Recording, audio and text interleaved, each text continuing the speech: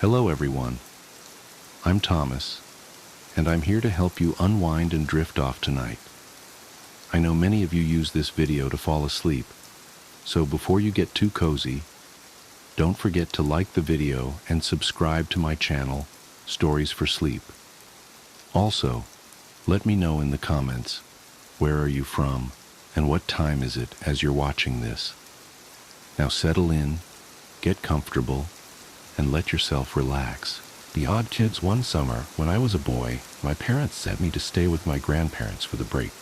Raised in the Pacific Northwest, a small town in eastern Mississippi might as well have been an entirely different country for all I was concerned. The instant we got out of the airport, I was struck with the oppressive humidity, and I became convinced right then and there that my parents downright despised me. Of course, the reality was much kinder than that. My grandparents were good folks, and thankfully I met a girl within a few days of arrival, and we became fast friends. Her name was Jessie, a local girl with long blonde hair and green eyes, the first pair I'd ever encountered. I was in love at first sight. Jessie was a year or two older than me, but that didn't matter much to us. Jessie was the reason I got up every morning, not in a romantic sense of course, but a very literal one. Sure, my grandparents were very hospitable, but they were old and southern, about as far removed from my narrow worldview as could be. They just had no idea how to entertain me, and I think Jessie was as much a relief to them as she was to me, taking me off their hands during the days and curtailing somewhat my boundless youthful energy. The place where my grandparents lived was about a mile out from a place called Ashbury Wood, and it was a mile I walked daily. I would always meet Jessie on the path, heading my way. On rare occasions, she would already be at my grandparents' house when I was leaving, and I never saw where she lived. It didn't matter much to me, though, because the woods were our real home. Ashbury Wood wasn't particularly dense, but boy did it seem to go on forever. Jessie showed me a few paths around the woods, unofficial trails to interesting sights like clearings, hollowed-out trees, or even just a place where a funny-looking bush was growing. We told each other stories of our hometowns, imagining what life would be like if one of us lived where the other did. Whenever we fantasized about having her come live with me, she would get a strange tone in her voice, but I never thought much of it. While the woods were our home and playground, we still set limits for ourselves. If we went too long without seeing something Jessie recognized, we immediately turned around until we were in familiar territory again. She also set boundaries, significant features we shouldn't go past for one reason or another. Decades later, and the only I can remember is the creek. The creek itself was nothing to be concerned about. It was just a shallow stream of water that may have come up to my waist, with sloped banks on either side that were sheer but not insurmountable. The first time I discovered it, I immediately headed down into the water, just about ready to cross to the other side when Jessie cried out from behind me, "Stop!" I whirled around on one foot as gracefully as a young boy can and looked up at her. She stood staring across the creek and out into the woods on the other side. Her hands were balled into fists and kept straight at her sides, and I remember being worried that she might begin crying. I climbed back up the side of the creek, coming up beside her. "What's wrong?" I asked. "We need to turn around." Jessie's voice was barely above a whisper. She looked terrified and slowly peeled her gaze away from the trees and onto me. "We have to turn back." Reluctantly, I agreed, but only because I could see how upset the situation was making her. Like I said, the water itself wasn't that deep or rapid, and it wasn't even that far into the woods. On the walk back, I raised these points, but Jessie stayed quiet, leading me to a small clearing in the trees that we used as a sort of home base for our adventures. Sitting me down, Jessie stared into the grass for a long moment before she spoke. 2 years ago, I had a friend named Emma. Her hands were balled up in her lap, shaking. We used to play in these woods, like you and me do, and one day, just like you and me, we found that creek. I laughed, not because of the content of the story, but because I'd never heard someone pronounce it crick before. Her head snapped up to look me in the eyes, and I fell quiet. Standing across from it was these kids who looked about our age, only they weren't right. That time there was only two. One of them, His head just hung to the side like this. Jessie let her head flop to the left, hanging limp. Another was real tiny, and his hands and head were even littler, like tinier than a baby's. Now, I'm not proud of this next part, but we weren't exactly sugar and spice to him, if you know what I mean. I shook my head that I did not. She sighed. We would call him names, tease him, because they was weird. Emma would throw sticks sometimes, though she couldn't hit water if she fell out of a boat. The story paused as Jessie smiled to herself, remembering her friend fondly. Did they ever talk back? I asked, bringing her back to reality.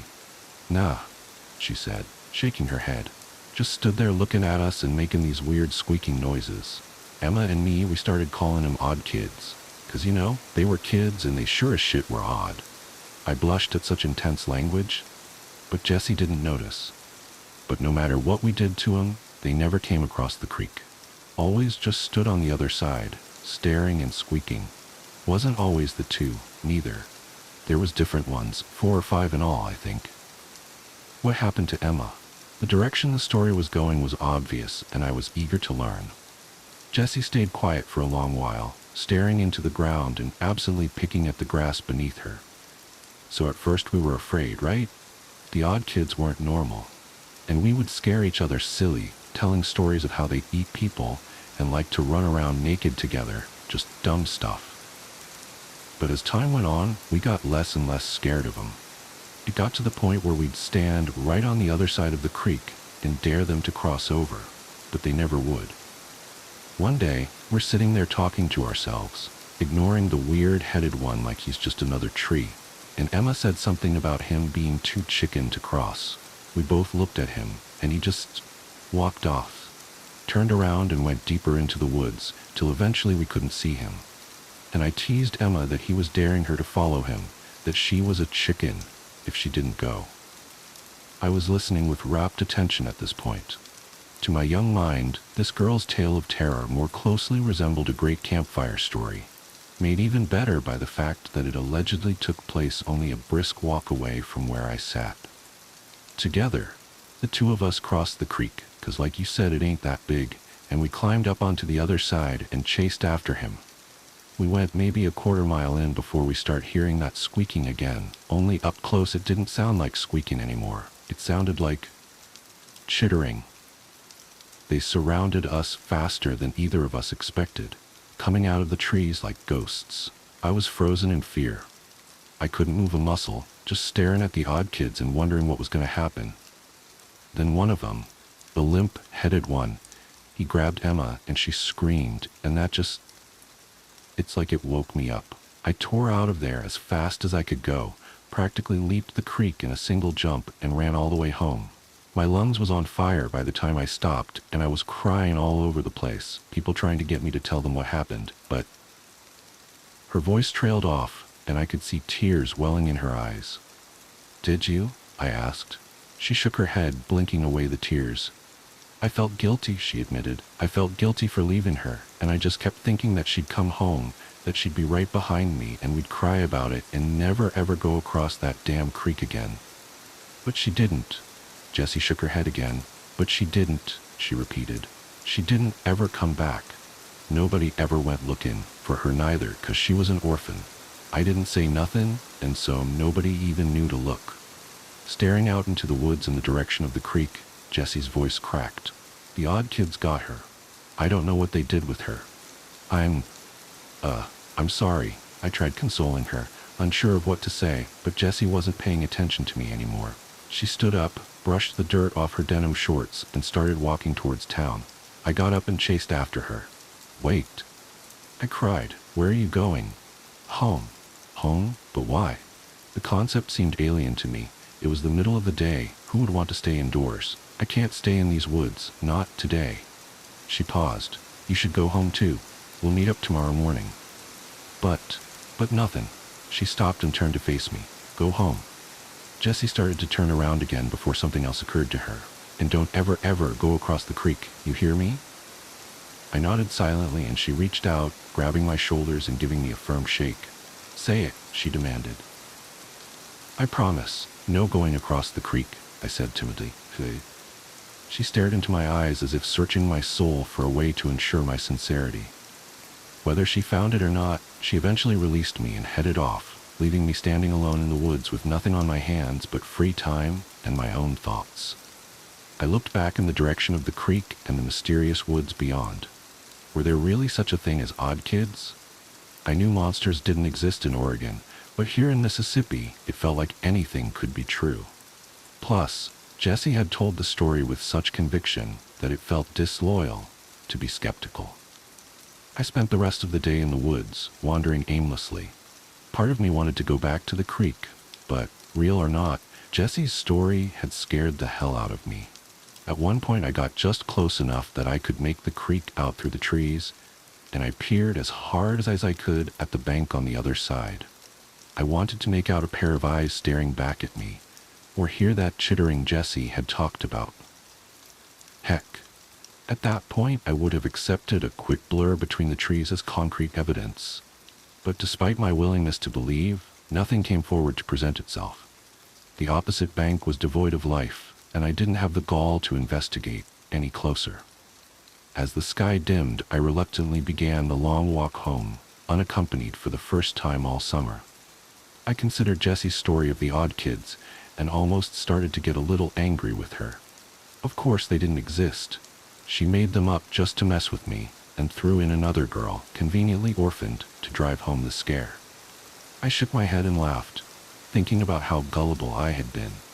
Later at dinner, I ate with the ferocity of an animal. I hadn't realized how hungry I'd become, alone in the woods all day thinking, and the chicken my grandmother cooked was the most delicious thing I'd ever eaten. It was only on my third drumstick that I stopped long enough to ask them a question. "Did you guys ever hear of anyone going missing in the woods?" I asked between bites, interrupting the regular mealtime silence. They looked at one another quizzically, as if searching their collective memory. "No, I don't think so," my grandmother eventually said. "Don't ring any bells," her husband agreed. "Why do you ask?" I shook my head, taking another bite to buy myself some time to think of an answer. "Just something I heard some kids talking about," I told them. "Some jerks were trying to scare Jessie and me by saying a girl named Emma went missing." Suddenly, my grandmother's eyes lit up with recognition. "You know, I didn't hear nothing about that, but I do recall that girl being terrified of those woods." She nodded thoughtfully over a spoonful of corn. "Yeah, it was a couple years back that the girl come tearing out of the woods like the devil himself is on her heels, screaming and crying. I didn't nose my way into it on account of her father asking people if they would leave his daughter alone, but I overheard that the girl weren't right for a couple weeks, just sitting in her room and not talking to nobody." She clucked her tongue and took another bite of corn. Lord only knows what happened to that girl, but it shook her something fierce.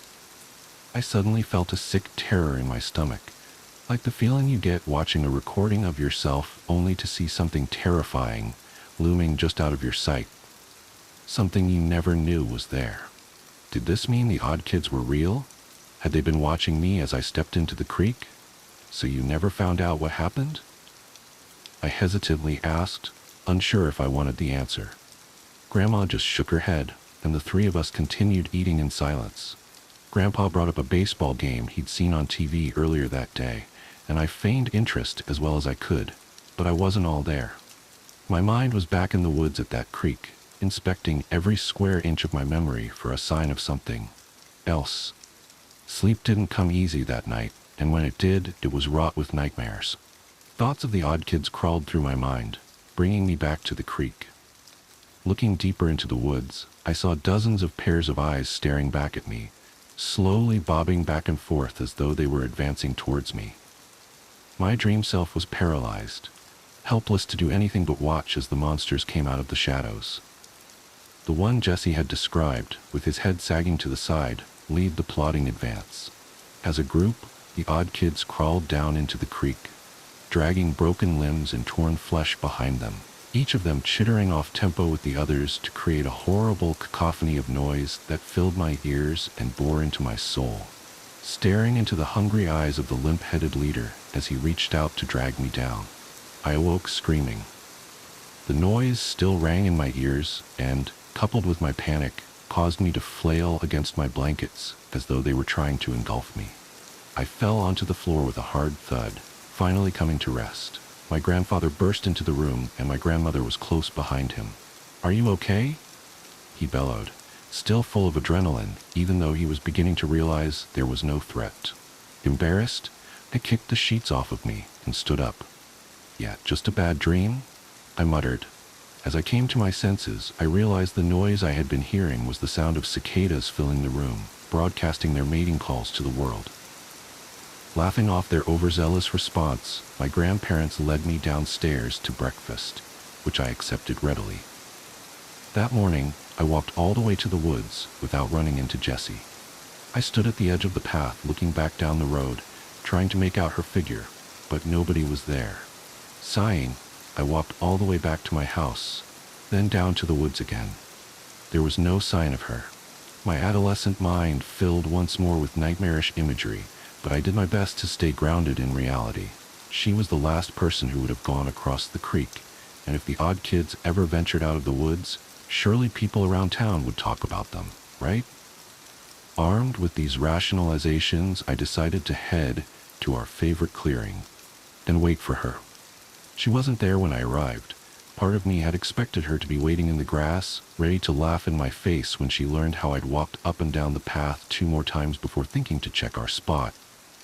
And as an hour slowly ticked by, I began to wonder if something bad really had happened to her. But if something had, what was I going to do about it?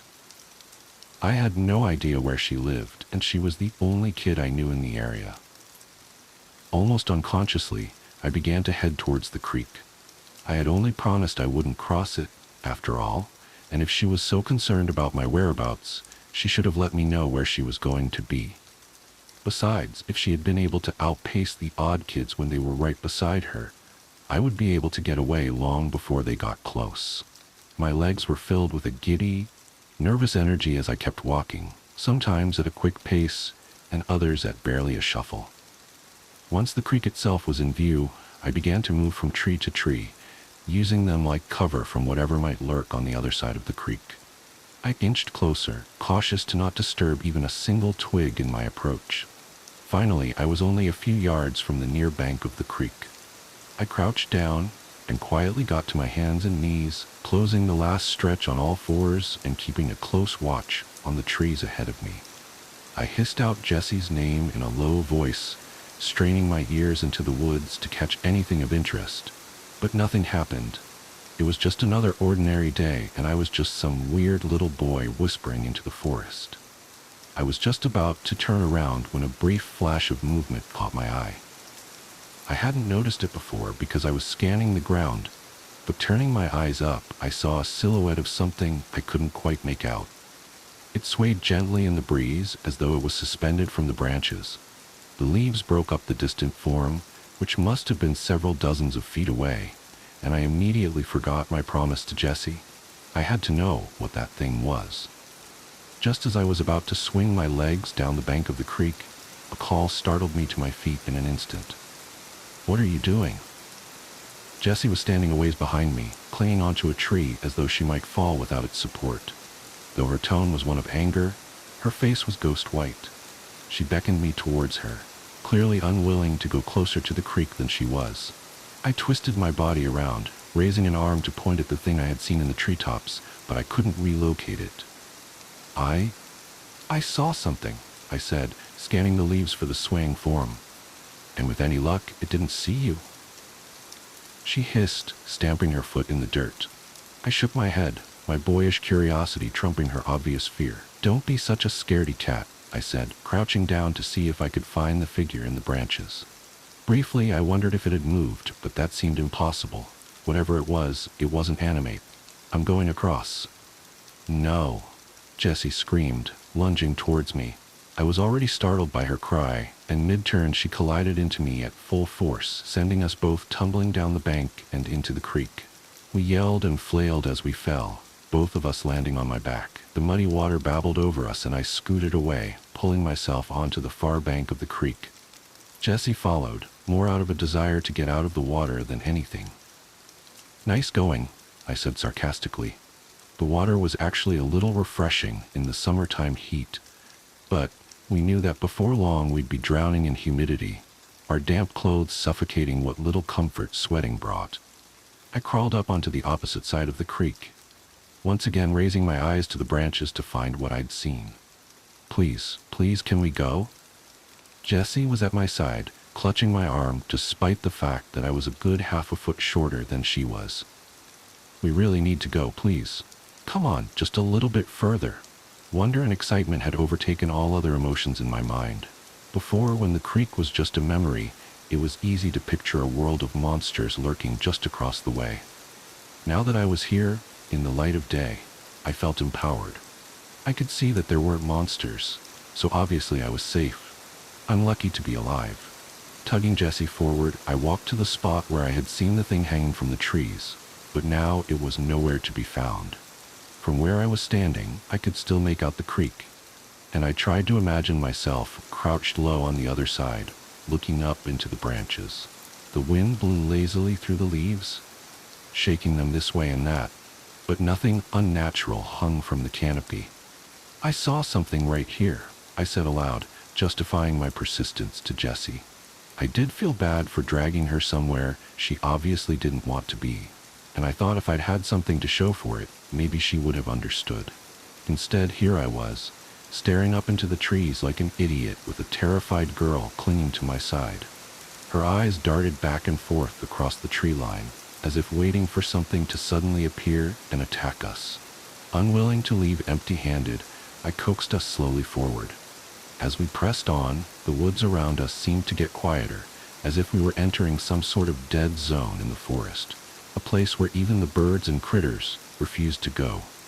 Jessie's nails dug into my arm, but she stayed right by my side, no longer making any noise except a small whimper with every exhalation.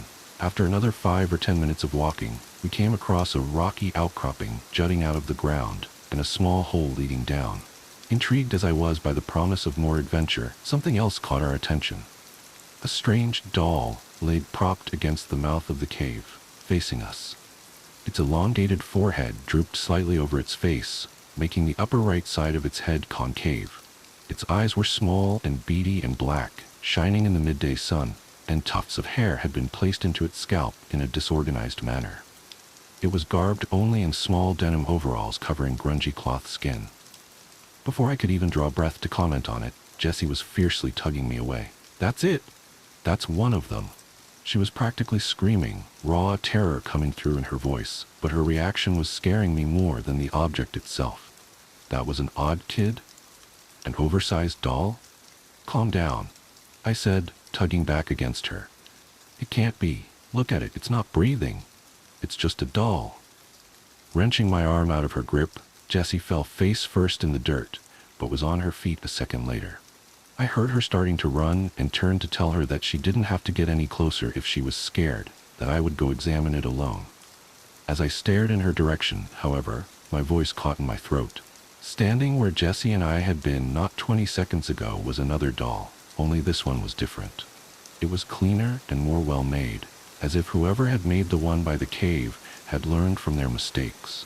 This girl doll was standing beside a tree, watching us with those same all-black eyes, short brown hair matted with dirt and clumped to her head haphazardly.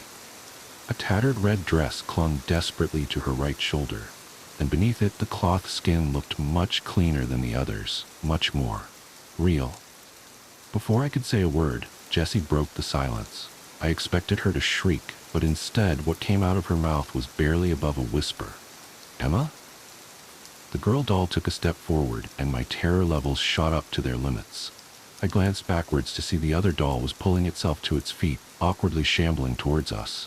Any doubt I had in Jessie's story evaporated in an instant. The odd kids were real, and they were right in front of me. Without another moment's hesitation, I grabbed Jessie's wrist, suddenly becoming the one desperate to get us out. Come on, let's go."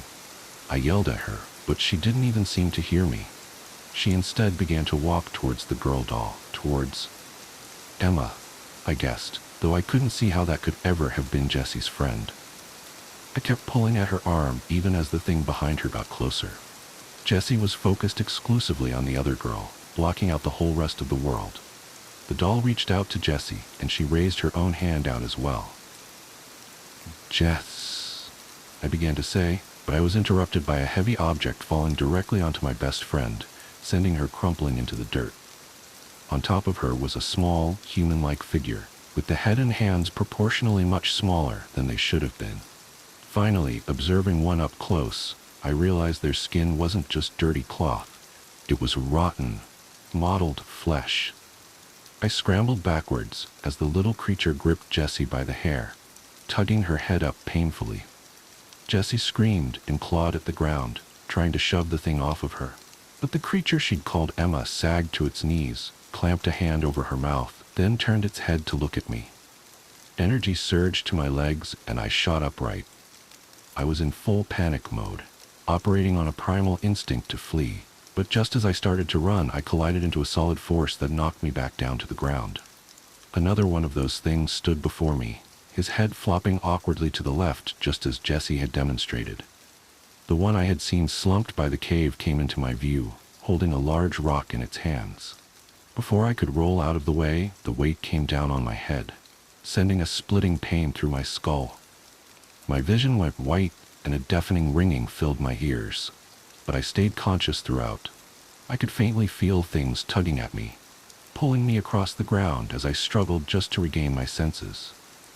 The blinding white slowly faded to an impenetrable black, then the ringing dulled to formless shuffling, and the odd kids' strange chitters echoing off the walls of the cave. I did my best to stay limp as I was dragged across rough stone, tearing into my shirt and cutting my flesh. I'm certain I whimpered in pain, but the odd kids didn't react to it, hauling me further into their lair. Eventually, the motion came to an end. I was propped against a rough stone wall, and even in the darkness I could tell that one of them was just in front of my face, quietly muttering to itself in those strange, rhythmic noises. Its coarse fingers grabbed my hands, and it began stretching a strong, thin fabric around my wrists, binding them together. It wrapped for what felt like ages, until it finally seemed satisfied that my hands weren't going anywhere, then moved on to my ankles to do the same. Once that was done, the thing shuffled away, the noise of its movements getting gradually fainter before disappearing altogether. Meaning to breathe a sigh of relief, I instead let out a choked sob, finally letting myself express the terror I'd felt through the whole ordeal. I'm not ashamed to admit that I sat in that cave and cried, certain I'd never see my parents or grandparents ever again. Only when I heard more movement coming my way did I make any effort to quiet myself. I did my best to control my breathing, sucking in breaths through shuddering gasps and letting them out slowly through my nose. I tried to picture what the noises were. Slowly, I put together that someone else was being dragged down the same rough path I had been. They were bringing Jessie back here too. For a brief moment, I felt hope. As selfish as it is to admit, at the very least, I took comfort in knowing that I wouldn't have to suffer alone.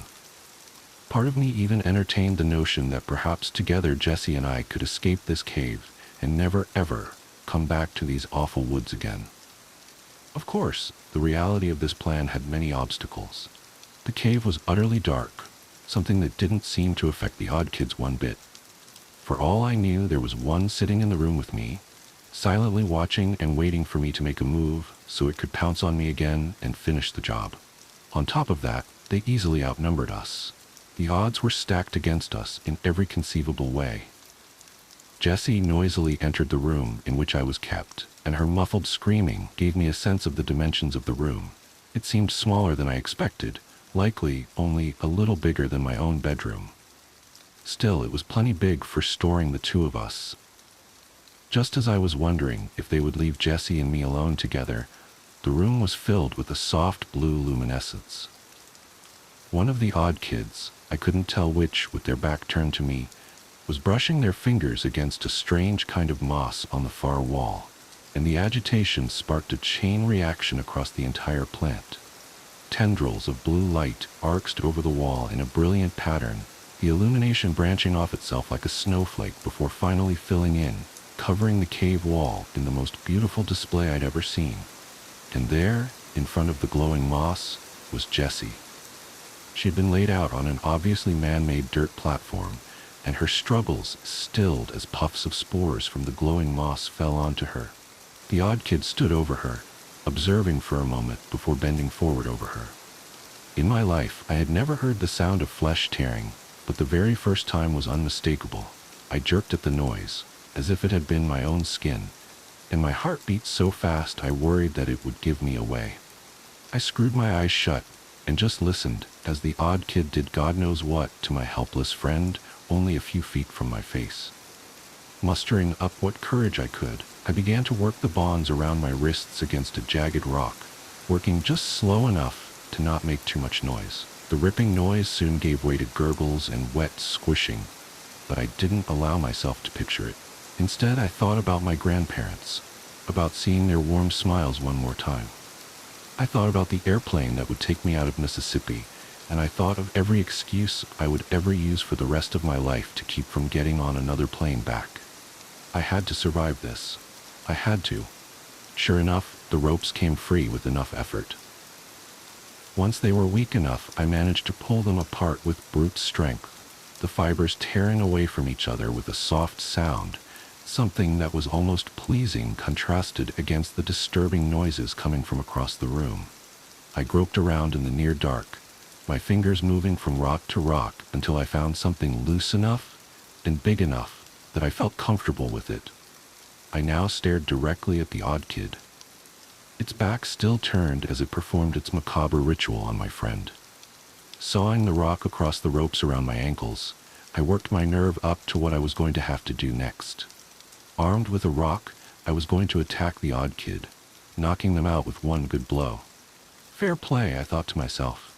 Next, I would grab Jessie and hoist her over my shoulder. She was taller than me, sure, but I wasn't a weak kid.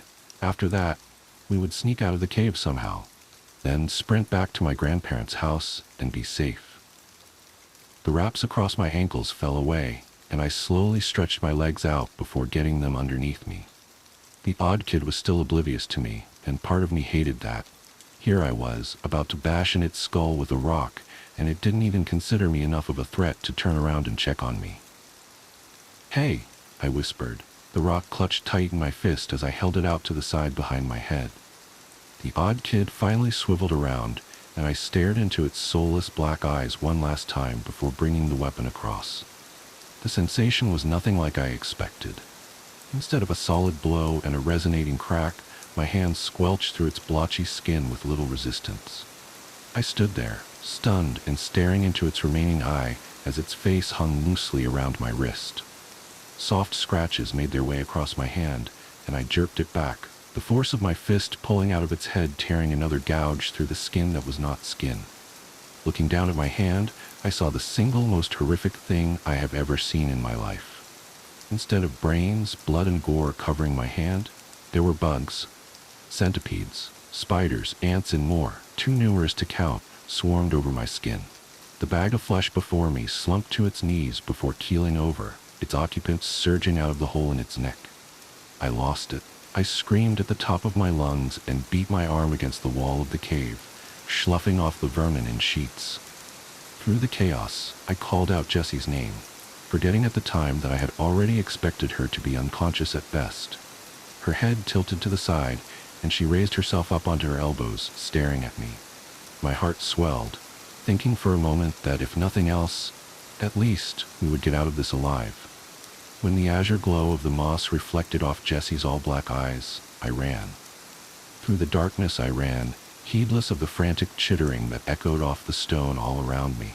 I ran into every single twist and turn in those tight tunnels, still struggling to scrape all the bugs off my arm. With every passing moment, I expected to feel the odd kid's hands wrap around my legs, drag me back to that room, and do to me what they'd done to Jessie. Turn me into one of them. Finally, I saw a thin shaft of light at the end of the darkness. I scrambled out of the cave and into the open woods, the full moon giving me plenty of illumination to find my way. Through the entire sprint, I tore at the flesh of my arm with my fingernails, scraping off the remains of the odd kid as they wriggled and crawled across me. The entire run is mostly a blur now. I didn't stop once, didn't even peek behind me for fear of seeing those things one more time. When I burst into my grandparents' house, the two of them were both awake, sitting up in the living room waiting for me. I must have told a tale with a single look, because their stern expressions melted upon seeing my eyes, and they stayed up with me the rest of the night. Sitting on the couch and wrapped in a blanket, I just stared out the window at the dusty road that led from the house, praying that I wouldn't see Jessie walking down it. The next day, after I'd slept and eaten, my grandparents tried to coax out of me what happened. I didn't know what to tell them. Eventually I told them I'd just fallen asleep in the woods and had a nightmare, freaked myself out and ran home crying. They hugged me and laughed gently, and my grandpa said I should call ahead the next time I'm going to worry them half to death. I smiled, and Jessie's face appeared in my mind's eye. I didn't let myself be alone for the rest of the vacation. This meant staying indoors for the most part, something I was more than fine with. When word got out that Jessie hadn't been home in a few days and people started searching, my grandparents asked me if I knew anything about it. I wanted to tell them about the odd kids. I should have said something. I know that now. But, like the scared child I was, I just said I didn't, and they left it at that.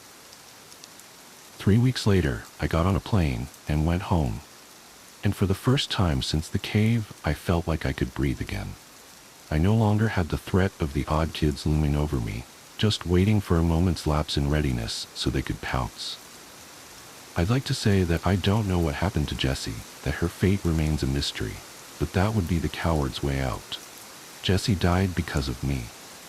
Because of my hubris, my curiosity, and my stupid thirst for adventure, Jessie lost her life. This is something I think about every day, even some 30 years later, and it hurts just as much as the very first time I realized it. Thousands of miles and a couple decades now lay between me and the worst summer of my life. But it isn't perspective that's prompted me to finally write out my tale. My daughter Maggie has been getting excited about collecting bugs, and as uneasy as it may make me, I'm not the kind to stop her. What really unsettles me about it is how her bugs act. Every time she brings me one of her little jars, the bugs inside. Watch me. I know how crazy this sounds. I know bugs don't see like you and I, but it's like they want me to know that they know I'm there. I went into my daughter's room a few days ago when she was out at school and picked up her ant farm to see what would happen. I expected them to freeze, to turn and look at me, but instead, they went into a frenzy. Every last ant swarmed the side of the container, crawling over each other and climbing against the plastic that separated them from my right hand. The hand the bugs were on for minutes as I stumbled blindly through that cave, frantically clawing them off. I watched, horrified, as the ants literally tore each other apart to be the one closest to my hand. What did the odd kids do to me? The new house. I should have known something was wrong the moment I first stepped into that basement. The air felt different down there, heavy, almost viscous, as if it was reluctant to let you move through it. But like a fool drunk on the prospect of finally owning my dream home, I ignored that first warning sign. We all did. The realtor had been suspiciously eager to close the deal, practically shoving the papers into our hands the moment we expressed interest. 4 bedrooms, 3 baths, a sprawling backyard with mature oak trees, and all at a price that seemed too good to be true in this market. My wife Sarah kept saying exactly that. It's too good to be true, Jack. But I convinced her we'd just gotten lucky. Some people win the lottery. We'd found our perfect home. Our daughter Emma fell in love with it immediately. At 7 years old, she had an uncanny ability to find hidden spaces that adults overlooked, declaring them her special places. The window seat in the library, the hollow beneath the stairs, the old treehouse in the backyard. She claimed them all within hours of our first viewing. But it was the basement she loved most, despite its musty smell and the way the temperature seemed to drop 10 degrees the moment you descended those creaking wooden stairs. The other kids want to play with me, she told us on our second night in the house, her voice carrying that dreamlike quality children sometimes get when they're half asleep. Sarah and I exchanged worried glances over her head. We'd moved here specifically because the neighborhood had so few children, hoping the quiet would help with Emma's night terrors. "What other kids, sweetie?" Sarah asked, tucking Emma's favorite stuffed rabbit closer to her chest. "The ones behind the door," Emma replied matter-of-factly, already drifting off to sleep. "They're always laughing." I blamed it on an overactive imagination, the stress of moving, the unfamiliarity of a new house with its strange creaks and settling sounds. But 3 days later, I heard it too.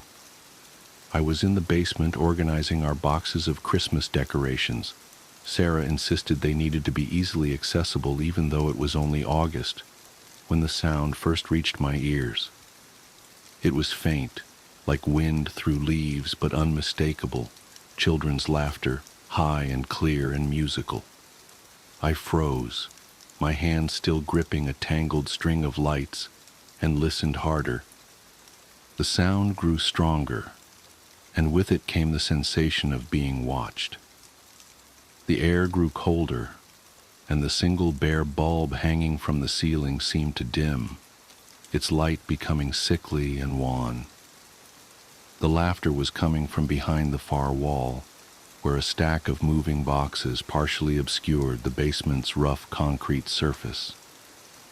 I moved the boxes aside one by one, my hands trembling despite my attempts to rationalize what I was hearing. Behind them, I found something that shouldn't have existed. A door. It was old, far older than the rest of the house, made of thick wooden planks bound with black iron bands. The wood was dark with age, and the handle, a crude iron ring, was spotted with rust. But what struck me most was that this door wasn't on any of the house plans. I'd studied them extensively during the purchase, making sure everything was up to code. This door simply didn't exist. And yet here it was, solid and real beneath my shaking fingers, with the sound of children's laughter emanating from behind it. I called Sarah immediately. She came down while Emma was watching cartoons upstairs, her face paling as she heard the laughter too. "We need to open it," she whispered, though her eyes screamed that we should run instead. "We need to know what's behind it." The door was locked, of course. The local locksmith refused to come when I described it to him, mumbling something about his grandmother being ill. The next one simply hung up. Finally, I found someone 2 towns over who agreed to make the trip, though he charged triple his normal rate. He arrived on a Friday evening, just as the sun was setting. The moment he saw the door, he crossed himself, something I'd never seen anyone do outside of movies. "This isn't right," he muttered, his tools clattering in his trembling hands. "This door isn't supposed to be here." "Can you open it?" I asked, trying to keep the desperation out of my voice. The laughter had been getting louder each night, and Emma had started sleepwalking, always heading toward the basement before we caught her.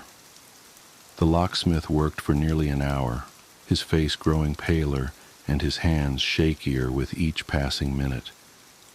The laughter seemed to mock his efforts, swelling and receding like waves on a beach. Finally, there was a click that seemed to echo through the entire house. "It's done," he said, already backing away. "But I wouldn't—" He didn't finish the sentence, just turned and fled up the stairs. I heard his truck's engine roar to life moments later. Sarah and I stood before the door, holding hands like frightened children. The laughter had stopped for the first time in days, replaced by an expectant silence that pressed against our eardrums. "Together?" Sarah whispered. I nodded, and we reached for the iron ring. The door opened with a groan that seemed to come from the earth itself, revealing a brick wall, solid, mortared brick, not 6 inches behind the door frame. We stood there staring at it, disappointment and relief warring in my chest. Then the laughter started again, louder than ever before. It wasn't coming from behind the wall anymore.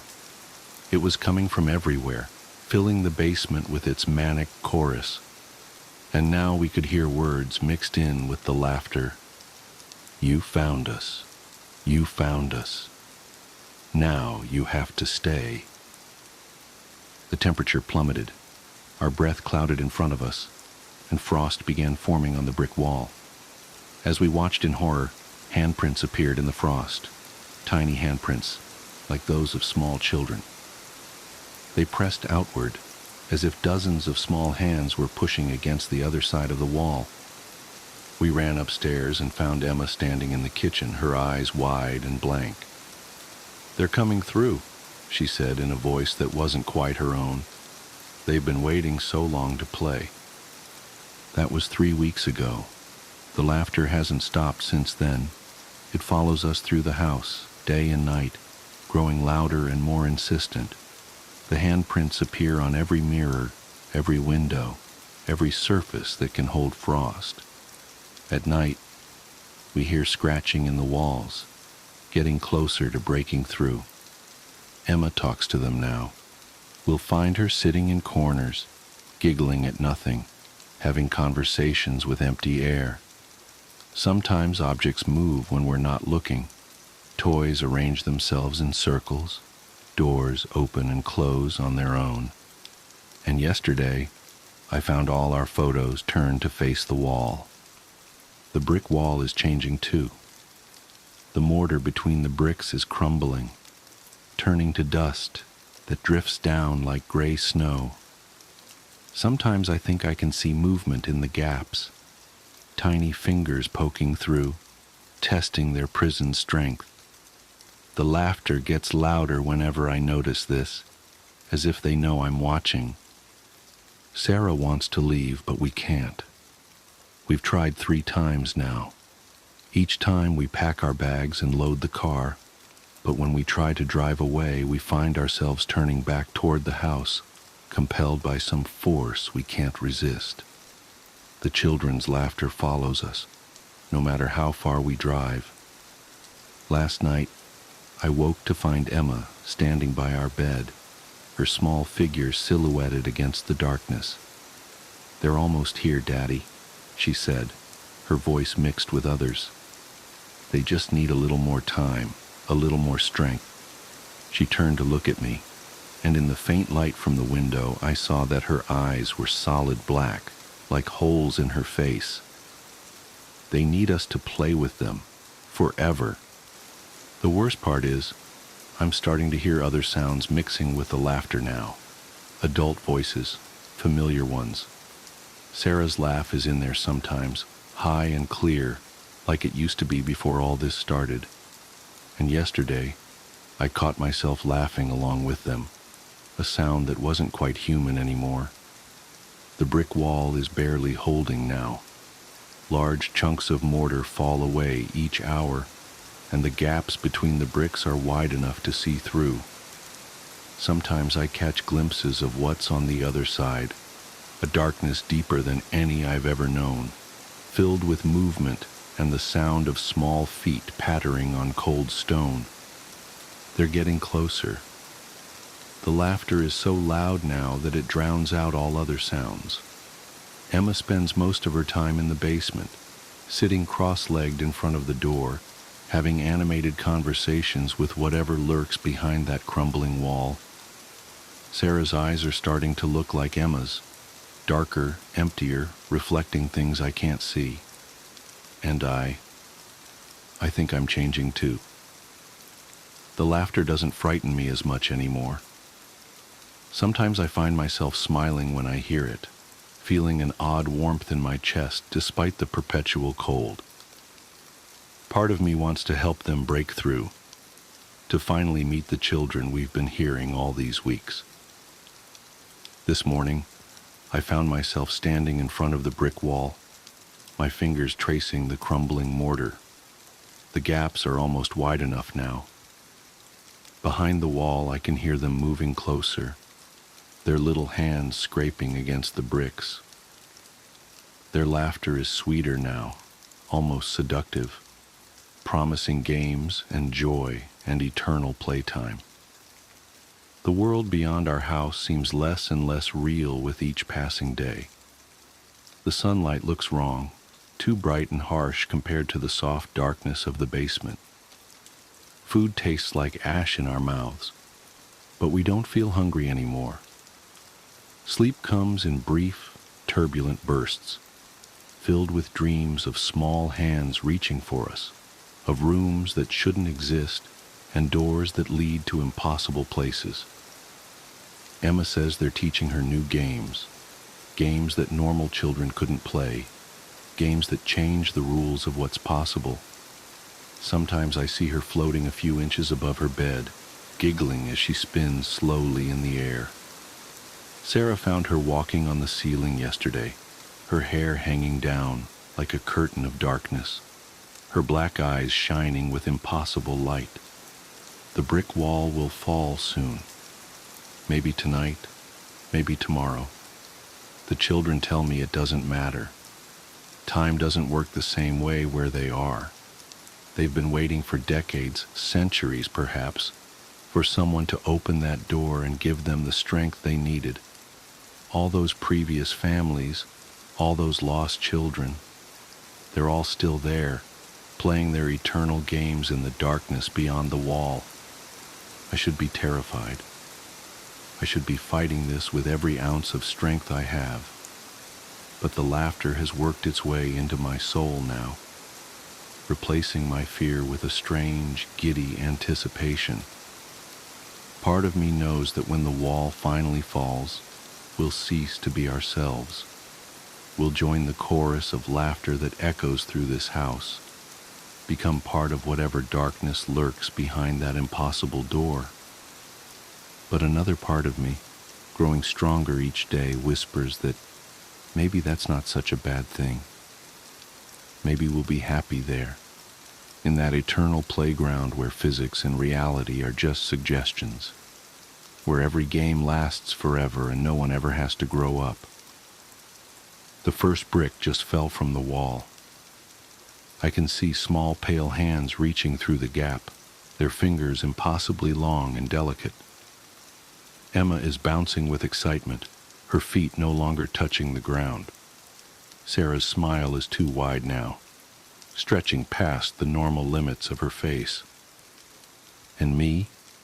I'm sitting here writing this down, trying to warn others away from this house, from that door, from the children who wait behind it. But my handwriting is changing as I write, becoming spidery and childlike.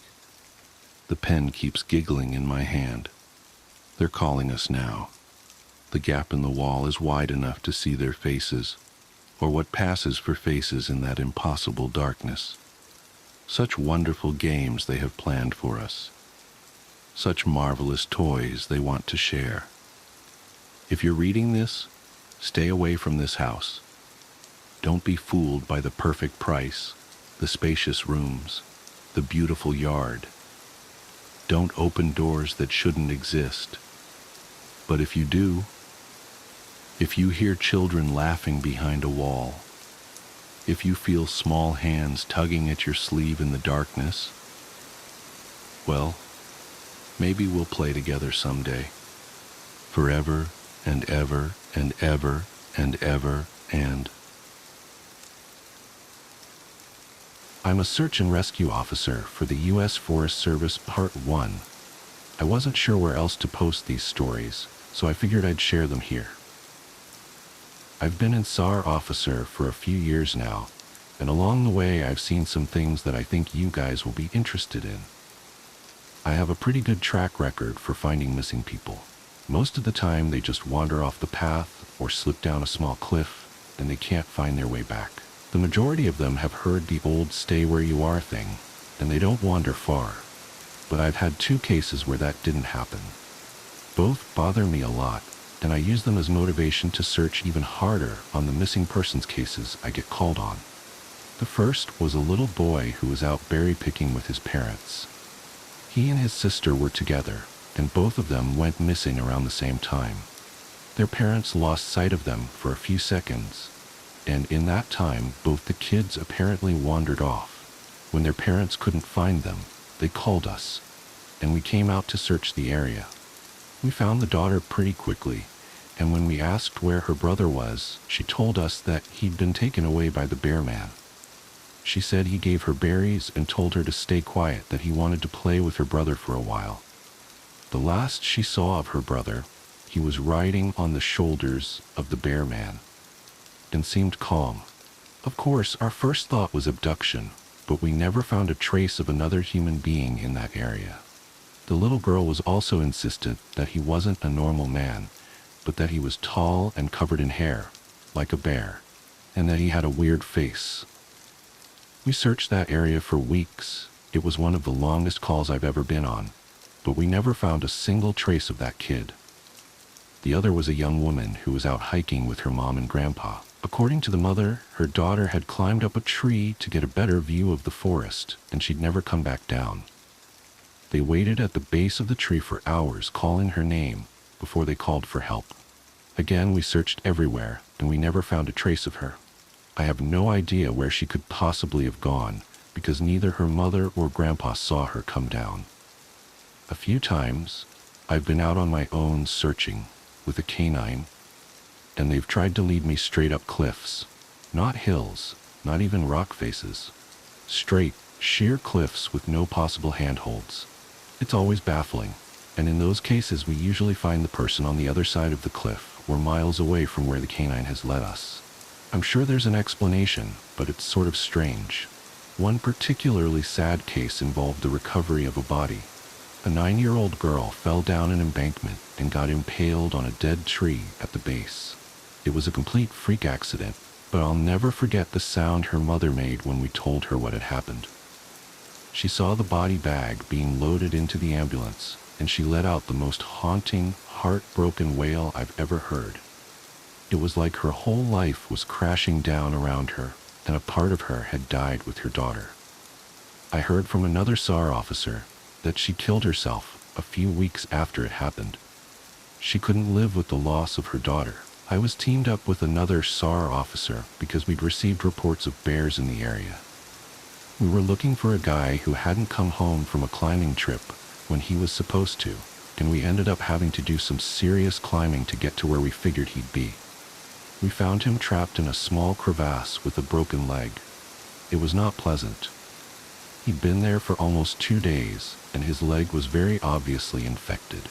We were able to get him into a chopper, and I heard from one of the EMTs that the guy was absolutely inconsolable. He kept talking about how he'd been doing fine, and when he'd gotten to the top, a man had been there. He said the guy had no climbing equipment, and he was wearing a parka and ski pants. He walked up to the guy, and when the guy turned around, he said he had no face. It was just blank. He freaked out and ended up trying to get off the mountain too fast, which is why he'd fallen. He said he could hear the guy all night, climbing down the mountain and letting out these horrible muffled screams. That story bothered the hell out of me. I'm glad I wasn't there to hear it. One of the scariest things I've ever had happen to me involved the search for a young woman who'd gotten separated from her hiking group. We were out until late at night because the dogs had picked up her scent. When we found her, she was curled up under a large rotted log. She was missing her shoes and pack, and she was clearly in shock. She didn't have any injuries, and we were able to get her to walk with us back to base ops. Along the way, she kept looking behind us and asking us why that big man with black eyes was following us. We couldn't see anyone, so we just wrote it off as some weird symptom of shock. But the closer we got to base, the more agitated this woman got. She kept asking me to tell him to stop making faces at her. At one point, she stopped and turned around and started yelling into the forest, saying that she wanted him to leave her alone. She wasn't going to go with him, she said, and she wouldn't give us to him. We finally got her to keep moving, but we started hearing these weird noises coming from all around us. It was almost like coughing, but more rhythmic and deeper. It was almost insect-like. I don't really know how else to describe it. When we were within sight of base ops, the woman turns to me and her eyes are about as wide as I can imagine a human could open them. She touches my shoulder and says, "He says to tell you to speed up. He doesn't like looking at the scar on your neck." I have a very small scar on the base of my neck, but it's mostly hidden under my collar, and I have no idea how this woman saw it. Right after she says it, I hear that weird coughing right in my ear, and I just about jumped out of my skin. I hustled her to ops, trying not to show how freaked out I was, but I have to say I was really happy when we left the area that night. This is the last one I'll tell, and it's probably the weirdest story I have. Now, I don't know if this is true in every SAR unit, but in mine it's sort of an unspoken, regular thing we run into. You can try asking about it with other SAR officers, but even if they know what you're talking about, they probably won't say anything about it. We've been told not to talk about it by our superiors, and at this point we've all gotten so used to it that it doesn't even seem weird anymore. On just about every case where we're really far into the wilderness, I'm talking 30 or 40 miles, at some point we'll find a staircase in the middle of the woods. It's almost like if you took the stairs in your house, cut them out and put them in the forest. I asked about it the first time I saw some, and the other officer just told me not to worry about it, that it was normal. Everyone I asked said the same thing. I wanted to go check them out, but I was told, very emphatically, that I should never go near any of them. I just sort of ignore them now when I run into them because it happens so frequently. As far as missing persons go, I'd say about half the calls I get are related to that. The others are rescue calls, people who fall down cliffs and hurt themselves, get injured by fire. You wouldn't believe how often this happens, mostly drunk kids, get bitten or stunned by animals or insects. We're a tight team, and we have veterans who are excellent at finding signs of lost people. That's what makes these cases where we never find any trace of them so frustrating. One in particular was upsetting for all of us, because we did find a trace of them, but it just led to more questions than answers. An older man had been hiking alone on a well-established trail, but his wife called to say that he hadn't come home when he should have. Apparently he had a history of seizures, and she was worried that he hadn't taken his medication and had suffered one out on the trail. Before you ask, I have no idea why he thought it was okay to go out alone, or why she didn't go with him. I don't ask about that kind of thing because past a certain point, it really doesn't matter. Someone is missing, and it's my job to find them. We went out in a standard search formation, and it wasn't long before one of our vets found signs that the guy had gone off the trail. We grouped up and followed him, spreading out in a fan to make sure we were covering as much ground as possible.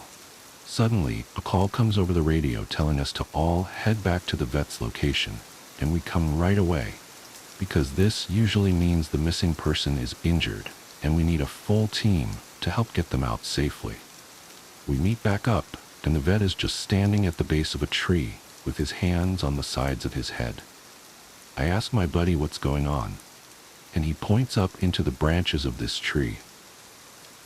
I almost couldn't believe what I was seeing, but there's a walking stick dangling from a branch at least 30 feet off the ground.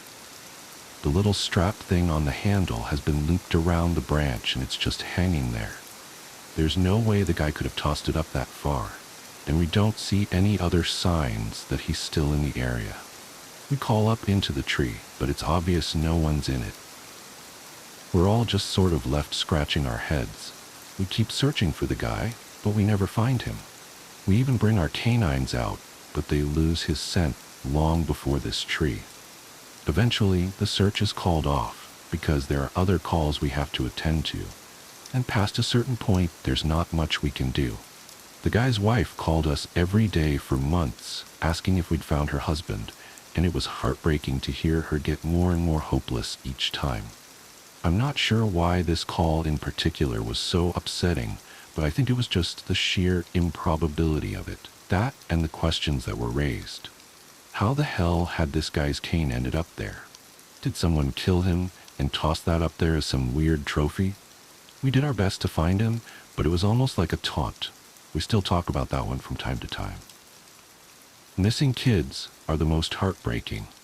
Doesn't matter what circumstances they go missing under, it's never easy. and we always dread the ones we find deceased. It's not common, but it does happen. David Paulides talks a lot about kids SAR teams find in places they shouldn't be or couldn't be. I can honestly say I've heard about this kind of thing happening more than I've seen it, but I'll share one of the ones that I think about a lot that I witnessed personally. A mother and her 3 kids were out for a picnic in an area of the park that has a small lake. One is 6, one is 5, and the other is about 3. She's watching them all really closely, and according to her, she never lets them out of her sight at any time. She never saw anyone else in the area either, which is important. She packs their stuff up, and they start to head back to the parking area. Now, this lake is only about 2 miles into the woods, and it's on a very clearly established trail. It's almost impossible to get lost getting from the parking area to it, unless you're deliberately going off the path like an imbecile. Her kids are walking in front of her when she hears what sounds like someone coming up the path behind her. She turns around, and in the 4 or so seconds she's not looking, her 5-year-old son vanishes. She figures he stepped off the trail to pee or something, and she asks her other 2 where he went.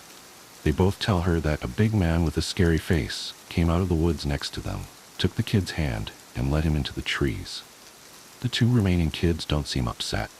In fact, she says later that it seems like they've been drugged. They're sort of spacey and fuzzy. So of course, she freaks out, starts looking frantically in the area for her kid. She's screaming his name, and she says at one point, she thinks she heard him answer her. Now, obviously she can't go blindly running into the woods. She's got the other 2 kids, so she calls the police, and they send us out immediately. We respond, and we start the search for him. Over the course of this search, which spans miles, we never find a single trace of the kid. Canines can't pick up any scent. We don't find any clothing or broken bushes, or literally anything that would signify a child being there. Of course, there's suspicion about the mother for a while, but it's pretty clear that she's completely destroyed by the whole thing.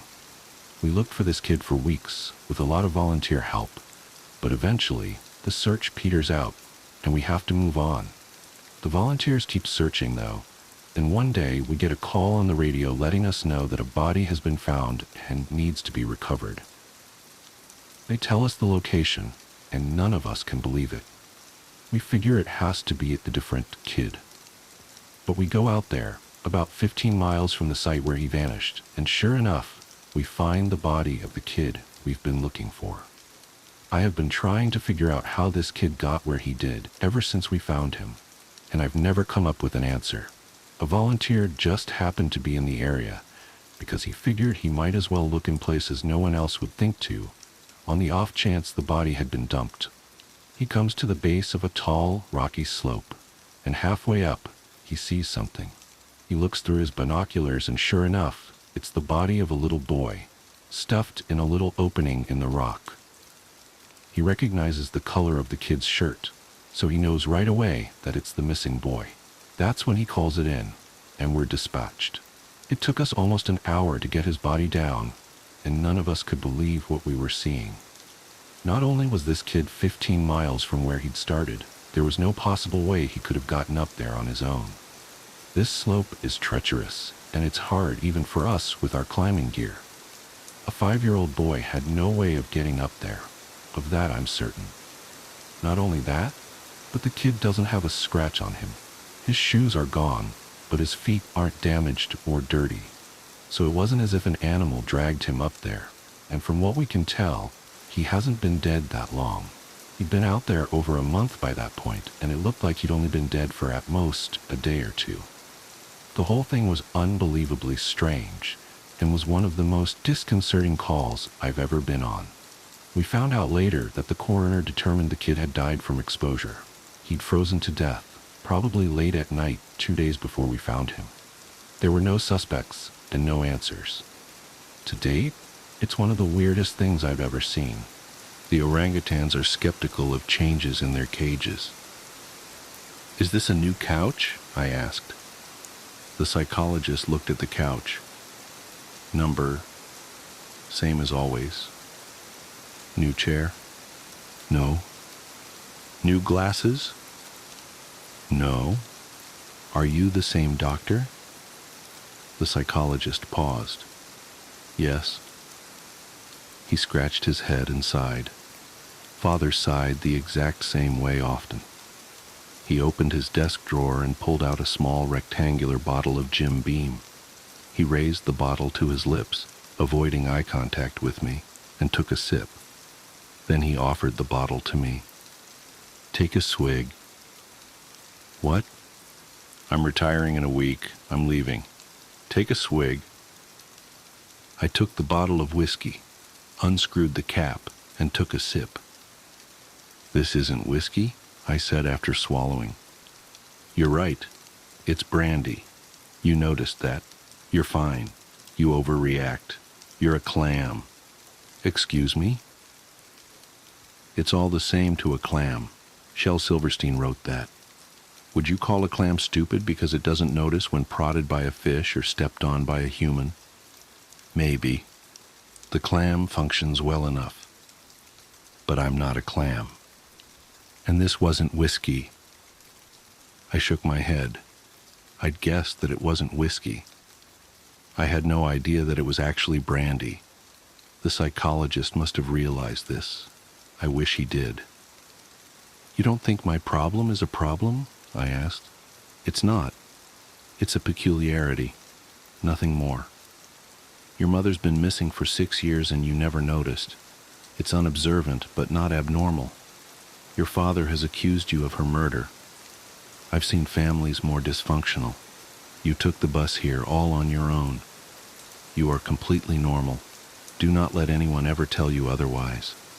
The fact that you can't naturally observe is just a peculiarity, and nothing more. I looked around and scratched the cuticles on my thumbs with my pointer fingers. Did you switch my room? Something looks different. It was a bad habit, the cuticle scratching. All of my habits were, I suppose. My cuticles were red and raw with hints of blood. I rested 2 fingers against my lips every once in a while, a habit reminiscent of my time as a smoker. My fingers felt yellow, like the old glow from a night spent binge smoking until 4 in the morning, except my smoking had never been from going out with friends. No, I spent hours at night staring at a certain spot, the coffee shop by the bridge, the park with the lights on the trees, even my own home, wondering what looked different. Nothing felt different. That was the problem. Nothing ever felt different. Not only did we not switch your room, but every room here is exactly the same, said the orderly. So even if we had switched you to a new room, still nothing would look different. The orderly wore white. He had brass skin, and his forearm muscles twitched when he spoke. The hair on his forearms was thick and blonde and looked like a memory of wheat. He had dark eyelashes and a heavy nose that seemed to melt from his face. His baggy white pants looked comfortable. It seemed a shame that wearing them out in a social setting would be abnormal. The orangutans are skeptical of changes in their cages. Did the orderly ever wear different pants? When I was 8 or so, while at school, my parents switched my bed for a bunk bed and moved all my older brother's things into my room, I said. Or maybe I switched into his room. He had a lot of things, clothes and furniture, but also posters like that Captain Marvel poster, the one where he looked like he was about to dive back down to Earth from the clouds. He had a lot of stuffed animals and action figures as well. Mostly Captain Marvel stuff. He had a few Wonder Woman toys, but he kept those hidden. I used to tease him and call them Barbies. He would punch me for saying that. I didn't notice when he went off to college. I didn't notice when he came back. I didn't notice that, while he was gone, Father made the empty bedroom his office. I didn't notice Mother was missing. I didn't notice any of those things. Who knows why a butcher needs an office? Either way, I didn't notice. My brother asked where Mother was. I hadn't thought about it until he asked. He and I found out at the same time that she'd been missing for 6 years. My brother and father had gotten into a fight. He came back all of a sudden, my brother. It all makes me feel stupid. So much happened, and I tell it as it was told to me, not as I experienced it. You're not stupid. That's kind of you to say, orderly. So anyway, my brother insisted I see a psychologist. Father would grimace at me. He would say, even the orangutans are skeptical of changes in their cages. He would give me steak every day because I don't like change. That line is from a Simon and Garfunkel song. I tried to be skeptical then. I knew I'd always have steak for dinner. I was always skeptical. Am I the only skeptical orangutan around here? Yes. There has been no change in your cage. Not that a change would be easy to notice. I wiggled my toes. I was barefoot because walking the hallways without shoes allowed me to feel the cool tile on my feet. There was something relaxing in pacing a small room barefoot. I shifted my weight and began picking at my eyebrows as I looked around the room. The walls were beige with a horizontal line of blue.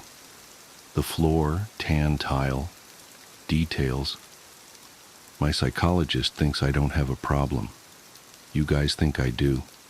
I feel like a caged orangutan that doesn't move. The kind that if you had to describe it, you'd think it was depressed. That's how Father looked at me, like I was a depressed, confined orangutan. The orderly didn't reply. I sighed. So when can I leave here? After the trial, maybe. No, I mean, when will I be fixed? I keep having the feeling you guys are going to test me by making a change in my room and seeing if I notice. We don't do that.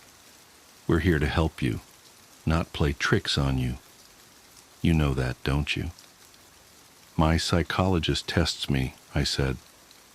I tapped my forehead, imagining a conversation where the orderly told me to take control. Unshakable habits beget unfavorable function. Something like that. That's what the psychologist said. I scratched my cuticles and looked at the orderly's pants. Are those Dickies? My pants? Yeah, they look comfortable. Is that an elastic waistband? You have the same pants except yours are blue. I felt my waist. I hadn't given my pants a thought. If someone had blindfolded me, I'd haven't the slightest idea what pants I was wearing. Is that normal? Yeah, everyone here wears the same pants. Sorry, not that. I was thinking that it's strange that I'd have no idea if what I'm wearing is different than normal. Isn't that odd? That's not for me to decide. I'd like to be able to notice change, I said. The orderly scratched his head. The doctor has diagnosed you with neophobia. Do you know what that is? A fear of change. Exactly. But I'm not afraid of change. I just wish I'd notice it naturally. The orderly shook his head as he left the room. I don't know what to tell you, but I believe you. I don't think you murdered your mother. A lawyer looked at me with an eyebrow raised, but also with his nose crinkled a little. So you never noticed your mother's absence, he said. I shook my head. Number Father never mentioned it. I know this is my second day in court, but I'm not sure if you're the same lawyer I spoke to yesterday. The courtroom didn't look like a courtroom. It looked like a room. Yes, the judge sat on a raised platform, but everyone else sat on folding chairs. Yes, the jury sat behind a wooden bar, but the room was carpeted, and there were only 3 people in the audience who all looked vaguely familiar. Everyone looked vaguely familiar when out of context. The lawyer turned to the jury. Why is that something that would need mentioning if you already knew? I didn't know. Are you the same lawyer as last time? I asked. The lawyer raised an eyebrow and turned back to me. I'm not your lawyer. I work for the DA. How did you not know? I thought I already answered this to the other lawyer. Isn't that why the judge sent me to the facility? Don't you already understand? I'm not an orangutan. There was a second lawyer. He nodded at me, a reassuring nod. The district attorney looked confused. I'm sure I looked confused too. The orderly leaned against the frame of the doorway. Tough day in court? I'm just glad to be back, I said. It's comforting here. I like the padded floor and walls. I don't like it out there. I can never shake the feeling that everyone's playing a big trick on me, moving things around and laughing because I don't notice. I hate it when people laugh at me. The orderly had brass skin and thick blonde hair on his arms. He had a heavy nose and dark eyelashes. His forearms were thick like an ape's. He looked familiar, but you could never be too certain. Everyone looked vaguely familiar to me. Are you the... Yes, same as always. Is this the same room? The orderly looked at me curiously. You really don't remember? You even mentioned it to me yesterday. The tan walls with the blue horizontal stripe. Now today, padded walls. So this is a different room, I said, wide-eyed. I began scratching my cuticles. I don't like being surprised by change. I don't have a fear of change. No one likes surprises. Yes, this is a different room, so you don't hurt yourself. Your lawyer's request, actually, says bad news is coming. None of you understand me. Father understands me. He gives me steak every day for dinner and for breakfast. I hate change because I don't notice it. But Father understood. He'd tell me all day that we'd be having steak. Then we'd have steak, and I knew nothing had changed. The orangutans have nothing of which to be skeptical. I knew I'd be having steak. I wouldn't have noticed if one day I didn't, but it was more comforting not having to worry about not noticing a change. Steak every day? I envy you, man. I love steak. Well, after a while he would switch to hamburgers, probably because it was too expensive to give me steak every day. But then we'd go back to steak. We alternated. I didn't like the burgers as much, though. That's understandable.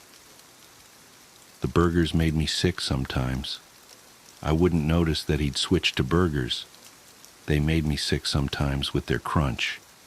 That's why I started seeing the psychologist. Why would you see a psychologist for a crunchy hamburger? Oh, not about that. Sorry. I mean, Mother missing for 6 years and I never noticed. That's what I was thinking. That's crazy. I love her. That's why I began seeing the psychologist. When I found out she'd been missing for 6 years and I never noticed. But now I'm here, in this psychiatric facility. Perhaps this is where I belong. I scratched my cuticles with my pointer fingers. Wherever I was, I'd always been there. Whomever I met, I'd always known. Whatever I ate, I'd always eaten. Whatever I'd think, I'd always thought. Not noticing change meant never getting excited, never pleasantly surprised, never owning, never having, just seeing, never observing. I recognized this, but unless I made a conscious effort to observe, everything passed by me unnoticed. That's crazy, said the orderly, but I'm certain you'll be out of here soon. You'll continue seeing your psychologist, and you'll slowly get better. You don't deserve to be here. That much is obvious. Imagine 2 boxes of chocolates, if you will. One is uncovered, one is covered. Both are yours. You would notice immediately if the uncovered had missing chocolate. Missing chocolates from the covered, however, could only be noticed once the cover was removed. This is how the butcher's son lives his life. Every uncovered box in his world is covered. While you or I would notice missing chocolates immediately by just glancing at the box, he wouldn't notice unless he actively wanted a piece of chocolate and it wasn't there. A favorite sofa, even if it were the only piece of furniture in his otherwise empty home, would only be noticed as missing once he intended to sit on it, and not a moment before. The rest of us would notice the second we set foot inside the home. And his father kept feeding him steak. He pointed out the front door of the courtroom, for some reason, instead of at me in the witness stand. I guess Father was here too, somewhere. I hadn't seen him since this case began. The DA stood. Objection. Moved to strike. The other lawyer turned to the judge. It's all about the evidence, Your Honor. The judge looked at both clients. Overruled. I want to see where this goes. Same couch? The psychologist looked at me like I'd covered myself in shit. He didn't reply to my question. He really did not like me.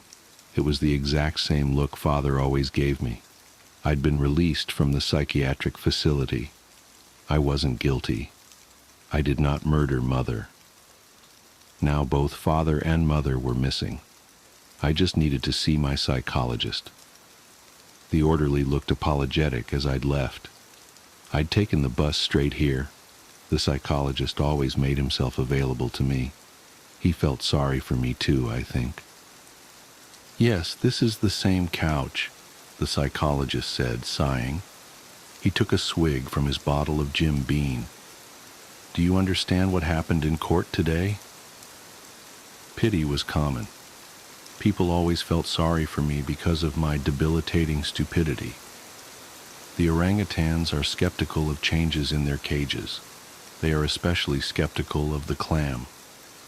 Yes, apparently Father is now the alleged murderer of my mother. I only get to see bits and pieces of the trial when I'm on the stand. But I'm not stupid. I could figure that much out. I still can't believe it. The psychologist stood from his chair and walked to the window. He stared at the parking lot down below. I watched him, wondering what I missed. That's why I hated change. I obviously missed something, but I had no idea what. I missed something. The psychologist's complexion became slightly pale, but also a tinge green, as if he suffered from food poisoning. He turned, grabbed his keys from the desk and coat from the hook by the door. Come with me, he said. This will all be over soon. We're going out for lunch. Lunch? The psychologist held the door open for me. Yes, let's go. I wrapped my fingernails on the table. Why were we out to lunch at Outback Steakhouse? The waiter approached. What will we be having today? One steak, said the psychologist. For the young man across from me. You're not eating? I asked. Not right now, no. That's all, thanks. The waiter nodded and left. I looked around the restaurant. A giant boomerang hung from the wall. Do Australians actually use that? The psychologist cleared his throat. Do you understand what happened in court? I nodded. Father is wanted for the alleged murder of Mother. They think he did it. I didn't do it. Mother's body was never found, so I'm not sure why they think there's a murder to be solved. Maybe she just left. That's what I've been saying. No, she didn't just leave. She was murdered. Your father is guilty. I grimaced. I don't think so. But either way, he's been missing since the verdict. I'm sure he's off trying to find her now. The psychologist spoke slowly. Your father, the butcher, cooked you steak every day? Yes. He understood how I didn't like change. I don't notice it, and it makes me nervous and uncomfortable. He'd tell me we'd have steak, and that I'd always be having steak, and I always did. If he never repeated himself, then one day gave me fish or chicken or something, I'd never notice. I know it doesn't sound like a big deal, but I hate not realizing that something is different. I'm smart enough to realize how brain dead this all makes me. I wish so badly I could notice change, because then I'd be completely normal. But I can't, and I hate that so much. Most messed up people like me can't imagine what they're missing. I can. I can imagine it. I see normal and know I'll never be that. But I've accepted that, I guess.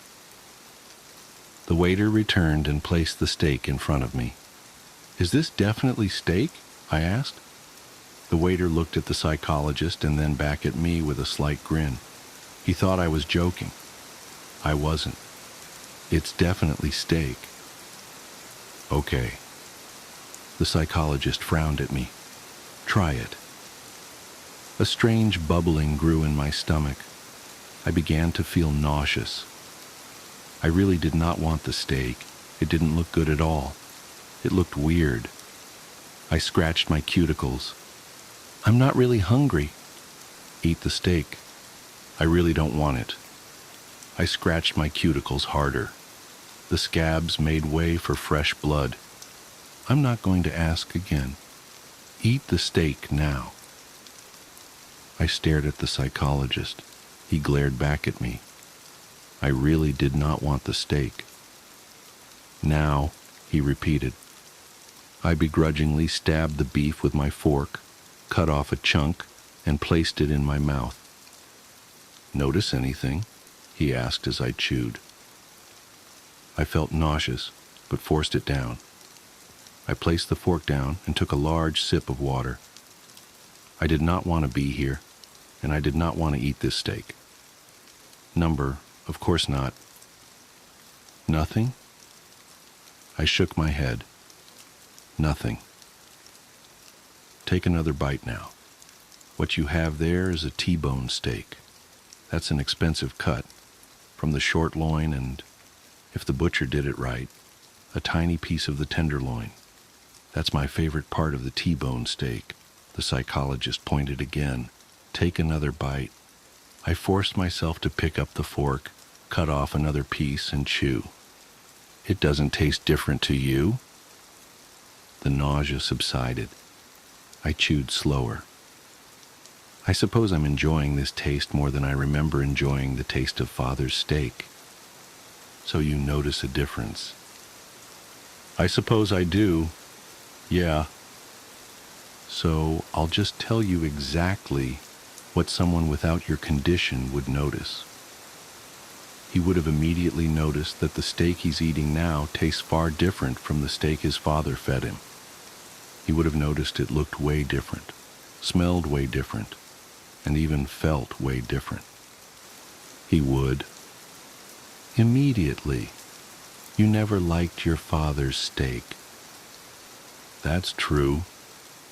But you like this steak?" I kept on eating. "Yeah, I guess I do." The psychologist pressed on, his hands clenched on the table, a weird grin on his face. "Your mother's body was never found. We can't even be sure that she was murdered." "I already told you she was murdered. You never had steak for dinner," the psychologist said. He looked excited. He was smiling. "Yes, I did. I had steak for dinner and for breakfast." The psychologist shook his head, smirking. "You didn't.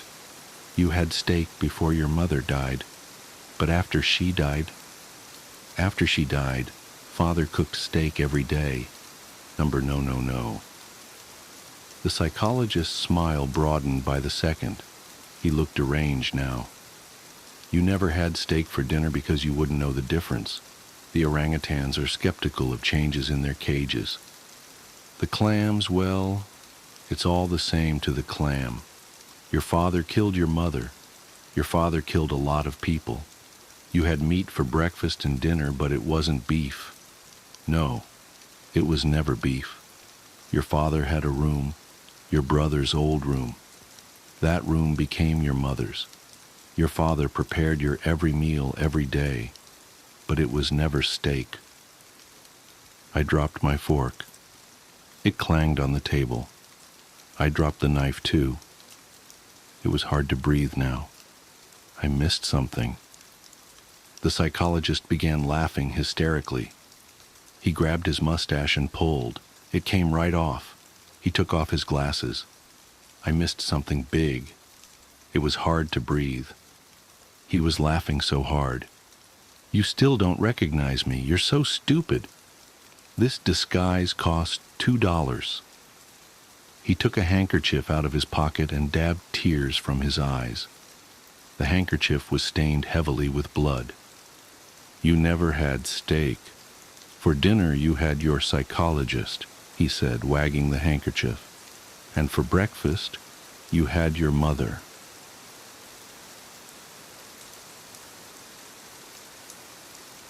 Footsteps. This is long, so I apologize for that. I've never had to tell this story with enough detail to actually explain it all the way, but it is true, and it happened when I was about 6 years old. In a quiet room, if you press your ear against a pillow, you can hear your heartbeat.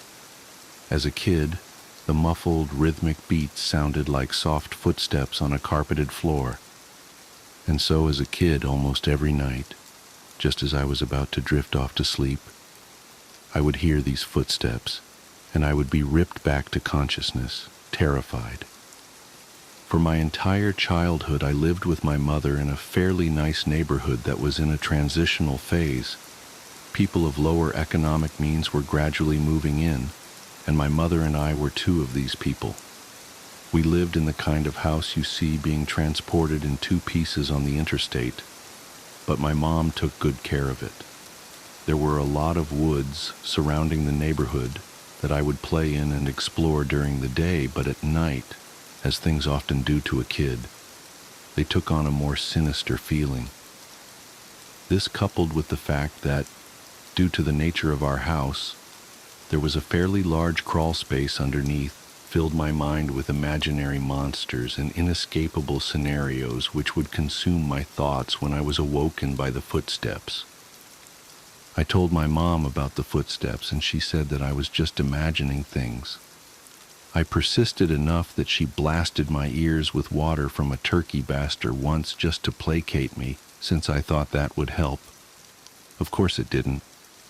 Despite all the creepiness and footsteps, the only weird thing that ever happened was that every now and then I would wake up on the bottom bunk despite having gone to sleep on the top. But this wasn't really weird, since I'd sometimes get up to piss or get something to drink, and could remember just going back to sleep on the bottom bunk. I'm an only child, so it didn't matter. This would happen once or twice a week, but waking up on the bottom bunk wasn't too terrifying. But one night I didn't wake up on the bottom bunk. I had heard the footsteps, but was too far gone to be woken up by them. And when I was awoken, it wasn't from the sound of footsteps or a nightmare, but because I was cold. Really cold. When I opened my eyes, I saw stars.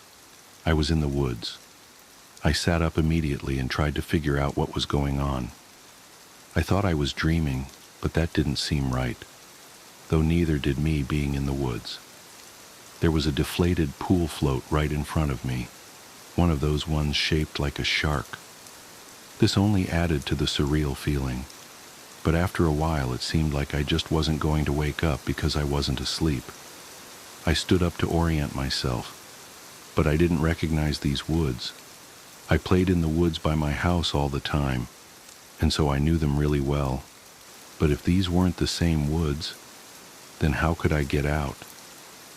I took a step and felt a shooting pain in my foot, which knocked me back to where I had just been laying.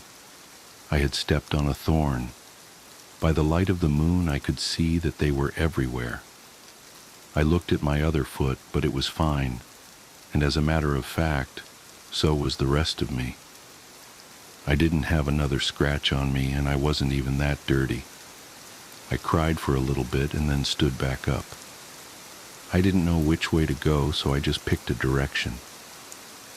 I resisted the urge to call out, since I wasn't sure I wanted to be found by who or what might be out there. I walked for what seemed like hours. I tried to walk in a straight line and tried to course correct when I had to take detours, but I was a kid and I was afraid. There weren't any howls or screams, and only once did I hear any noise that scared me. It sounded like a crying baby. I think now that it was just a cat, but I panicked. I ran veering in different directions to avoid big thicks of bushes and collapsed trees. And I was paying close attention to where I stepped, because by that point, my feet were in pretty bad shape. I paid too much attention to where I was stepping and not enough to where those steps were leading. Because not long after hearing the cry, I saw something that filled me with a kind of despair I haven't experienced since. It was the pool float. I was only 10 feet from where I had woken up. This wasn't magic or some supernatural space bending. I was lost. Up until that moment, I thought more about getting out of the woods than how I got in. But being back at the beginning caused my mind to swim. I wasn't even sure that these were my woods. I had only been hoping that they were. Had I run in a huge circle around that spot? Or did I just get turned around and start making my way back? How was I going to get out? At the time, I thought the North Star was just the brightest star, and so I looked and found the brightest one and followed it. Eventually, things started to look more familiar, and when I saw the ditch, a dirt ditch my friends and I would have dirt-clawed wars in, I knew I had made it out.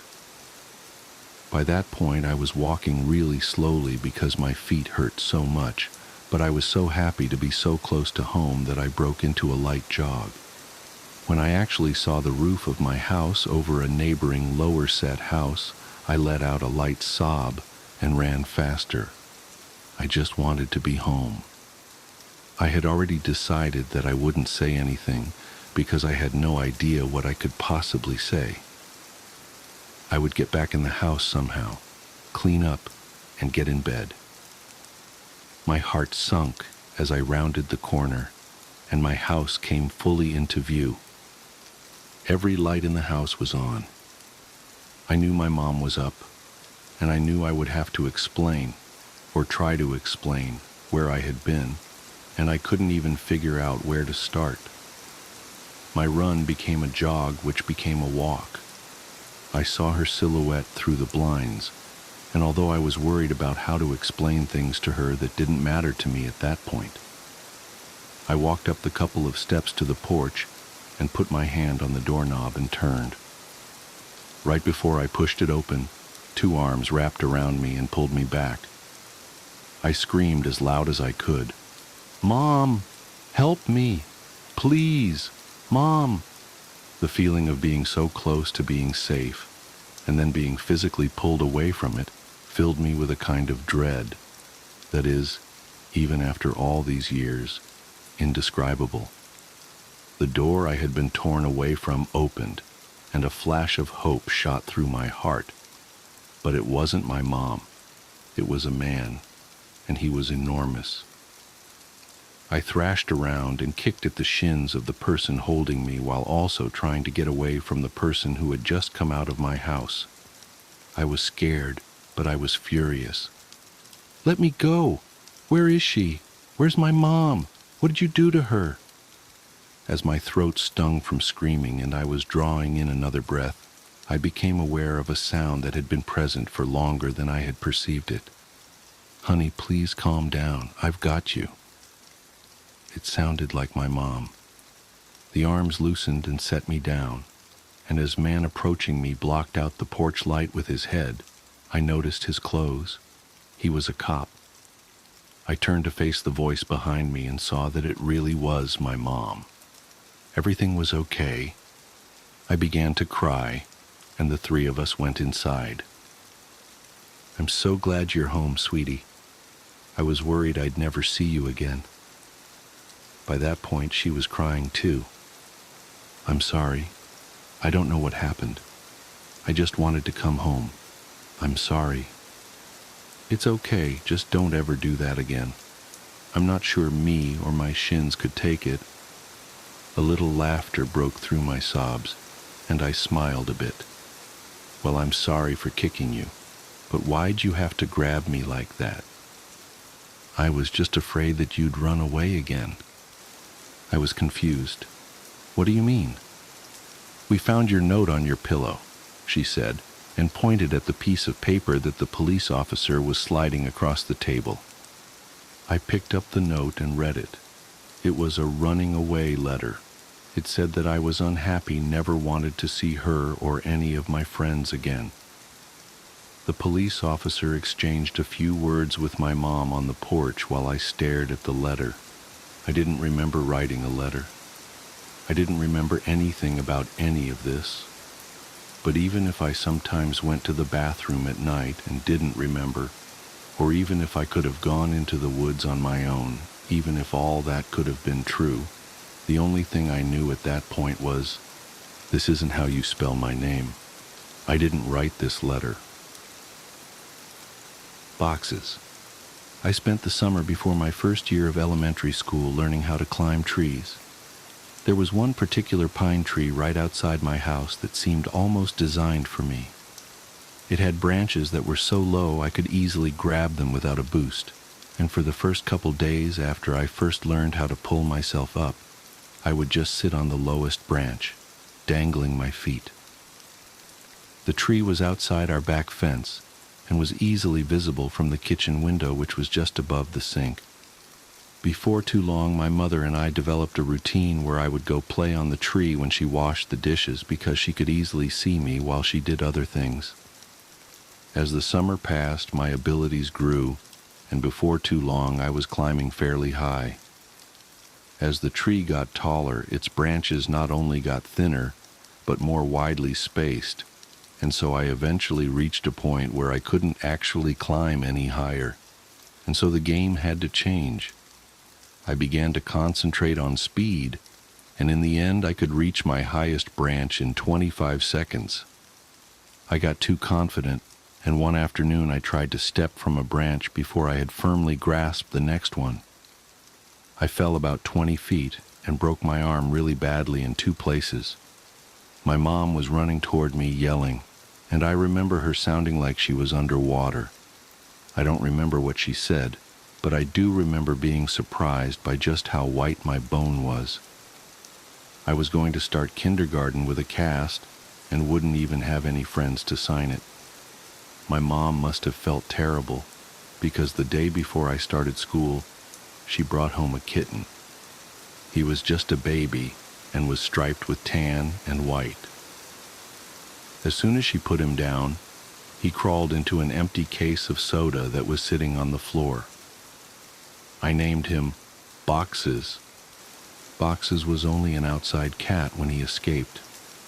My mom had him declawed so he wouldn't destroy the furniture.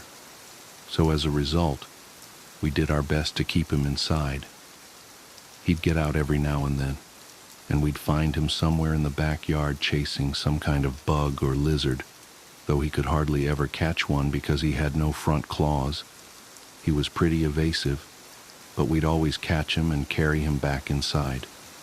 He'd scramble to look back over my shoulder. I told my mom that it was because he was planning his strategy for next time. Once inside, we'd give him some tuna fish, and he came to learn what the sound of the can opener might signal. He'd come running whenever he heard it.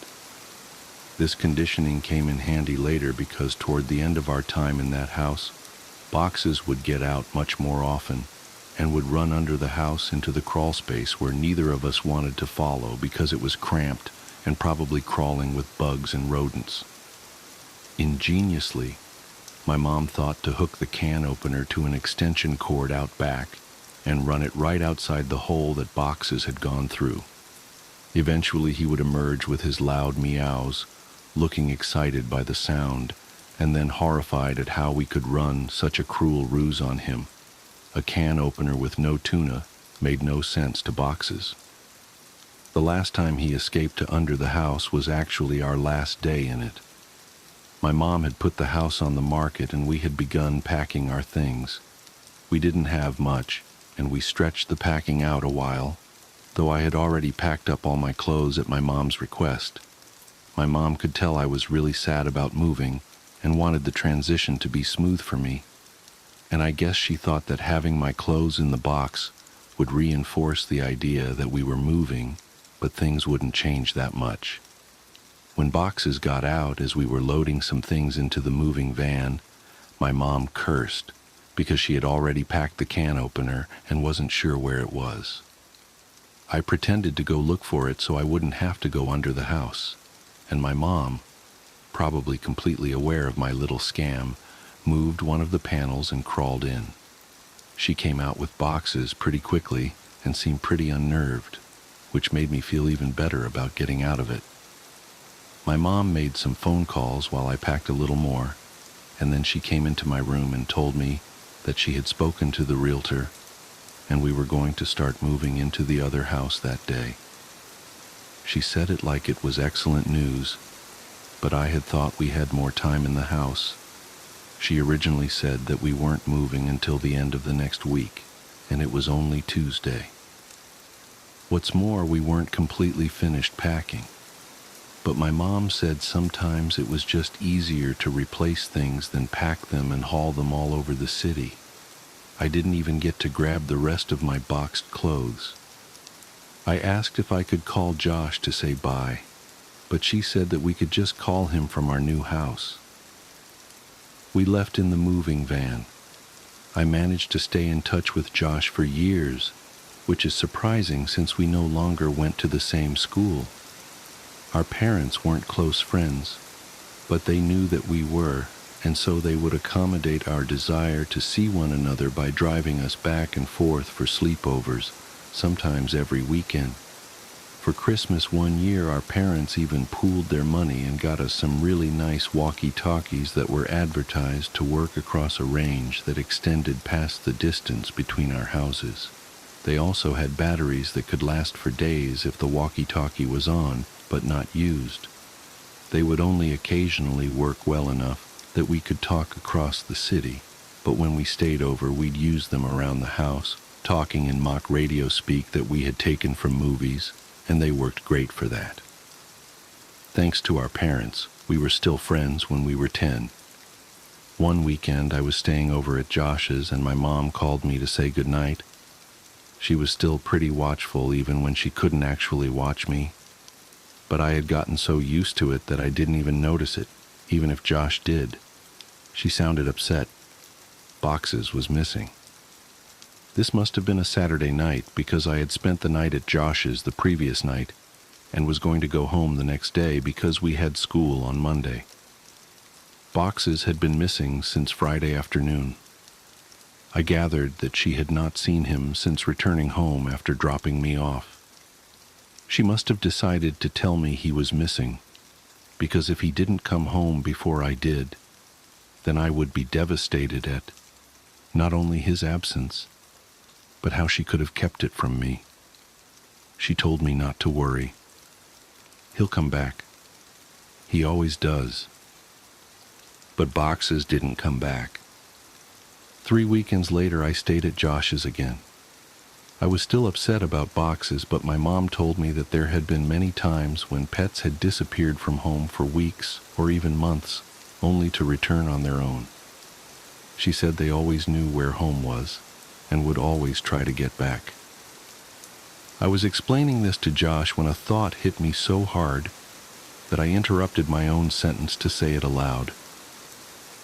What if Boxes thought of the wrong home? Josh was confused. What? He lives with you. He knows where his home is. But he grew up somewhere else, Josh. He was raised in my old house a couple neighborhoods away. Maybe he still thinks of that place as home, like I do. Oh, I get it. Well, that'd be great. We'll tell my dad tomorrow and he'll take us over there so we can look. No, he won't, man. My mom said that we could never go back to that place because the new owners wouldn't want to be bothered. She said that she told your mom and dad the same thing. Josh persisted. Okay, then we'll just go out exploring tomorrow and make our way to your old house. No, If we get spotted, your dad will find out, and then so will my mom. We have to go there ourselves. We have to go there tonight."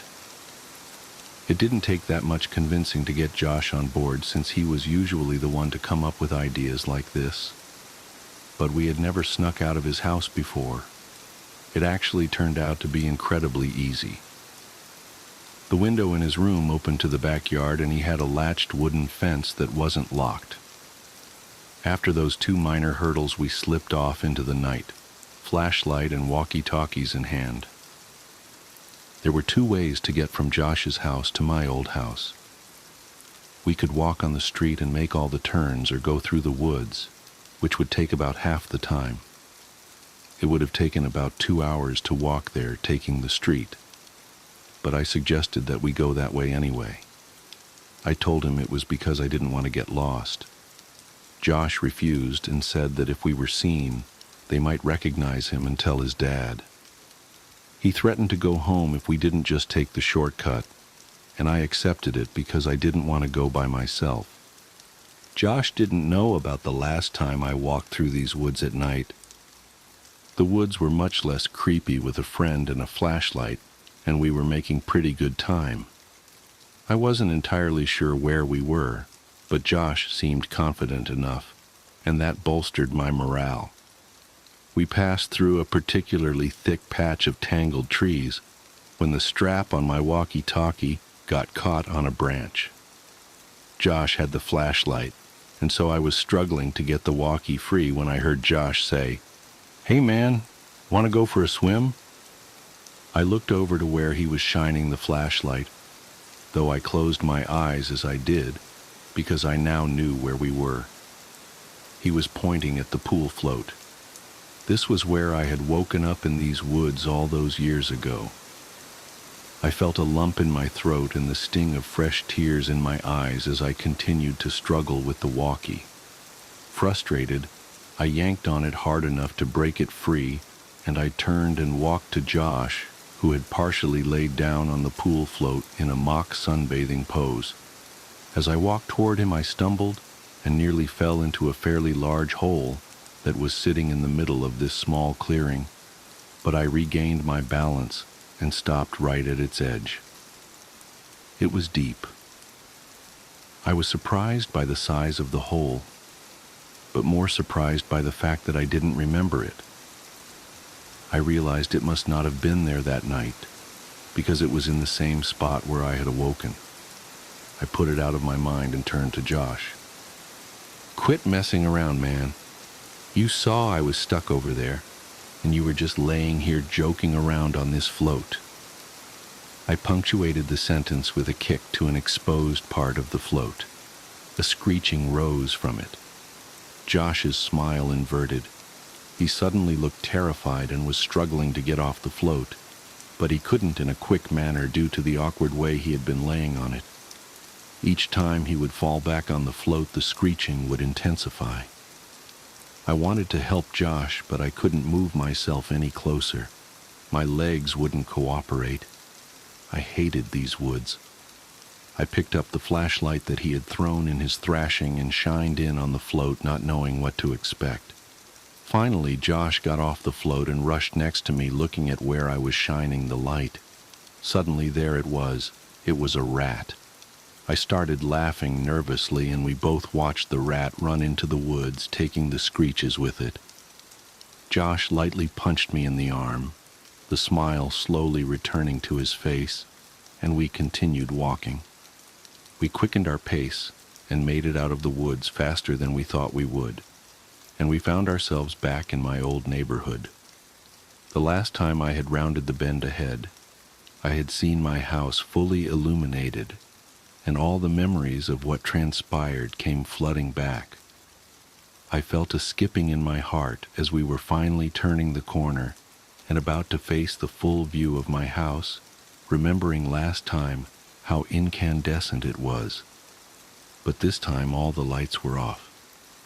From a distance I could see my old climbing tree, and as my mind traced the steps of causality backward, I realized that I wouldn't back here this night if that tree hadn't grown, and I was briefly in awe of how all events were like that. As we got closer, I could see that the lawn looked terrible. I couldn't even guess when it had last been mowed. One of the shutters had partially broken loose and was rocking back and forth in the breeze, and overall the house just looked dirty.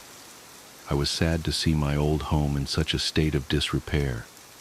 Why would my mom care if we bothered the new owners if they cared so little about where they lived? And then I realized there were no new owners.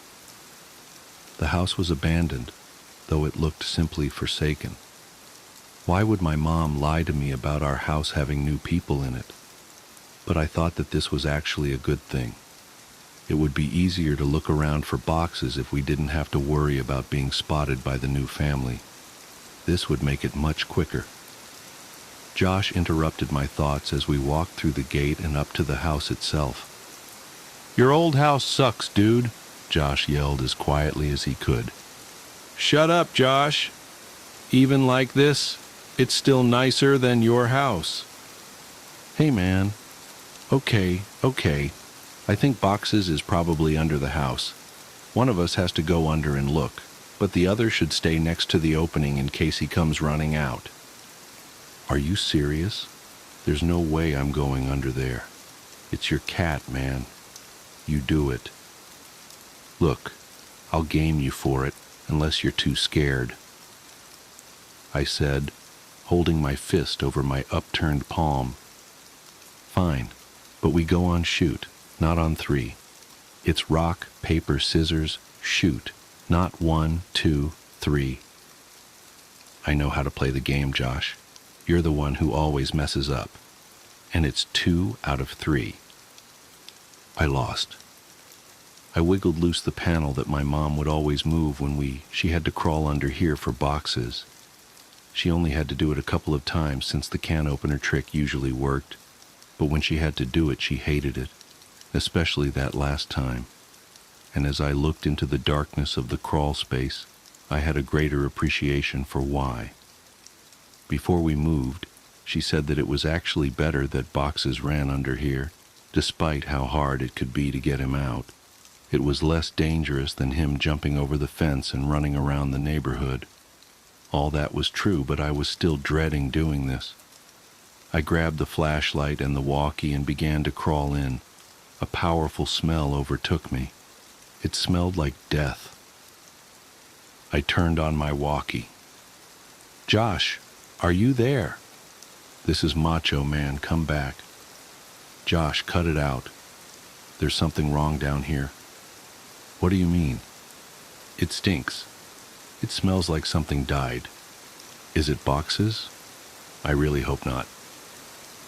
I set down the walkie and moved the flashlight around as I crawled forward.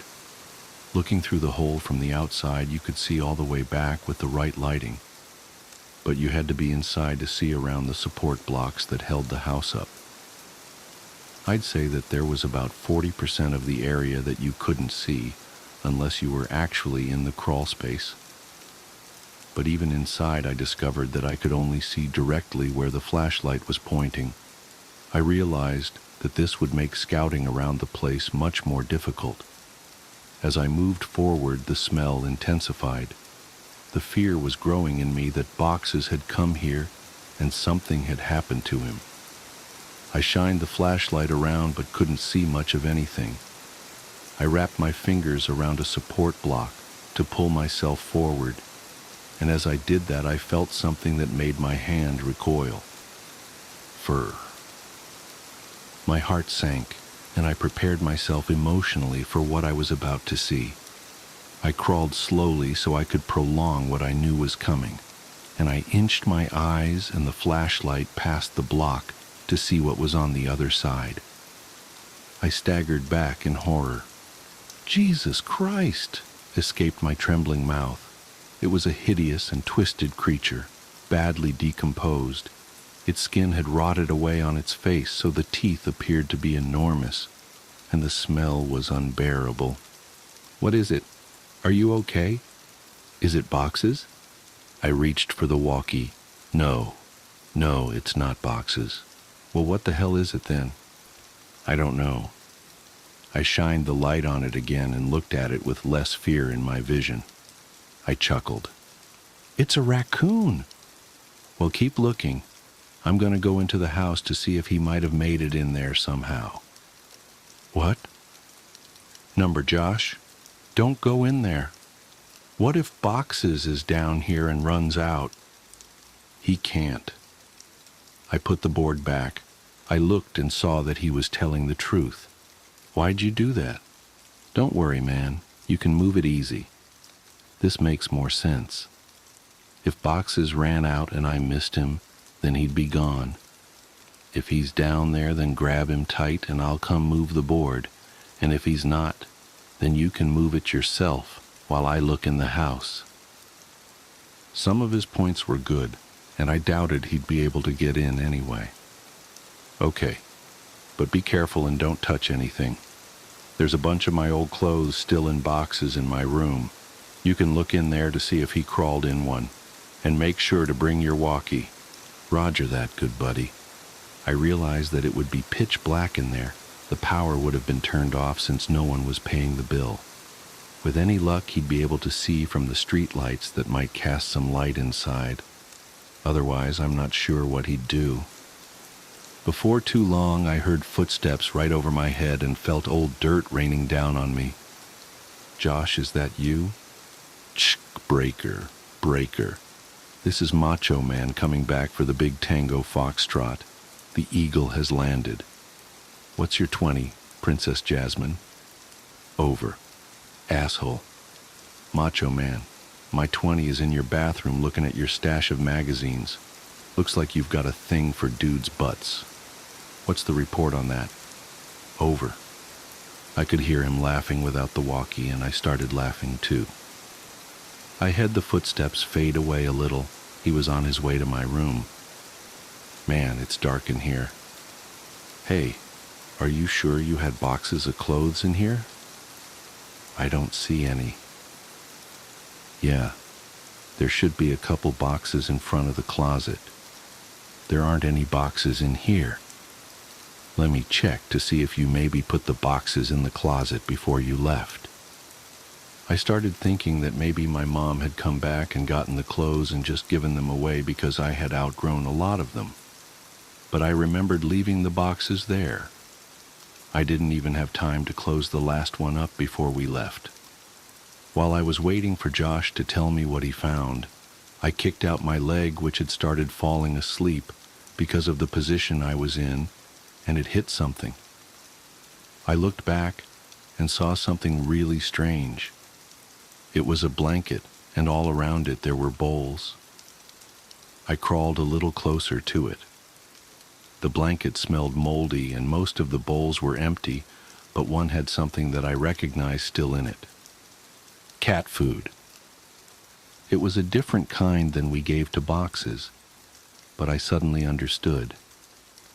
My mom had set up a little place for Boxes to encourage him to come here instead of running around the neighborhood. That made a lot of sense, and it seemed even more likely that Boxes would have come back to this place. That's so cool, Mom, I thought. I found your clothes. Oh, cool. Where were the boxes? Like I said, there are no boxes. Your clothes are in your closet. They're hanging up. I felt a chill. This was impossible. I had packed all my clothes. Even though we weren't supposed to move for another 2 weeks when we left, I remember packing them and thinking that it was stupid for me to have to get clothes out of the box and put them back in. I had packed them, but someone had hung them back up. Why, though? Josh needed to get out of there. That can't be right, Josh. They're supposed to be in boxes. Stop messing around and just come back outside. No joke, man. I'm looking at them. Maybe you just thought that you left them. Haha. Wow. You sure like to look at yourself, don't you? What? What do you mean? Your walls, man. Haha. Your walls are covered in Polaroids of yourself. There are hundreds of them. What did you hire someone to? Silence. I checked my walkie to see if I had switched it off somehow. It was fine. I could hear footsteps but couldn't tell exactly where Josh was going. I waited for Josh to finish his sentence, thinking that his finger had just slipped off the button, but he didn't continue. He seemed to be stomping around the house now. I was just about to radio him when he came back. "There's someone in the house." His voice was hushed and broken. I could hear he was on the verge of tears. I wanted to respond, but how loud was his walkie turned up? What if the other person heard it? I said nothing and just waited and listened. What I heard were footsteps, heavy, dragging footsteps, and then a loud thud. Oh, God! Josh! He had been found, I was sure of it. This person had found him and was hurting him. I broke out in tears. He was my only friend next to boxes. And then I realized, what if Josh told him I was under here? What could I possibly do? As I struggled to compose myself, I thankfully heard Josh's voice through the walkie. "He's got something, man. It's a big bag. He just threw it on the floor. And, oh God, man. The bag, I think it just moved." I was paralyzed. I wanted to run home. I wanted to save Josh. I wanted to go for help. I wanted so many things, but I just lay there, frozen. As I lay unable to move, my eyes focused on the corner of the house that was right under my room. I moved my flashlight. My breath hitched at what I saw. Animals, dozens of them, all of them dead. They lay in piles all around the perimeter of the crawl space. Could boxes be among these corpses? Was this what the cat food was for? Seeing this broke my shock, as I knew I had to get out of there, and I scrambled to the board. I pushed on it, but it wouldn't budge.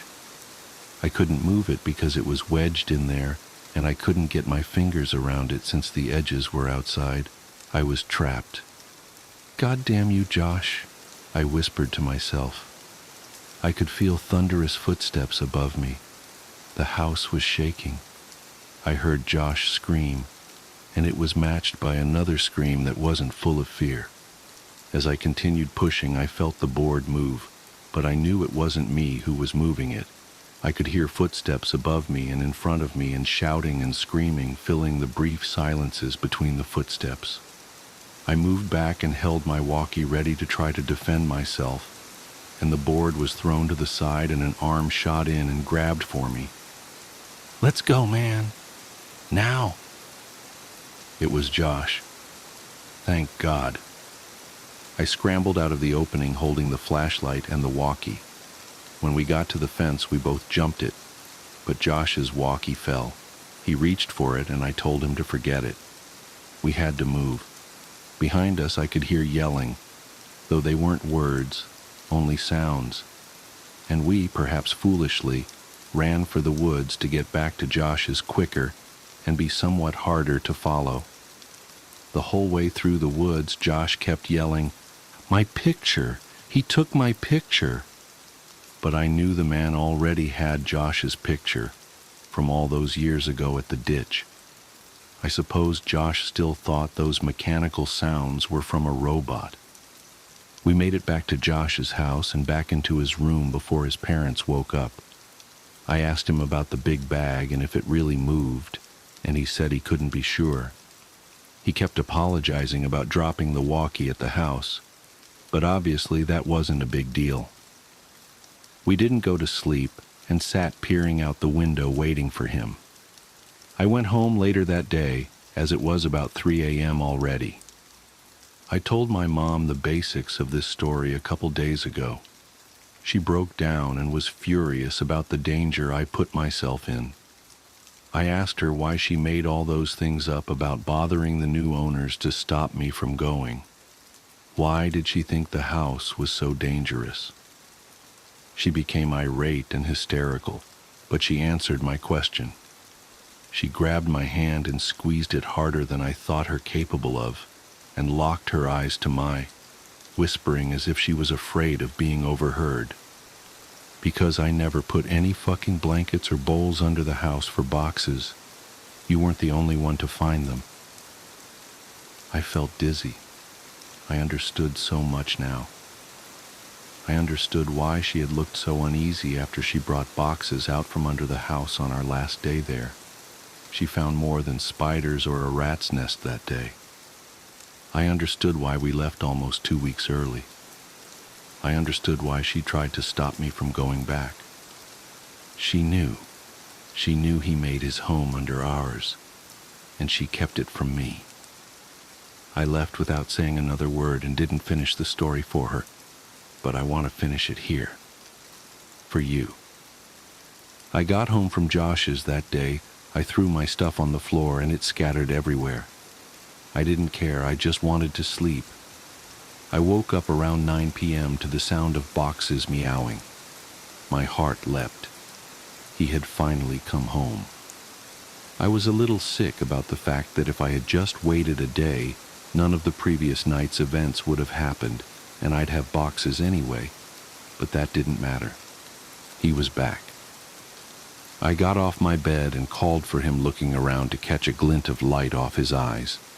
The crying continued and I followed it. It was coming from under the bed. I laughed a little, thinking I had just crawled under a house looking for him, and how this was so much better.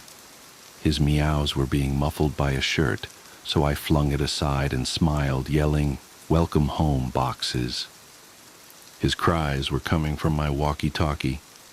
Boxes never came home.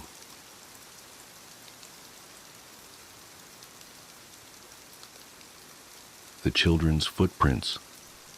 I never wanted to be the night security guard at Oak Brook Elementary. The pay was decent enough, but something about schools after dark always unsettled me. Empty hallways that should be filled with children's laughter. Abandoned classrooms with chairs stacked on desks like tiny tombstones. It all felt wrong somehow. But I needed the work, and Oak Brook was desperate for someone to take the position after the last 3 guards quit within weeks of starting. I should have asked why. The school itself was brand new, all gleaming windows and fresh paint, built on the foundations of the old Oak Brook that had burned down in 1964. The townsfolk didn't talk much about the fire. When I asked around during my first week, people would get this strange, distant look in their eyes and change the subject. I eventually pieced together that it had happened during school hours, but beyond that, the details seemed deliberately buried. My first month on the job was uneventful.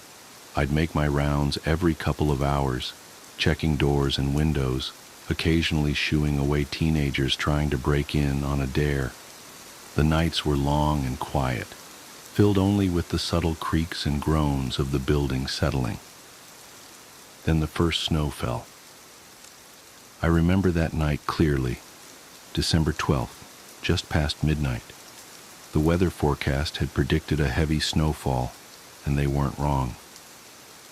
I watched from the security office as thick flakes drifted down, coating the playground equipment in pristine white. The fluorescent lights from the building cast long shadows across the untouched snow, creating an almost ethereal scene. At 2 a.m., I did my usual round. Nothing seemed out of place until I reached the east wing. Through the wall-length windows, something caught my eye in the snow. Footprints, small ones, like those of young children, leading away from the building's wall. My first thought was that some kids had snuck onto the property, but that made no sense. The snow had only started falling an hour ago, and I'd been watching the security cameras the whole time. No one had approached the building. I radioed it in and went outside to investigate. The temperature had dropped well below freezing, and my breath came out in thick clouds as I followed the tracks with my flashlight. They led from the wall, not from any door or window, but straight from the solid brick wall, out to the playground. Then they just stopped, mid-stride, as if whoever had made them had simply vanished into thin air. I checked the security footage later that night. Nothing. The cameras showed the snow falling undisturbed, Then suddenly, between one frame and the next, the footprints appeared. I convinced myself it was some kind of trick of the light, or maybe wind patterns in the snow.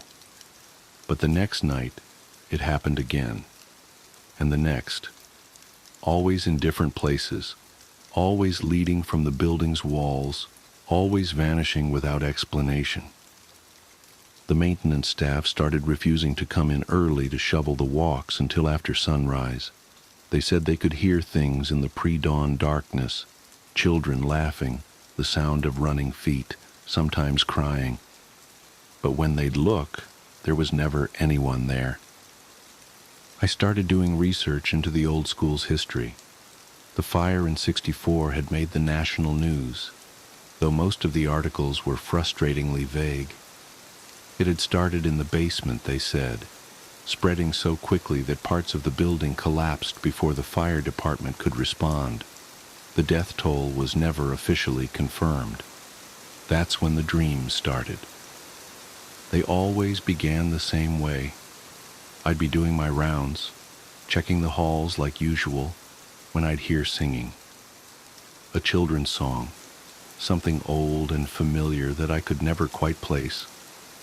I'd follow the sound down to the basement where the old foundation stones were still visible beneath the new construction. The singing would get louder, and I'd realize it was coming from behind one of the walls. Then the screaming would start. I'd wake up in a cold sweat, the phantom smell of smoke in my nostrils. The dreams felt so real that sometimes I'd have to check my uniform for scorch marks. Last week they started the final phase of construction on the new gymnasium. The excavators were digging out the last section of the old basement when they found it, a room that hadn't appeared on any of the original blueprints. It had been sealed off with concrete, hidden behind one of the foundation walls.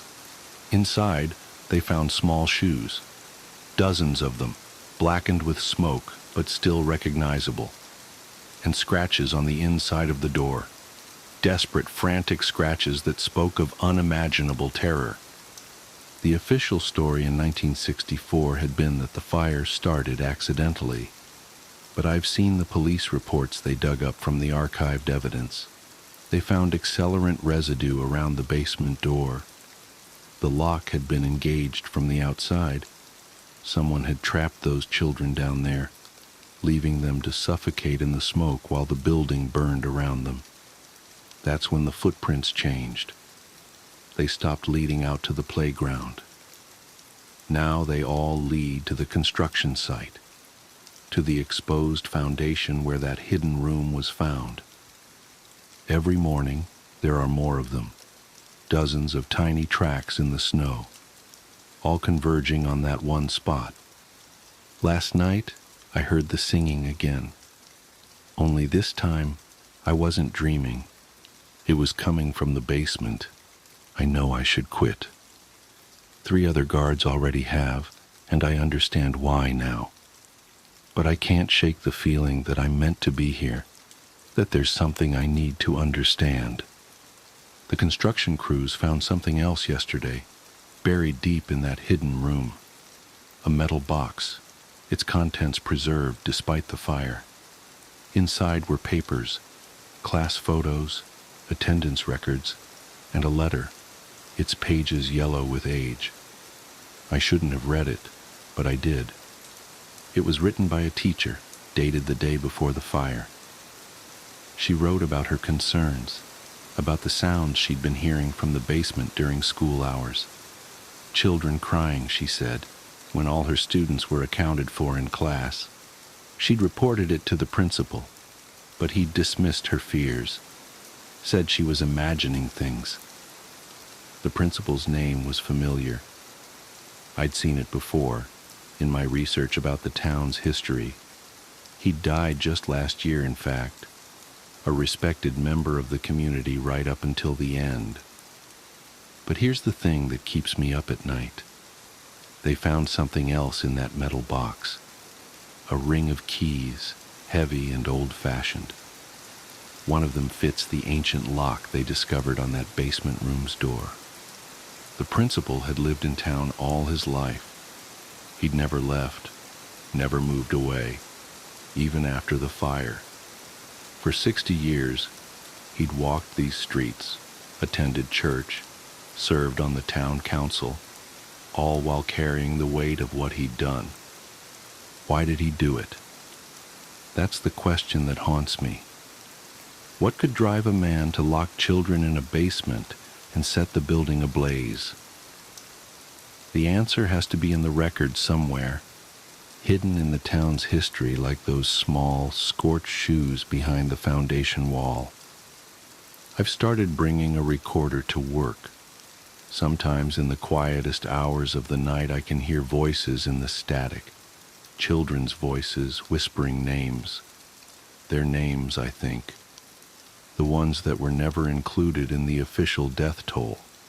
The footprints appeared again last night, but they were different.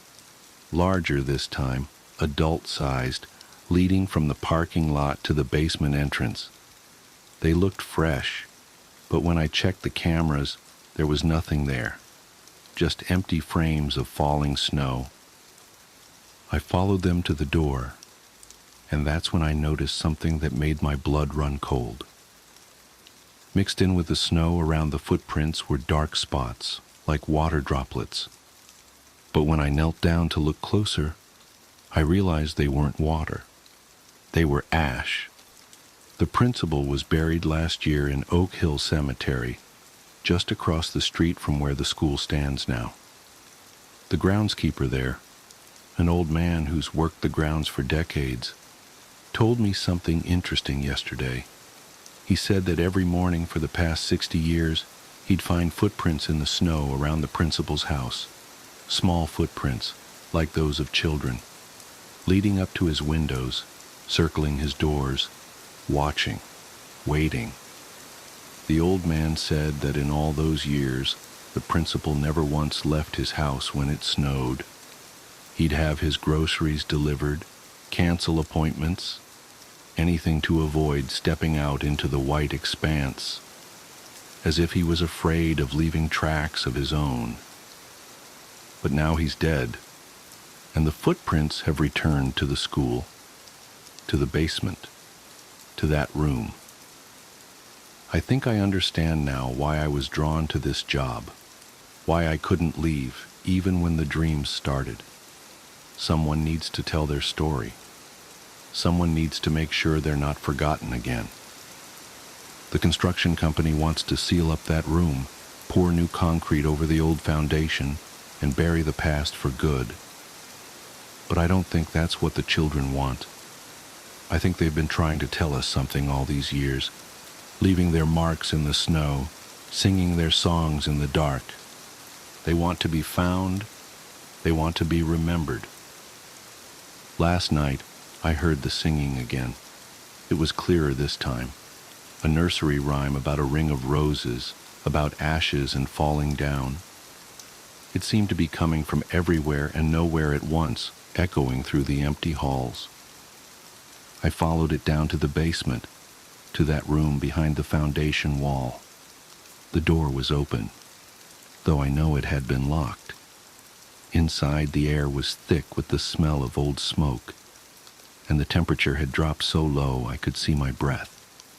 On the floor, perfectly preserved in a patch of dust, was a small handprint. As I watched, another appeared beside it, then another, as if invisible children were playing in the dirt. They formed a trail, leading deeper into the darkness. I should have been terrified. I should have run. But something in that moment felt right, as if I'd finally arrived at the place I was meant to be. The singing grew louder, and I recognized more voices joining in. Dozens of them, young and sweet and terribly sad. They seemed to be calling to me, inviting me to follow their trail of handprints into the shadows. I took out my flashlight, but it wouldn't turn on. The beam sputtered and died, leaving me in complete darkness. And that's when I felt it, a small, cold hand slipping into mine. I'm writing this now from my car, parked across the street from the school. The sun will rise soon, and with it, the construction crews will return. They'll pour their concrete, lay their foundations, and try to bury the past once again. But I won't let them. Not this time. The children have shown me things in the darkness, memories preserved like insects in amber, moments frozen in time. I've seen what really happened that day in 1964. I've seen why the principal did what he did, what he was trying to hide. It's worse than anyone imagined. The footprints are appearing more frequently now, not just in snow but in mud, in dust, even in the fresh concrete the workers pour. They're getting stronger, more numerous, as if the children know their time is running out. But they're not just victims anymore. I've seen their power growing, felt their anger building like a storm. The principal might have escaped their justice in life, but in death, well, that's why I'm watching his grave tonight. The snow is falling again, thick and silent. Through my windshield, I can see fresh footprints appearing in the cemetery, small tracks in the untouched white. They're heading toward his headstone, dozens of them, converging like streams flowing to the sea. And now, God help me, I can see larger footprints too, adult-sized ones, staggering, stumbling, trying to run. But you can't run from the past forever. You can't hide from what you've done. The children are singing again, that same nursery rhyme, echoing through the night. But there's another sound mixed in now. Screaming. Adult screaming, full of terror and recognition. The principal may have died last year, but I don't think he's going to rest in peace. Not anymore. Not after what he did. The footprints tell the truth, you see. They always have. We just weren't looking closely enough. I know what I have to do now. The children have shown me. There are others who knew, others who helped hide the truth. Their names are written in ash and shadow, preserved in the memories of those who cannot rest. Tomorrow I'll start visiting them. I'll knock on their doors and look into their eyes, and I'll know. The children will show me. They're so good at spotting guilt, at sensing the weight of secrets. But tonight, I watch. Tonight, I bear witness as justice arrives on small, silent feet, carrying 60 years of patience and pain. Listen. Can you hear it? The singing is growing louder. The footprints are appearing faster now, like raindrops hitting water. And there, in the darkness between the graves, I can almost see them. Small shapes moving through the snow, circling, closing in. Ring around the rosy, pockets full of posies. Ashes, ashes. We all fall down. The screaming has stopped now. The snow falls silently on fresh tracks that lead nowhere, on a disturbed grave that holds more secrets than answers. And tomorrow, when they find what's left, they'll finally have to face the truth. But for now, I sit in my car and watch the footprints appear in the virgin snow, leading away from the cemetery, back toward the school, back to that room behind the wall where it all began. They've invited me to follow. And God help me, I think I will. Because sometimes the only way to right an old wrong is to let the victims guide you through the darkness.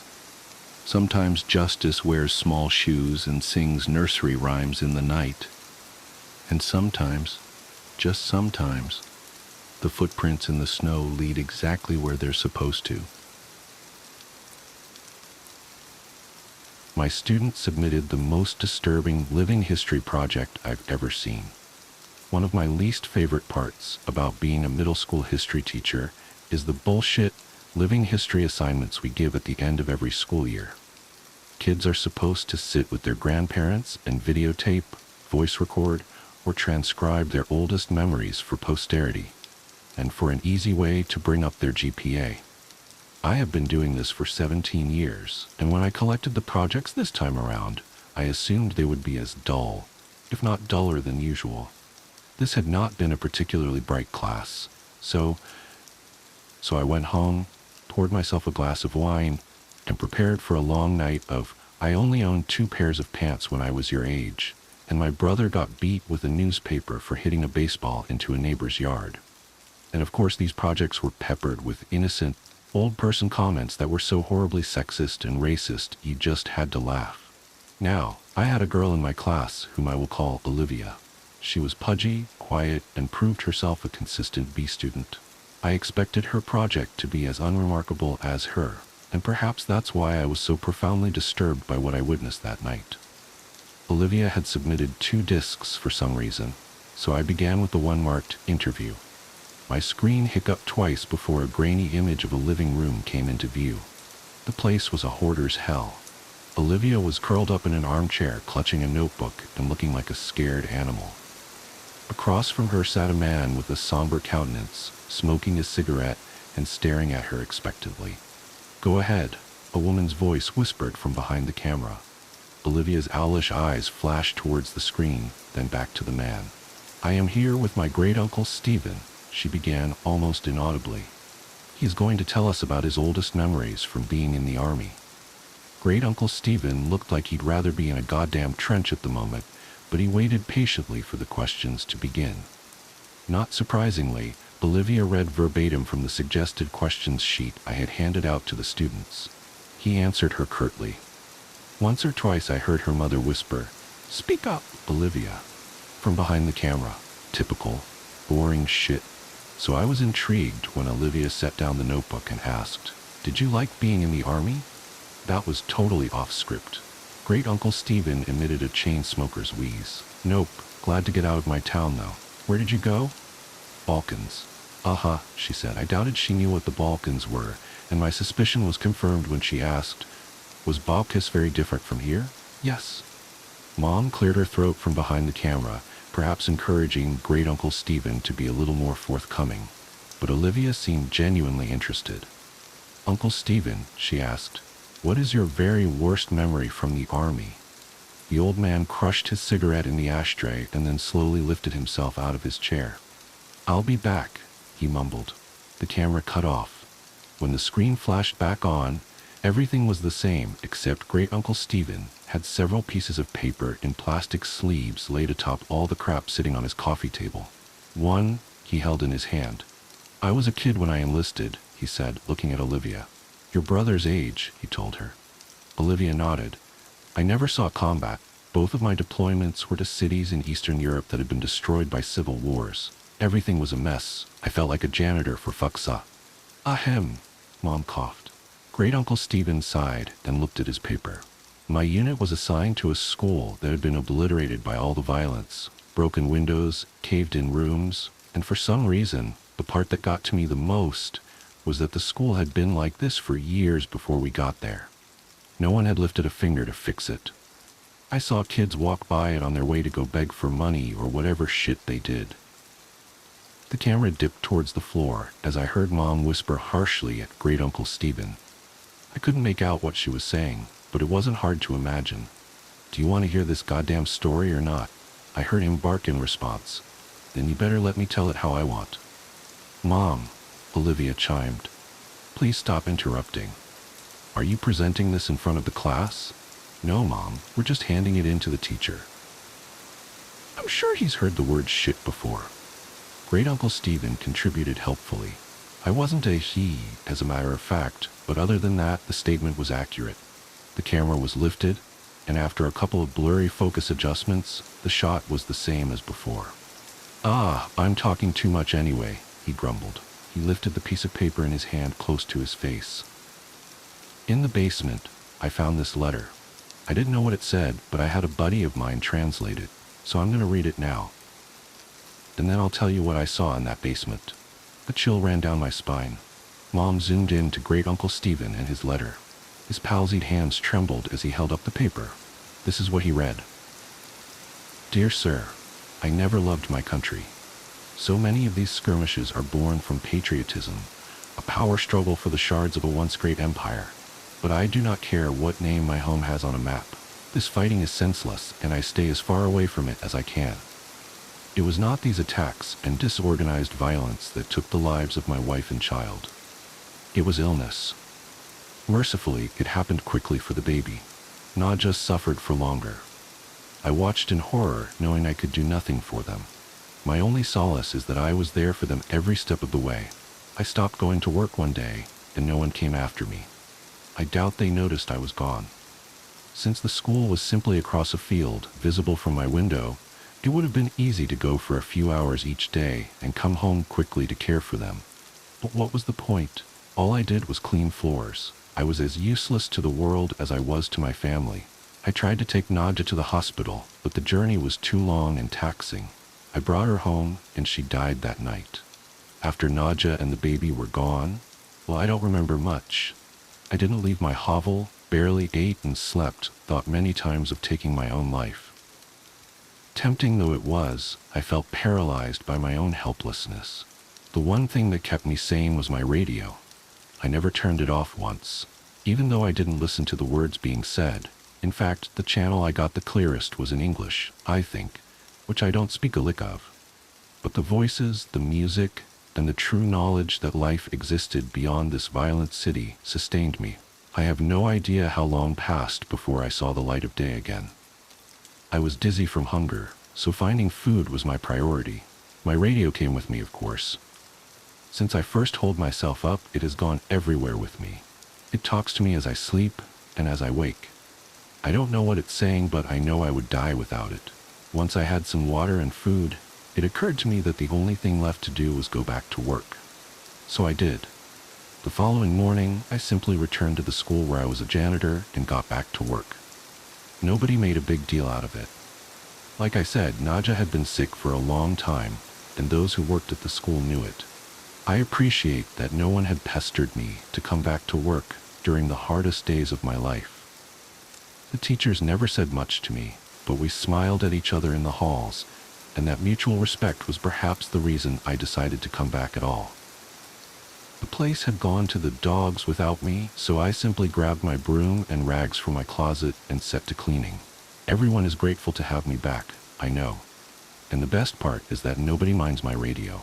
I bring it with me everywhere and keep the volume low enough not to disrupt the students. No one has ever complained. In fact, I suspect they like it. The schoolhouse is not very big, but does require a lot of maintenance. The floors are always sticky and stained, so I spend most of my time mopping. Kids make messes. I guess that's why I'm still in business. Sometimes I have to move things around to make sure I get every spot on the floor beautiful and clean. But I take pride in that.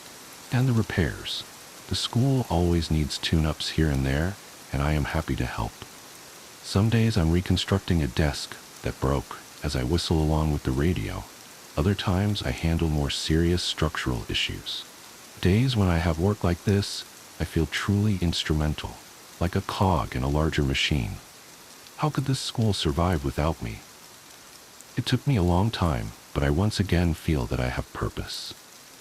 There is a larder behind the school that is full of preserved food. In lieu of payment, I am allowed to take as much food as I need. That arrangement is fine. What would I do with money anyway? I used to bring the food back to my home, just one field away from the school, but when I started sleeping in the basement, no one seemed to notice. This school is special to me, and I cannot leave it unguarded. When I am besieged with memories of my wife and baby, I turn up the volume on the radio to drown out such thoughts. It works for me every time, except this morning. Because this morning, I woke up to dead silence. I frantically examined the radio to see what had happened. I honestly cannot tell you how many days in a row I have been using it. Did it simply live out its life and die naturally? I have spent the entire day trying to fix it. Most of this time I have been crying. I am losing my mind without it. I have given myself until sundown. If I cannot fix it by then, I'm going to take my life. I am writing this because the sunlight is starting to die, and I know what my fate shall be. I have thought about taking one last walk through the halls of my school, saying goodbye to the students and teachers. I know I will be missed. But I cannot bring myself to leave this room. I cannot go anywhere knowing that my radio is dead in here. There are no more tears in me. It feels now like I can't catch my breath. I vomited what little food I had in my stomach, and I am growing dizzy again, like I did after Nadja died. I am not long for this world. But before I take my life, I have closed the door to this room and stuck a chair beneath the handle. It is the only room in the basement and has a small casement that lets in just enough light for me to see what I'm doing. If anyone is kind enough to come looking for me, they should not be met with this gruesome sight. Perhaps they will see the door is blocked, smell my rotting body, and simply forget I ever existed. But I have placed both my radio and this note outside the door. Kind sir, if you're reading this, I have one humble request. Please fix it. Save my radio. It did not deserve to die in its sleep, and I am ashamed that I cannot revive it. Now I am ready to join Nadja and little Ludmilla in heaven. I hope this school can find another janitor who loves and cares for it the way I do. The hour is now. Do not forget my radio. Stanislav. When Mom zoomed back out, Olivia had tears in her eyes. Thank you for sharing, Uncle Stephen, Mom said, her voice choked. I think we have enough. Wait, Olivia chirped. He said there's more. What did you find? Before Great Uncle Stephen could open his mouth, the image disappeared. My jaw dropped. Was that it? What did Great Uncle Stephen see? I promptly remembered that there was a second disc. This one was unmarked, but I hoped it contained the rest of the interview. There was no video, only audio. The voice that started up was Olivia's. Hi, Miss Garrity. I'm sorry about my mom, but she refused to record the rest of what my uncle was saying.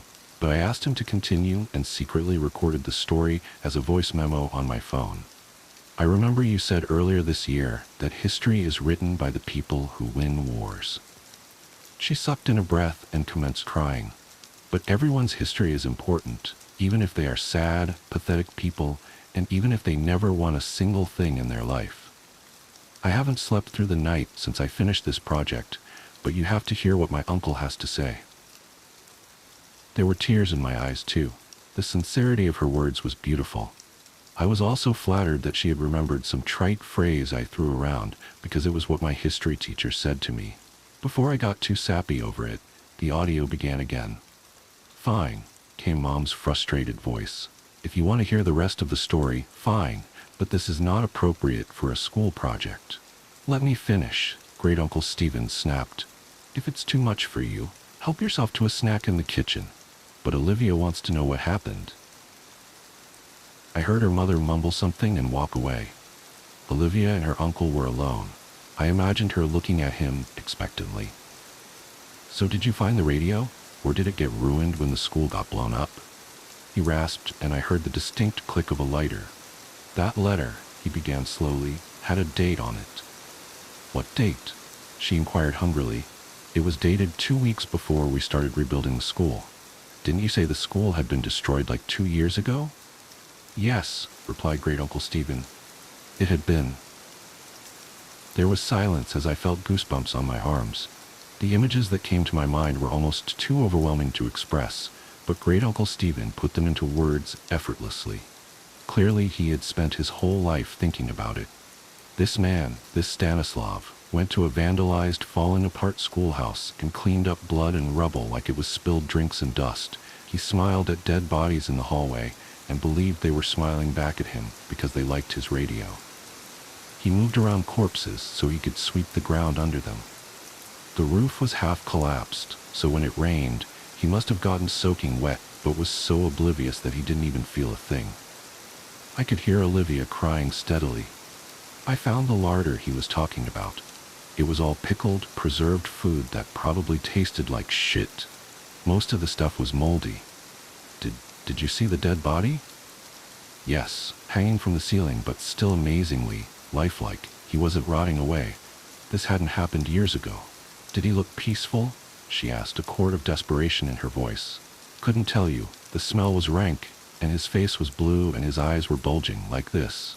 I imagined him demonstrating. And the radio? Olivia wept. I heard Great Uncle Stephen take a long drag of his cigarette.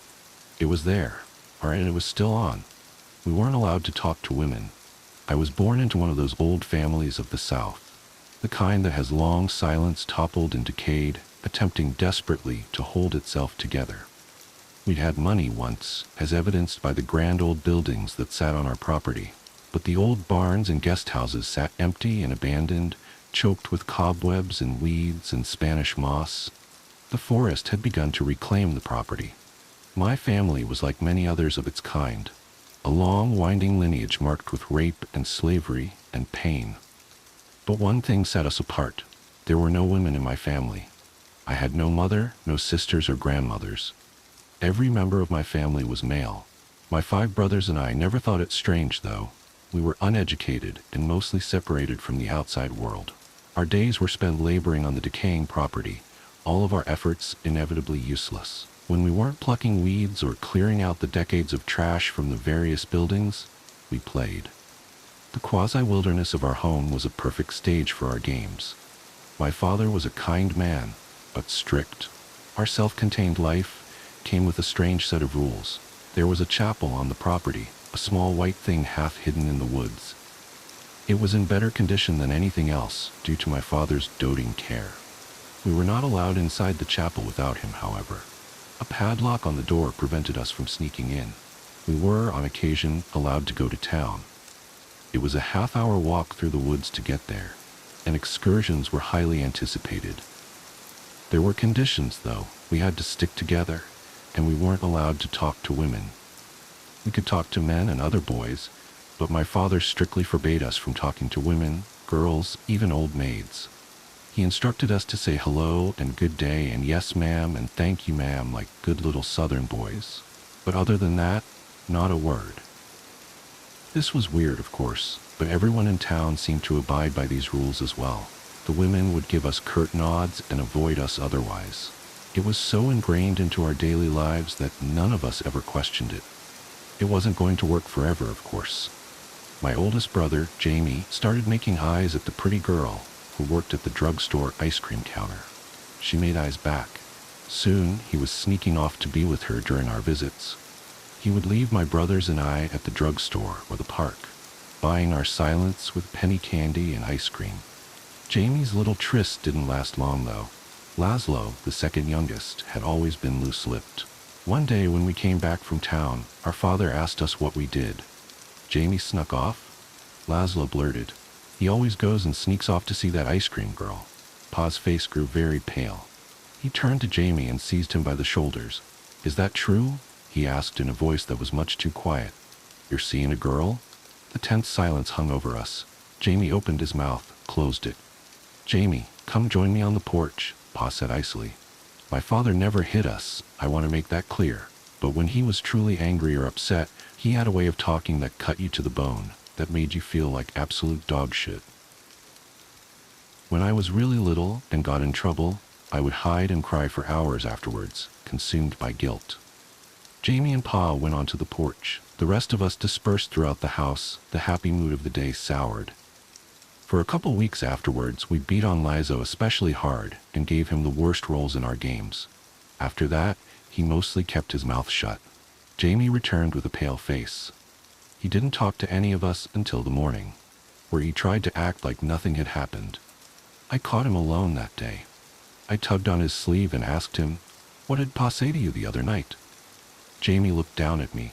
His face suddenly seemed very old, but he gave me a weak smile and tousled my hair. "Not your business," he said. "Don't worry about it." I wasn't in the habit of displeasing my older brother, so I went along with my life. The next time we went to town, the ice cream girl batted her eyes at Jamie, but he stared straight away from her, and she frowned sadly. She wasn't as nice to us after that. There isn't much else to say of my childhood. It was unique, surely, but we had always lived our lives that way, and I was not the questioning type. Our existence continued rather uneventfully for years. My brothers and I cleaned old houses that would never be occupied, and weeded yards that would never be used. The forest grew in faster than we could pluck. Then came the day when Jamie turned 18. Birthdays were frequent in a family of 7, but turning 18, that was special, according to Pa. On the special day, Pa got us all up early and scrubbed our faces with a spit-wet cloth. He made us put on our best cloths, moth-eaten from disuse. He gave Jamie one of his old suits, and it hung baggy on his thin frame. Then we gathered in the chapel. Inside, the air was still and silent. I remember feeling disappointed at the sight of the perfectly normal interior. I always expected there to be some great terrible secret that my father was guarding. But it was just an old chapel. We sat in the front pew, all in a row.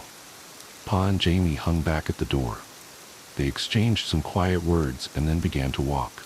They marched arm in arm, staring stiffly ahead. They stepped in time to some silent rhythm.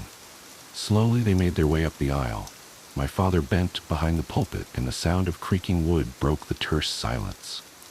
He had opened a trapdoor. Pa and Jamie, still arm in arm, descended into the door. Downstairs we couldn't see from our angle. My brothers and I sat uncomfortably in the pew, restless but still quiet. I felt a strange swelling sensation, like something enormous was happening that I couldn't comprehend.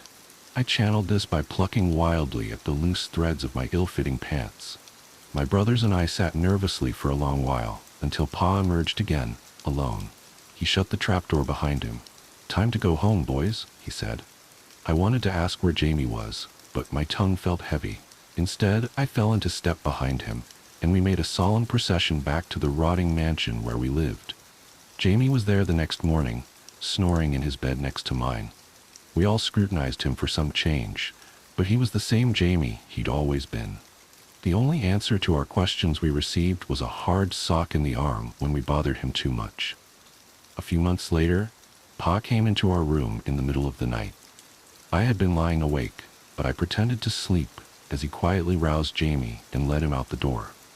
I dozed very lightly, only to be reawoken when I heard them coming back up the stairs. Jamie made his way to his bed slowly. In the faint moonlight, I could see that his shoulders were shaking. He crawled under the covers. I could hear the muffled sound of him sobbing. After that, Jamie was different. He was withdrawn and angry. He stopped playing with us and was quick to yell. There was an angry tension between him and Pa. Even as young as I was, I knew the change had something to do with that strange place in the chapel. I wouldn't have to wait long to find out the secret of our family. After all, I was the second oldest. My birthday came that November. I remember every second of that day. Pa woke me before my brothers. He brought me into the master suite where he spent the nights of his lonely existence. The room might have once been grand, but now the walls were ashy with cigarette smoke, and it smelled like stale living. The bed sheets were rumpled on only one side. It made me sad to think of Pa sleeping alone every night in that huge Mouffetton bed. Pa dressed me in the same suit that Jamie had worn. It fit me a little better. I was fuller and shorter than he was. I looked in the mirror and felt a flash of pride. I was a proper gentleman for once, like those clean-cut men in the old magazines we sometimes found while cleaning. No longer a dirty-faced little boy. Pa stepped back after fixing my tie, his eyes shining. The harsh line of his mouth wobbled as he rubbed his thumb across my cheekbone. "I'm so proud of you," he said, and hugged me. My chest swelled with warmth and pride. We walked through the woods to the little white chapel. It was cool, and the woods were alive in red and orange. My brothers gathered in the pews while Pa and I waited outside the doors. He looped his arm through mine and looked at me. "Just follow my lead," he murmured, patting my arm. His words soothed me. The doors of the chapel swung open on their own, and the sound of church bells echoed through the woods, though the rusty bell in the tower sat still. But I wasn't afraid. Pa walked me down the aisle, towards the empty pulpit. We walked in time to the toll of the bells, something I realized only the two of us could hear. My brothers whispered and fidgeted in the pew. Jamie sat on the far end, staring straight ahead, his eyes dull and back stiff. We ascended. Behind the pulpit lay the secret trapdoor, ancient and mouldered. Pa gave the rusted brass ring a mighty pull, and it opened with a creak. Before us lay a stone staircase, riddled with cracks and dappled with moss and mushrooms. The shallow stairs led into the dark. For the first time that day, I felt something other than anticipation and pride. I was afraid. But I think, looking back, that I would have been unable to leave if I tried. Pa and I walked carefully down the stairs. He still held tight to my arm. We emerged into an earthen tunnel, tall enough for us to walk upright, though roots from the ceiling brushed our heads. For a moment, we stood still. There was a strange sputtering sound, and a breeze blew from the darkness ahead. That should have been impossible, as the tunnel seemed to only go deeper into the ground. But as the breeze came, so did light. Alcoves had been scooped into the earthen walls, and tens of candles suddenly burst to life in their wax-filled recesses.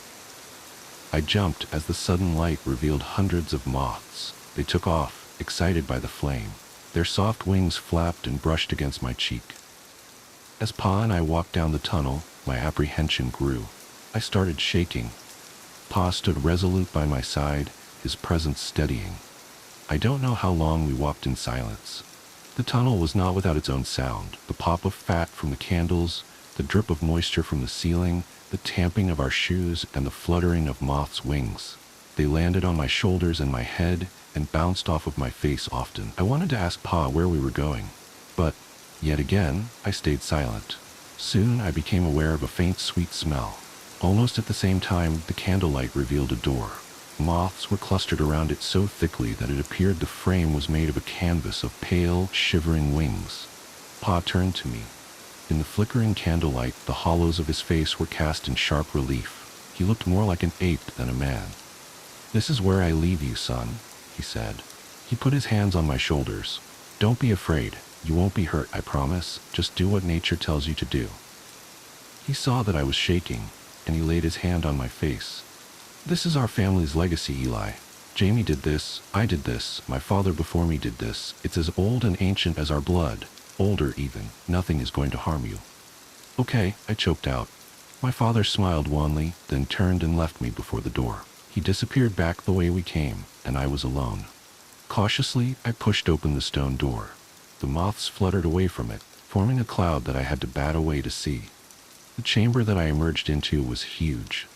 The walls were lined with hundreds of alcoves with candles burning bright, and more candles were spread across the floor. Across from me, there was a great white bed surrounded by gossamer curtains. The sweet smell was overpowering, undercut by something primal and funky like body odor. Then, the bed moved. From its side unfolded pairs of strange appendages. I struggled to comprehend what I was seeing. They were arms, human arms, ending in human hands. But they bent in too many places, and they were too long and pale.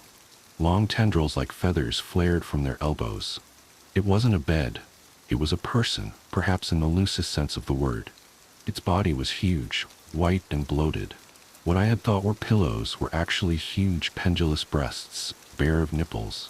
The swell of the bed's comforter was a huge stomach, sagging down to the ground in ripples of white flesh.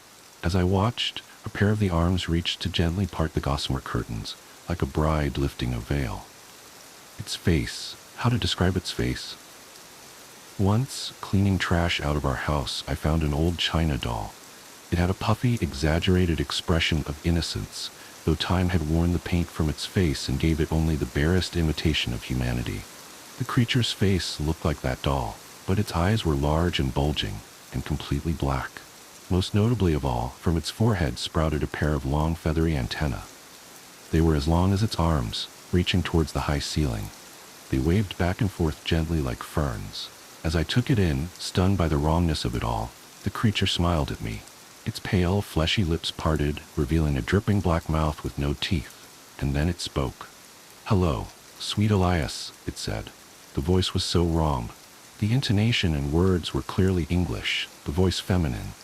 But it had a weird buzz to it, and a thick quality like someone speaking with their throat blocked. I was somehow able to find my own voice. "What are you?" I asked. "How do you know my name?" A strange buzzing and clicking noise came from the creature. The fat on its body rolled like waves, and the toothless mouth gaped wider. It was laughing. "I am you," it said. "You are the fruit of my loins. I birthed your brothers, and your father, and your father's father, and his father before him. I know every inch of you, your flesh, for it grew and pupated within me. Now the time has come for you to give of yourself, so I may have your son." I understood almost immediately. I felt a mix of horror and revulsion, but it was far off, suppressed. The sweet smell filled my nostrils. It made my head swim. My skin was hot and itchy in the ill-fitting suit. I should have been terrified. I should have been disgusted. I am, in retrospect. But I was under the spell of the creature. the scent of its pheromones too powerful for my brain to comprehend. In that moment, I knew that my body served a singular purpose, and I knew what that purpose was. Then I was before the creature. Its many arms petted my hair, my body, my face, the soft feathers tickling me. It cooed and spoke to me as I climbed on top of it, my body sinking into its soft and yielding flesh. I lay on its stomach, its bosom as my pillow. Lying against its skin, though it was tacky like dough, I felt a comfort I had never known, nor have ever known since. I was safe. I was swaddled. I was loved. It wrapped its spindly arms around me, its buzzing words of encouragement burrowing into my brain like worms. And then I began to move my hips, and I was in heaven. I'll spare you the mechanical details of that coupling. Me recalling having sex with a moth monster, who was also apparently my mother and grandmother, is just as traumatizing as you reading about it. But what I must say is that I have never felt pleasure like that since. I have never once felt so held, so loved, and so safe. I know now that I wasn't in my right mind, and recalling it makes me nauseous. But there are still nights I jolt awake feeling a ghost of that heavenly pleasure, and for a moment I grieve that I'll never feel it again. I don't know how long I was in the chamber with that thing. I vaguely remember dressing myself slowly, still drunk from the pheromones in the air. I remember the creature rubbing its belly as I left, followed by a cloud of moths. I slept dreamlessly for hours and hours. Over dinner, I made eye contact with Pa as I was shoveling spaghetti into my mouth. He beamed at me proudly, and I felt good. But Jamie was looking at me also. He didn't return my smile, his mouth now permanently set in a grim line. As the encounter with the moth creature faded like a dream, Jamie continued to bother me. Hadn't he experienced the same heavenly pleasure I'd had? Sure, there were lingering dregs of fear, even disgust at what I'd done, but if everyone in our family had done it, what was the harm? It was our legacy, after all. More time passed, and my confusion turned to anger. Jamie barely interacted with us anymore. Did he think he was better than us? Did he think that his feelings made him separate from the family, somehow? I never got the chance to confront him. He came to me. It was about 5 months after my 18th birthday. Life had continued as normal, but one morning when we woke up, there was a strange feeling in the air. I made a comment about it to my brothers, but they just looked at me blankly. As we went about our chores, I felt strangely happy. We were walking out of one of the old guest houses when Jamie grabbed me roughly by the arm and pulled me away. He was nearly nose to nose with me, and his eyes were bright and wild. "You listen good now, Eli," he hissed. "Why the hell do you think Pa never let us talk to the girls in town?" I looked at him in confusion. "That thing in the chapel," he continued. "It doesn't want outside competition. It gave birth to all of us, boys, but it can't control the gender of the baby it makes. Why do you think there's no girls in our family? What do you think happens when one is born?" The beginnings of dread began to creep up from my stomach. "Yours is coming today," Jamie continued, his mouth turned into a scowl. He let go of the vice grip on my arm. "And for your sake, I hope it ain't a girl." His face fell. I wasn't so lucky. Before I could say anything, he was gone, stalking off after the rest of our brothers. I stood staring after him.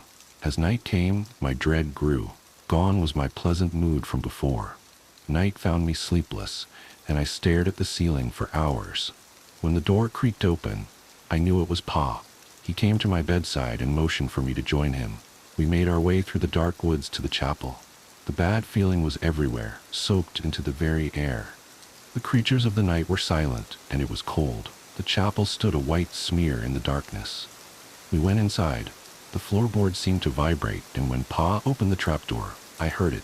A terrible buzzing wail, full of anger and pain, punctuated by inhuman squeaks and growls. I had heard the sounds of animals in pain before. This was like some sort of horrible symphony of all of those cries. I recoiled at the sound, standing rooted to the spot. I looked at Pa to see if my horror was reflected in his face. It was, to some extent, but over it lay a veneer of hardness. I realized then that whatever was happening was no mystery to him. He had probably experienced it 100 times before. He took my arm and practically dragged me down the tunnel.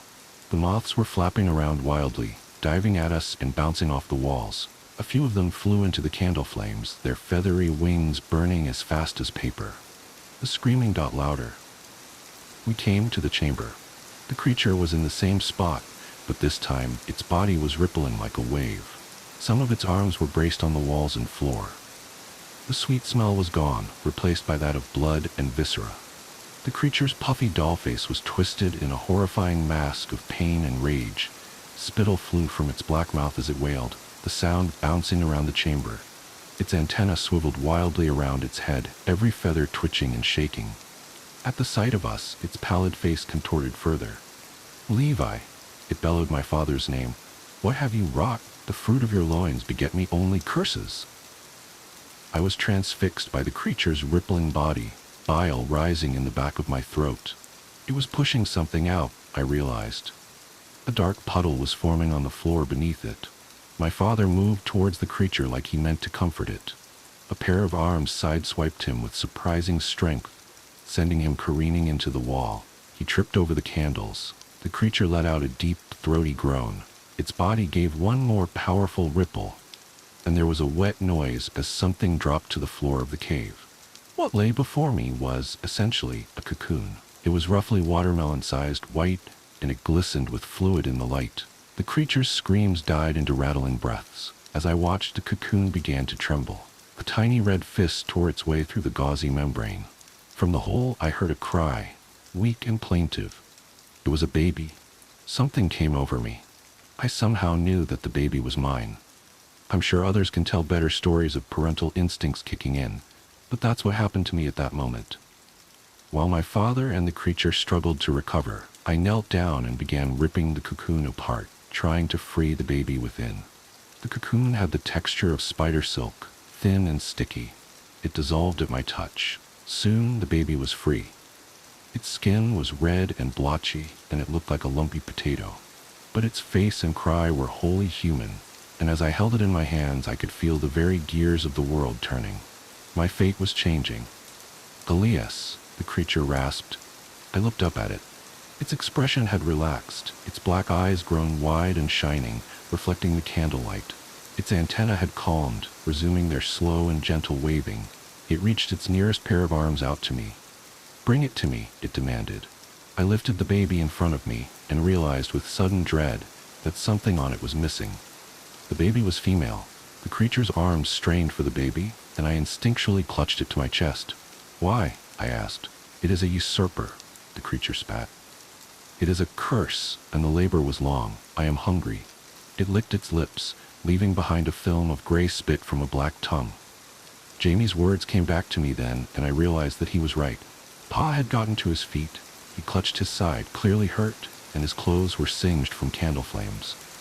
"Just give it to her, son," he wheezed. "It'll be over soon." I looked down at the baby. It was crying and squirming. It grabbed onto my shirt as tightly as it could, its little fist balling in the fabric. For the first time in my life, I made my own decision. I turned away from my family, and I ran. I held the baby tightly to my chest as I sprinted into the tunnel. My father called after me, but his voice was drowned out by a buzzing wail that grew in volume until it seemed a physical thing, a wave pushing me out. Moths bounced off my face. As I ran past the candles, they blew out, filling the tunnel with darkness.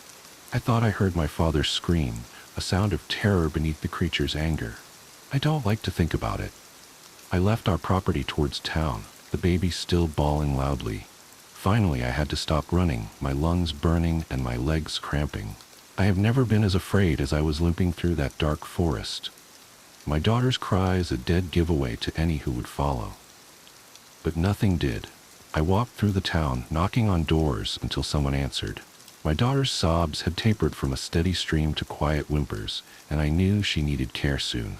The ice cream girl answered the door, her hair mussed with sleep. She took in the sight of me, recognizing me immediately, and her eyes widened at the baby in my arms. "Please help us," I croaked. It was the first time I'd spoken to a woman, really spoken. Shirley's family took care of me for a while. They taught me how to care for my daughter, how to change diapers and prepare formula and burp her. I never left their house for fear of seeing my family. I was there for only a week or two. Then my daughter and I hit the road again. We went from town to town, surviving on the kindness of strangers. It was usually women who ended up helping us. I met all kinds of women. Women hardened by the world, bitter ones, gentle ones, fiery ones. They taught me about the world, about all the things I'd been missing. When we were far enough north that I felt safe, I began trying to settle down. My daughter was growing into a healthy, fat little toddler. She was the axis on which my world turned. Everything I did for her. Eventually I named her Deborah, Debbie for short.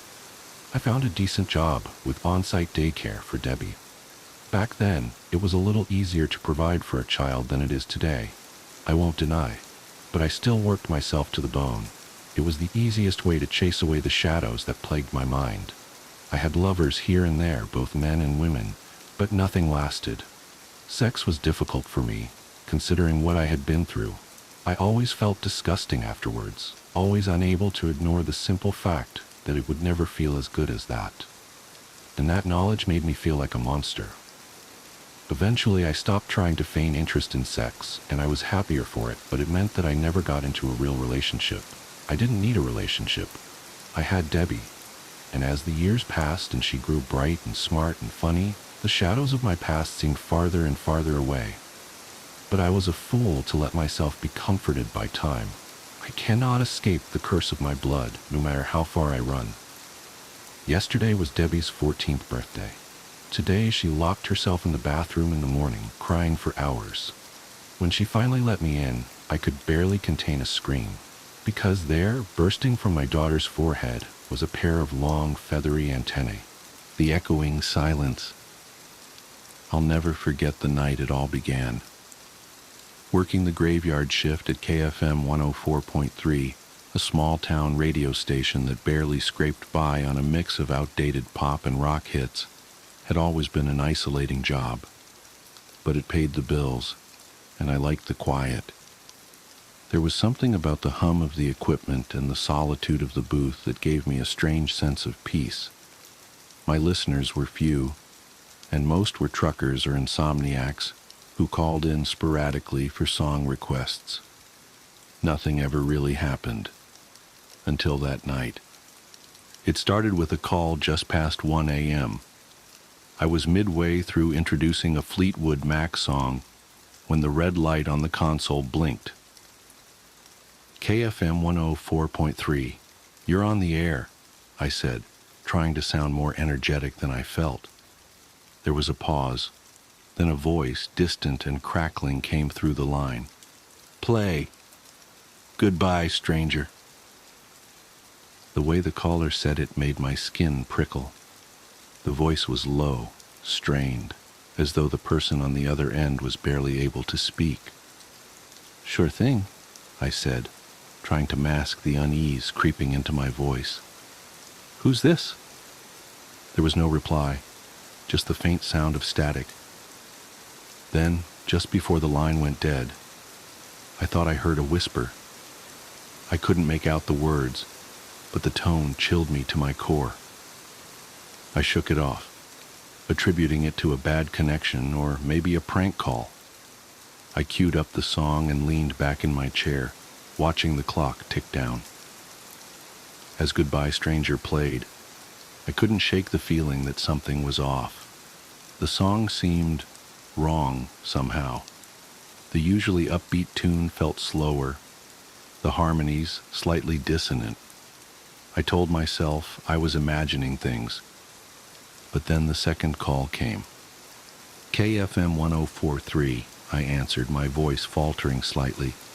You played it, the same voice rasped. Good. Hey, listen, buddy, I started, trying to sound assertive. If this is some kind of joke... Another, the caller interrupted. Play. Don't fear the Reaper. My breath hitched. There was something about the way they said it, the almost pleading tone beneath the words. Against my better judgment, I agreed. As I reached for the track, I realized my hand was trembling. When the song began, the atmosphere in the studio shifted. The air felt heavier, the shadows in the corners of the room deeper. I caught movement out of the corner of my eye, but found nothing when I turned to look. The hairs on the back of my neck stood on end. Halfway through the song, I heard it, faint at first, just a whisper beneath the music. I turned up the volume, but the whispering grew louder. It wasn't coming from the speakers. It was in the room with me. I froze, my eyes scanning the dimly lit studio. The whispering continued, unintelligible and rhythmic, like a chant. Panic bubbled in my chest, but I forced myself to stay calm. I had to finish the shift. I couldn't afford to lose this job. The phone rang again. "What do you want?" I snapped, my composure cracking. "It's so dark," the voice said, more strained than before. "So cold. Help me." "Who are you? Where are you?" I demanded. "Trapped," they whispered. "In the void." A cold chill ran down my spine. I opened my mouth to respond, but the line went dead. This time the static didn't fade immediately. It lingered, growing louder and more distorted until it erupted into a blood-curdling scream. I ripped off my headphones, my heart pounding in my chest. I considered calling the station manager, but what would I say? That I was being haunted by a caller? It sounded insane. Instead, I decided to push through the night. I wouldn't let a few creepy calls rattle me. But things only got worse. As the hours dragged on, the requests kept coming. Each call was from the same voice, and each song carried an eerie undertone that seemed to warp the air around me. Hotel California, Paint It Black, The End. The choices weren't just unsettling, they felt purposeful, as though the caller was trying to tell me something. The whispers grew louder, more distinct. They filled the studio, overlapping and echoing until I could barely think. My vision blurred, and I felt an overwhelming sense of dread. It was as if the walls themselves were closing in, suffocating me. Around 4 a.m. the power flickered. The lights dimmed and the equipment crackled with interference. The phone rang again, but this time I didn't answer. I couldn't. My hands were shaking too much. The whispers turned into screams. They filled the room, deafening and relentless. I covered my ears, but it did little to block out the sound. It felt like the studio was alive, pulsating with malevolent energy. And then, just as suddenly as it began, it stopped. The silence was more terrifying than the noise. I sat there, trembling, my mind racing. I wanted to leave, but I couldn't bring myself to move. I felt paralyzed, trapped by an unseen force. When dawn finally broke, I stumbled out of the studio, my nerves shot. I called in sick for the rest of the week and tried to convince myself it was just a bad night, a mix of sleep deprivation and overactive imagination. But the calls didn't stop. They followed me home. The first time my cell phone rang, I almost didn't answer. When I finally did, the same chilling voice greeted me. "You can't escape," it said. "You played the songs." The line went dead. Over the next few days, my life unraveled. I heard whispers in my apartment, saw shadows moving where there shouldn't be any. I couldn't sleep, couldn't eat. The fear consumed me. Desperate for answers, I began researching the history of the radio station. What I found only deepened my terror. Decades ago, a DJ had gone missing during a broadcast. The only clue was a series of unsettling song requests he'd received from an anonymous caller. Witnesses claimed to have heard screams coming from the station that night, but no trace of the DJ was ever found. It didn't end there. Over the years, others who worked the graveyard shift reported similar experiences. Strange calls, eerie noises, unexplained phenomena. Some quit, others disappeared. The station had a dark history, one that seemed to revolve around the late-night broadcast. I realized I was part of something far bigger, something I couldn't comprehend. The void the caller spoke of Was it real? And if so, was I being drawn into it? I tried to quit, but the station manager wouldn't let me. "You're one of our best DJs," he said. "The listeners love you." Love me. The thought made my skin crawl. Who were these listeners? Were they even human? The final straw came a week later. I was at home trying to sleep when the radio in my living room turned on by itself. The static was deafening, and beneath it, I heard the whispers. They were clearer now, their words cutting through the noise like shards of glass. "Join us," they said. "It's your turn." I smashed the radio, but the whispers didn't stop. They filled the room, the walls, my head. I screamed, clawing at my ears, but it was no use. The void had claimed me. The next thing I knew, I was back in the studio, the red light blinking on the console. My body moved on its own, my hands reaching for the phone. The voice on the other end was my own. "Play Goodbye, Stranger," it said. It's strange how certain events can carve deep trenches into the memory, like shadows that refuse to fade. This is one such story, a tale I'd rather not remember but feel compelled to recount. Perhaps in the telling, I might rid myself of its lingering grip. My name is Evelyn, and at the time, I was just a regular 28-year-old scraping by in the bustling city of Portland. My days were filled with mundane errands, freelance graphic design work, and weekend trips to vintage shops. I had a soft spot for anything old, weathered, and steeped in mystery. Furniture, trinkets, books. That's how I stumbled across her. The shop was a little out of the way, tucked between a boarded-up theater and an abandoned laundromat. Haven Antiques, the faded wooden sign read. It smelled of mildew and dust, its cramped aisles a labyrinth of forgotten relics. I'd been there a handful of times before, but had never ventured to the back corner. That's where I found the doll.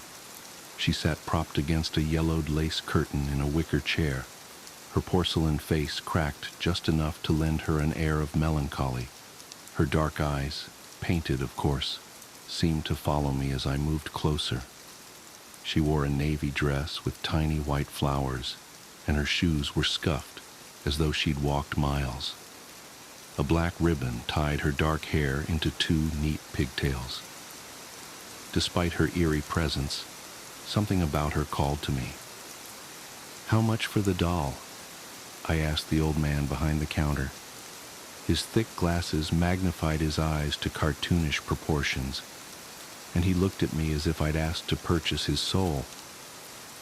"That one, $5. His tone was clipped, hurried. "No refunds." I laughed nervously. "She's creepy, but I like her." "Creepy," he muttered under his breath. As he rang me up, he added, "You might want to keep her in a box." I thought it was an odd remark, but brushed it off. By evening, the doll had taken up residence on my bookshelf, nestled between a collection of leather-bound classics and a framed photo of my late mother. Her eyes caught the light, and I could swear they sparkled in the dim glow of my desk lamp. The first night was uneventful, though I did dream about her. In the dream, she stood on my nightstand, staring at me with those painted eyes. When I woke, I found her right where I'd left her on the shelf. Still, I felt uneasy. It began with small things. Her position seemed different, a tilt of the head, an arm raised slightly. I chalked it up to my overactive imagination. Then one morning, I found her lying on the floor, her dress stained with dust. I assumed she'd fallen during the night, though there was no breeze, no tremor to explain it. "Stay put, okay?" I murmured as I set her back on the shelf. Her painted lips seemed to curl into a subtle smirk. By the third night, I'd started to feel irrationally paranoid. I woke to a loud thud, my heart racing as I fumbled for the bedside lamp. The doll was on the floor again, this time closer to my bed. Her unblinking eyes stared up at me, almost accusatory. That was when I decided to move her. I placed her in a wooden box and shoved it into the closet. For a few days, life returned to normal.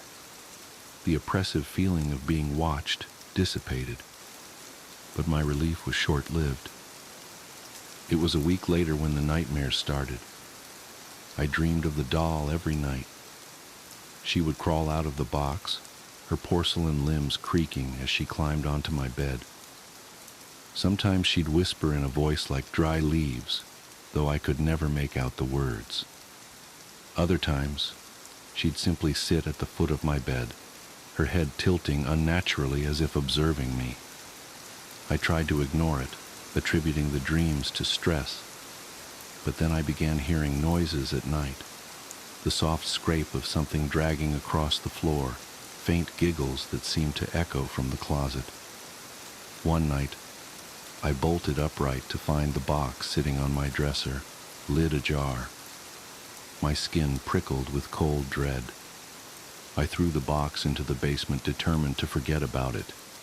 Yet the nightmares persisted, and soon I began finding the doll in unexpected places, perched on the kitchen counter, nestled in the laundry hamper, even sitting at my desk. Each time her eyes seemed more lifelike, her smirk more pronounced. "Stop it!" I screamed one night, hurling her against the wall. Her head cracked further, and a thin wisp of black smoke curled out before dissipating. I stared in disbelief, my chest heaving. That night, I slept with the lights on. Desperation drove me to research. I scoured forums, read about haunted objects, and even consulted a psychic. "It's not just a doll," she said, her voice trembling. "It's a vessel." "A vessel for what?" Her eyes darkened. "For something old, something angry." She advised me to burn it, but when I tried, the flames wouldn't catch. I doused it in lighter fluid, struck match after match, yet the doll remained unscathed. Defeated, I decided to return it to Haven Antiques. When I arrived, the shop was gone. In its place stood a vacant lot, overgrown with weeds. Confusion turned to dread as I realized the truth. Haven Antiques had never existed. The doll, whatever it was, had found its way to me, and it wasn't leaving. The nights grew darker, the air heavier. Shadows seemed to stretch and twist, whispering my name. The doll's movements became more brazen.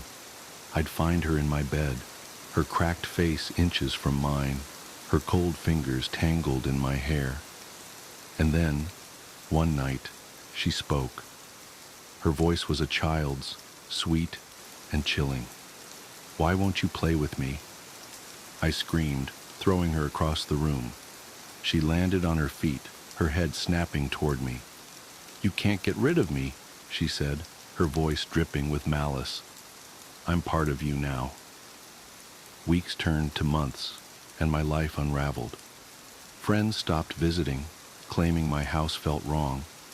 My freelance work dried up as clients complained about unsettling images in my designs, images I didn't remember creating. I became a recluse, terrified to sleep, to dream, to live. And then came the final night. I woke to find the doll sitting on my chest, her weight crushing, her eyes glowing faintly. She leaned in, her lips brushing my ear as she whispered, "It's time." Time for what? I didn't know. But as darkness engulfed me, I realized with horrifying clarity that I was no longer alone in my own body. When they found me days later, I was sitting in the corner of my room, clutching the doll. My eyes were vacant. My lips stretched into a grotesque smile. They say I mumbled the same phrase over and over. "She's here. She'll always be here." I don't remember much after that, but sometimes, in the dead of night, I feel her stirring inside me, waiting, and I know this is far from over.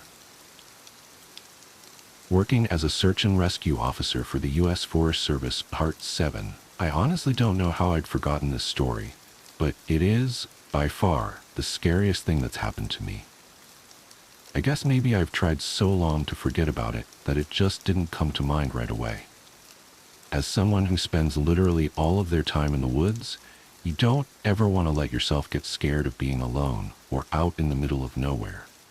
That's why when you have experiences like this, you tend to just forget about them and move on. This is, to date, the only thing that's ever made me really seriously consider if this job is the right one for me. I don't really like talking about it much, but I'll do the best I can to remember it all. As I recall, this took place right at the end of spring. It was a typical lost child call. A 4-year-old girl had wandered away from her family's campsite and had been missing for about 2 hours. Her parents were completely despondent and told us what most parents do. My kid would never wander away. She's so good about staying close. She's never done anything like this before. We assure the parents that we'll do everything we can to find her, and we spread out in a standard search formation. I was partnered with one of my good buddies, and we were sort of casually holding conversation while we hiked. I know it sounds callous, but you do sort of become desensitized when you've done this long enough. It becomes the norm, and I think to a certain extent, you have to learn to desensitize yourself in order to work this job. We search for a good 2 hours, going well beyond where we think she'd be. And we come out of a small valley when something makes us both stop in unison. We freeze and look at each other, and there's almost a sensation like a plane depressurizing. My ears pop, and I have this odd sensation of having dropped about 10 feet. I start to ask my buddy if he felt that, but before I can, we hear the loudest sound I've ever heard in my life. It's almost like a freight train passing directly by us, but it's coming from every direction at once, including above and below us. He screams something to me, but I can't hear him over this deafening roar. Understandably freaked out, we look all around us, trying to find the source of the sound, but neither of us sees anything. Of course, my first thought is a landslide, but we're not near any cliffs, and even if we were, it would have hit us by now. The sound goes on, and we're trying to yell to each other, but even standing close together, we can't hear anything but this sound. Then, as suddenly as it starts, it stops, like someone threw a switch and cut it off. We stand there for a second, perfectly still, and slowly the normal sounds of the woods come back. He asks me what the fuck just happened, but I just kind of shrug, and we stand there looking at each other for a minute. I get on the radio and ask if anyone else just heard the end of the fucking world, but no one else hears it, even though we're all within shouting distance of each other. My buddy and I just sort of shrug it off and keep going. About an hour later, we all check up on the radios, and no one's found the little girl. Most of the time, we won't search when it gets dark, but because we don't have any kind of lead on her, a few of us decide to keep going, including me and my buddy. We keep close together, and we're calling out for her every couple of minutes. At this point, I'm hoping beyond hope that we find her, because while I may not like kids, the idea of them being out all alone in the dark is awful. The woods can be intimidating to kids in the daylight. At night, well, it's a whole different beast. But we're not seeing any signs of her or getting any responses, and around midnight, we decide to turn around and head back to the rendezvous point. We're about halfway back when my buddy stops and shines his light to the right of us, into a really thick deadfall, or group of dead trees. I ask him if he's heard a response, but he just tells me to be quiet a second and listen. I do, and in the distance, I can hear what sounds like a kid crying. We both call the girl's name and listen for any kind of response, but it's just this really faint crying.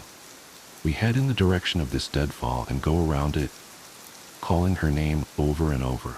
As we get closer to the crying, I start getting this weird feeling in my gut, and I tell my buddy that something isn't right.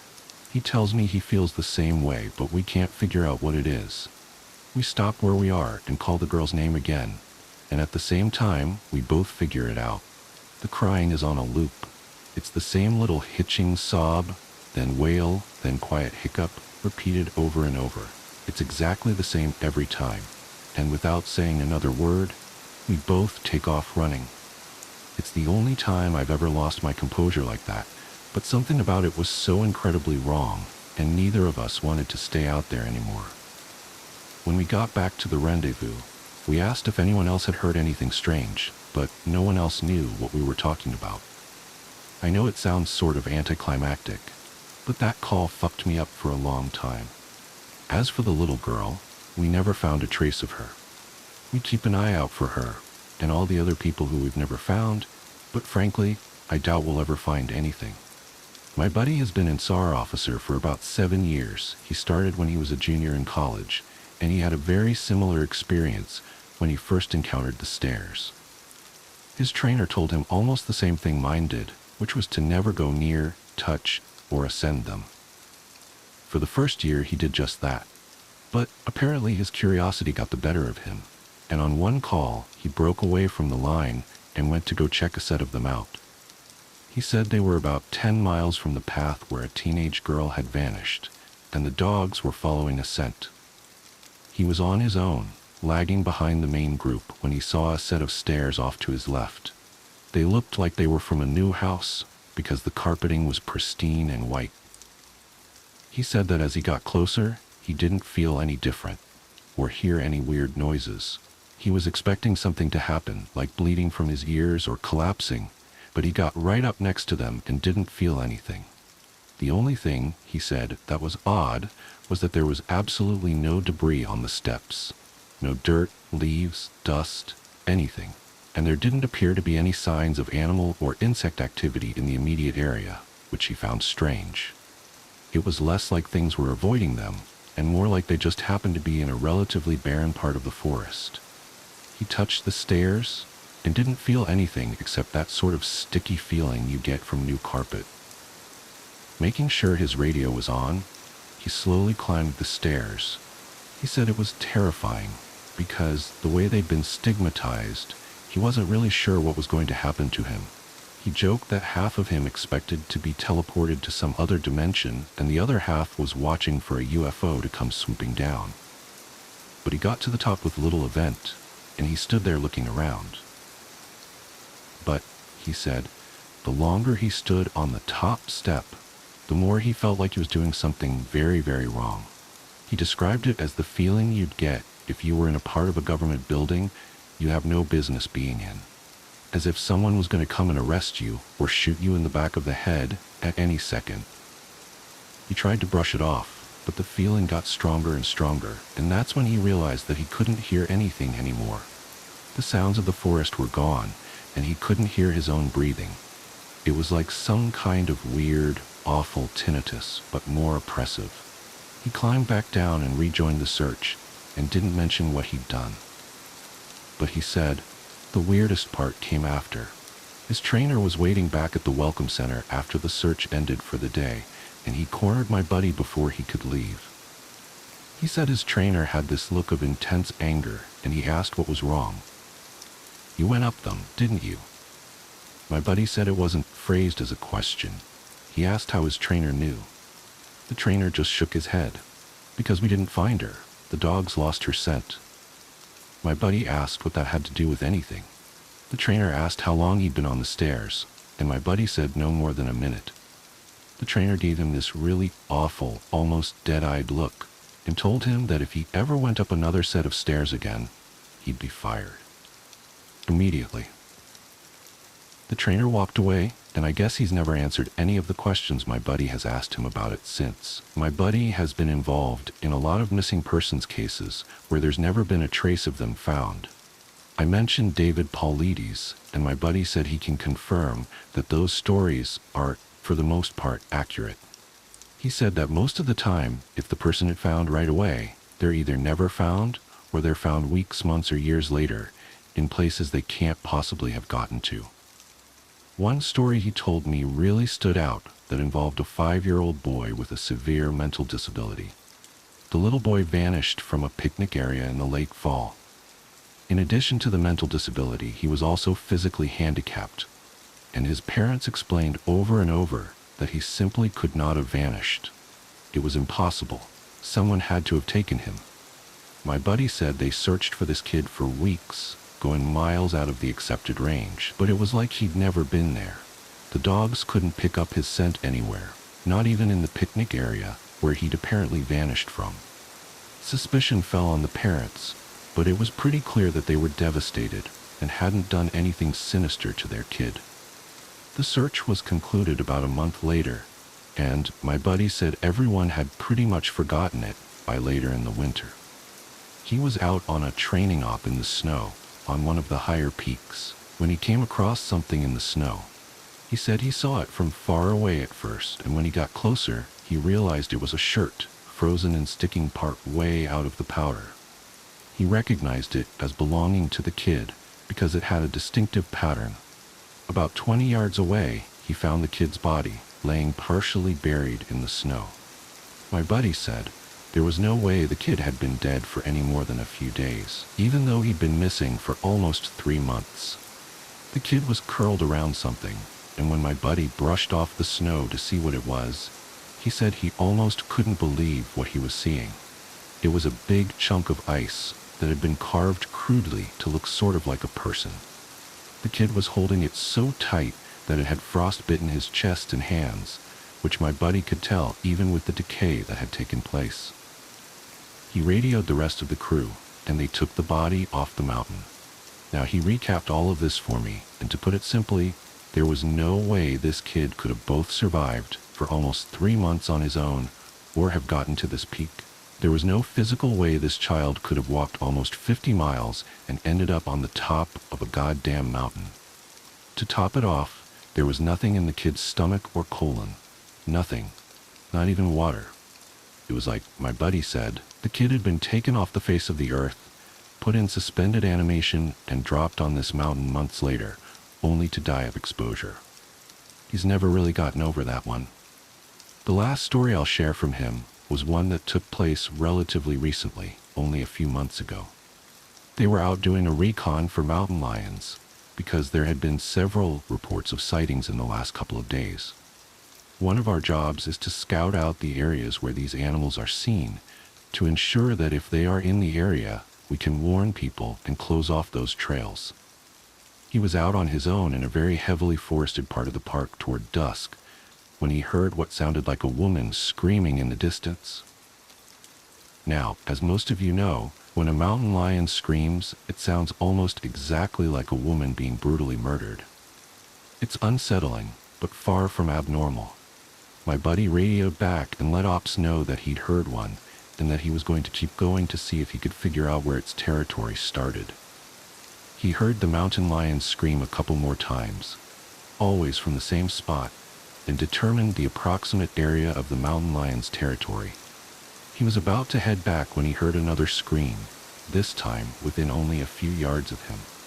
Of course, he freaks out and starts heading back at a much faster pace, because the last thing he wants is to run into a goddamn mountain lion and get mauled to death. As he got back on the path and started heading back, the screaming followed him, and he broke into a jog. When he was about a mile from ops, the screaming stopped, and he turned around to see if it was following him. It was almost night by this point, but he said in the distance, just before the path rounded a corner, he could see what looked like a male figure. He called out to them, warning them that the paths were closed and that he needed to come back to the welcome center. The figure just stood there, and my buddy started to walk over. When he was about 10 yards away, the figure took, as he described, an impossibly long step toward him and let out the same scream my buddy had been hearing. My buddy didn't even say anything. He just turned and sprinted back to ops, never looking behind him. By the time he got back, the screaming had moved back into the woods.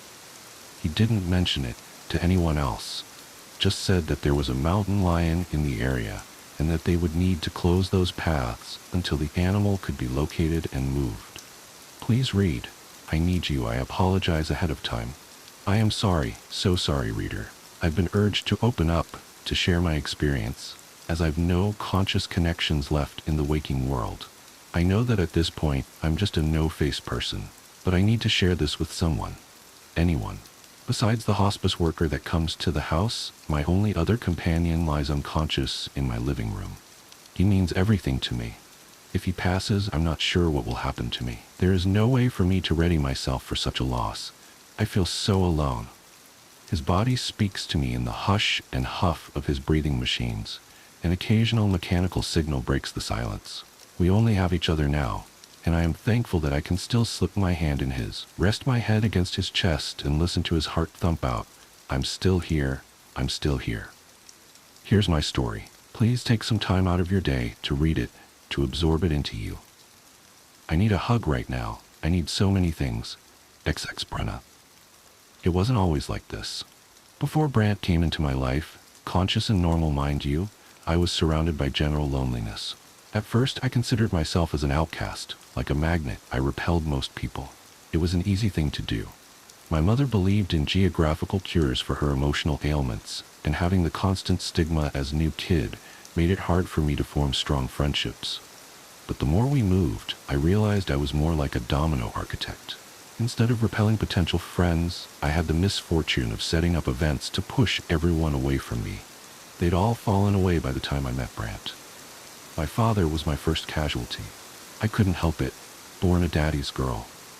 One of the rare times my mother sat up to talk with me, she told me how smitten he was with my newborn dark curls, the laughter in my eyes as I gurgled and reached for him. Fatherhood was a mantle that he proudly wore. Before me, he practiced law with my mother at a small and successful firm in the city. Always the more competitive one, the career-driven one. It was a surprise to my mother and the firm when he put it all on hold to raise me. So my mother worked, and my father put his career on hold after I came into the world. For my first few years, we had an idyllic family. Mother would work long into the night, and father would look after me and lead me into childhood. He'd tuck Polaroids of me into mother's lunches, and she had clusters of them all over her office. Our two smiling faces. He'd homeschooled me through elementary school, taking me on road trips across the country, showing me history, teaching me geometry through pool, astronomy through a lens, geology digging through the mud. We'd adventured. He was my whole world, my closest friend. When father got sick, my mother took it hard. To his credit, he'd hid it from her for a couple years. Maybe himself too. Sickness sneaks up at you like that sometimes. You feel more tired than usual, and then weaker. And we can easily attribute it to getting older, to the albatrosses that hang around our necks. Being a parent is hard, so he put me first, always, I guess until the end. Then he passed away and it was just the two of us, and the Polaroids. Mother had given me the stacks and stacks of photographs from her office.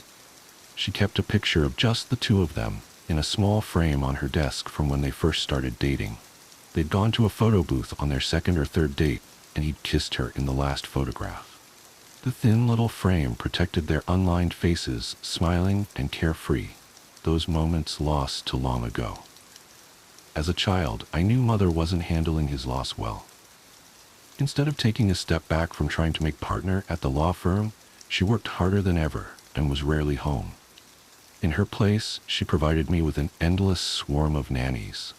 As any mother would do, she made sure her little girl was well provided for. I had a few memorable ones that had stayed. Gerda with her shock of red hair and her ability to always have hot honeyed rolls for breakfast, Sonia and her perfect eyebrows and patient hands teaching me to crochet, Maddie and her little girl that played dolls with me endlessly. Some nannies stayed longer than others, but just as I connected with them, a new one would take her place. My nanny was a transient role that was filled until I was in high school. Mother moved us when a better opportunity arose for her, and it meant I rarely had enough time to put down roots or grow attachments in an area. I have pictures of all of them, pictures and memories, and it still draws tears to my eyes to think of all of those goodbyes. My nannies did what they could for me so I could grow up into a strong young woman. I felt like many of them tried to fulfill a little of that motherly role that I've lacked. To this day, I'm so grateful to have had so many women that I could look up to and grow from. Without them, I'm not sure if I'd be here today. I was in high school when my mother had deemed me too old for a nanny and had given me the honor of autonomy. The bus route picked me up at home and dropped me off promptly at the same time every day. Once home, I knew how to prepare dinner and then would set about my routine of cleaning and doing homework. I'd spent a lot of my free time reading or crocheting and watching television. Characters created in print and screens staved off a bit of that longing for companionship. This is around the time the dreams started, when I started feeling lonely. Being so isolated, you get this hunger for social interaction, kind of like the feeling of when you miss breakfast. It's there, drumming away behind your eyes, and as long as you're focused in doing something, you won't notice. Everybody dreams, every night. We mostly don't remember our dreams, but for those that do, it can range from the ridiculous, comforting, to terrifying. As a girl who lived mostly alone, I started looking forward to my dreams. Sometimes Father would be there and we'd do things like fly over the mountains in Colorado and the red oaks in Oregon, as if the states were stitched side by side. We'd sit on presidential noses in Mount Rushmore. Sometimes I'd dream that while cleaning, that I'd find new and hidden rooms of my house and that he lived there.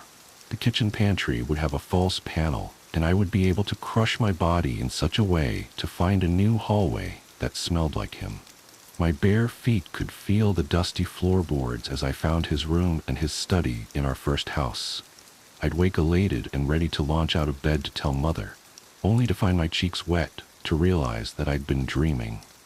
There was no fake panel in the pantry. I'd checked at least a dozen times. Father was gone. I was alone. Then I'd dream of my nannies taking me home, of Sonia and her crochet hook weaving me a perfect blanket in blues, greens, and purples as we sipped hot chocolate by the fire with a record on. Gerda would take me up in her arms and declare me her best friend. I'd never had one before, and we'd go over my rock collection, touching each one as I recounted its story. Maddie and the little girl would hold my hand and take me into the garden, and we'd make floral crowns with wildflowers and weeds. We'd thrown stones in a still lake and stained our mouths with fresh blackberries to the baritone choir of frogs. And every morning I'd wake up alone. I packed my lunch, brushed my hair, donned my jumper, and took the bus to school. At school, the buzz of teens around me made me feel even more alone. Forming friendships wasn't as easy as it was when I dreamed. I tried. I formed weak acquaintances that let me sit with them at lunch. As a good student, I never suffered to find a group to work with for projects, and I bore my meager athleticism well when I grouped with other like sorts at gym. Occasionally, I'd be invited to birthday parties. I'd eat cake and enjoy hanging out with other people my age, but I always felt like an outsider or an addition. I wasn't generally bullied or picked on, mind you, but I wasn't liked enough to form ready friendships where I could just call someone up from a memorized phone number. Girls would either not have room in their friend circles, or I didn't live in any one place long enough to find my way into one. I could get people talk to me, but I could never get them to listen to me, to make a connection. The friendships were one-sided. I couldn't help but feel like a fisherman that religiously got his bait stolen and went home with a sunburn and no supper. During summer months, we'd either move or I'd explore my neighborhood alone. And I kept looking forward to my dreams. By the time 7th grade hit, I'd started having my favorite dreams, a reoccurring dream. I'd wake up on a swell of a hill, a sycamore tree bent over the surface of a smooth lake, and an older woman with short hair cropped just below her chin, smiling. "Welcome home, Brenna." In the dream, I'd run out to her and hug her waist. The dreams had started before my growth spurt, and the woman was tall and warm. It felt safe to press my face into her apron, to have my little frame engulfed in her arms. She'd pet me and say pretty things to me that I wished my mother would tell me. My face would contort and I'd hold back tears when she would tell me she's proud of me. She had a son that was a couple years older than me. Then we'd play. He had a tree house, and we'd eat lunches, bring out card games, and decorate it with things we found in by the lake. A built-in shelf housed a squirrel skull we found in the mud at the base of a tree. A limestone rock with 1,000,000 fossilized shells and piece of green glass worn smooth by water and time. These two people in the dream would remember what I told them. As the seasons changed in my life, theirs did too. In every way it felt real, except for the slight detail that from their noses up, their faces were in shadow.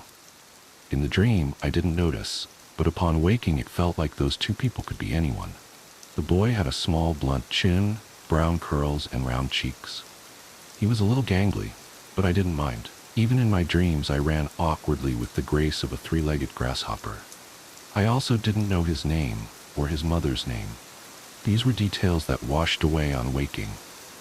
As my mother and I hopped state from state, I stopped caring that she was rarely home when I was awake.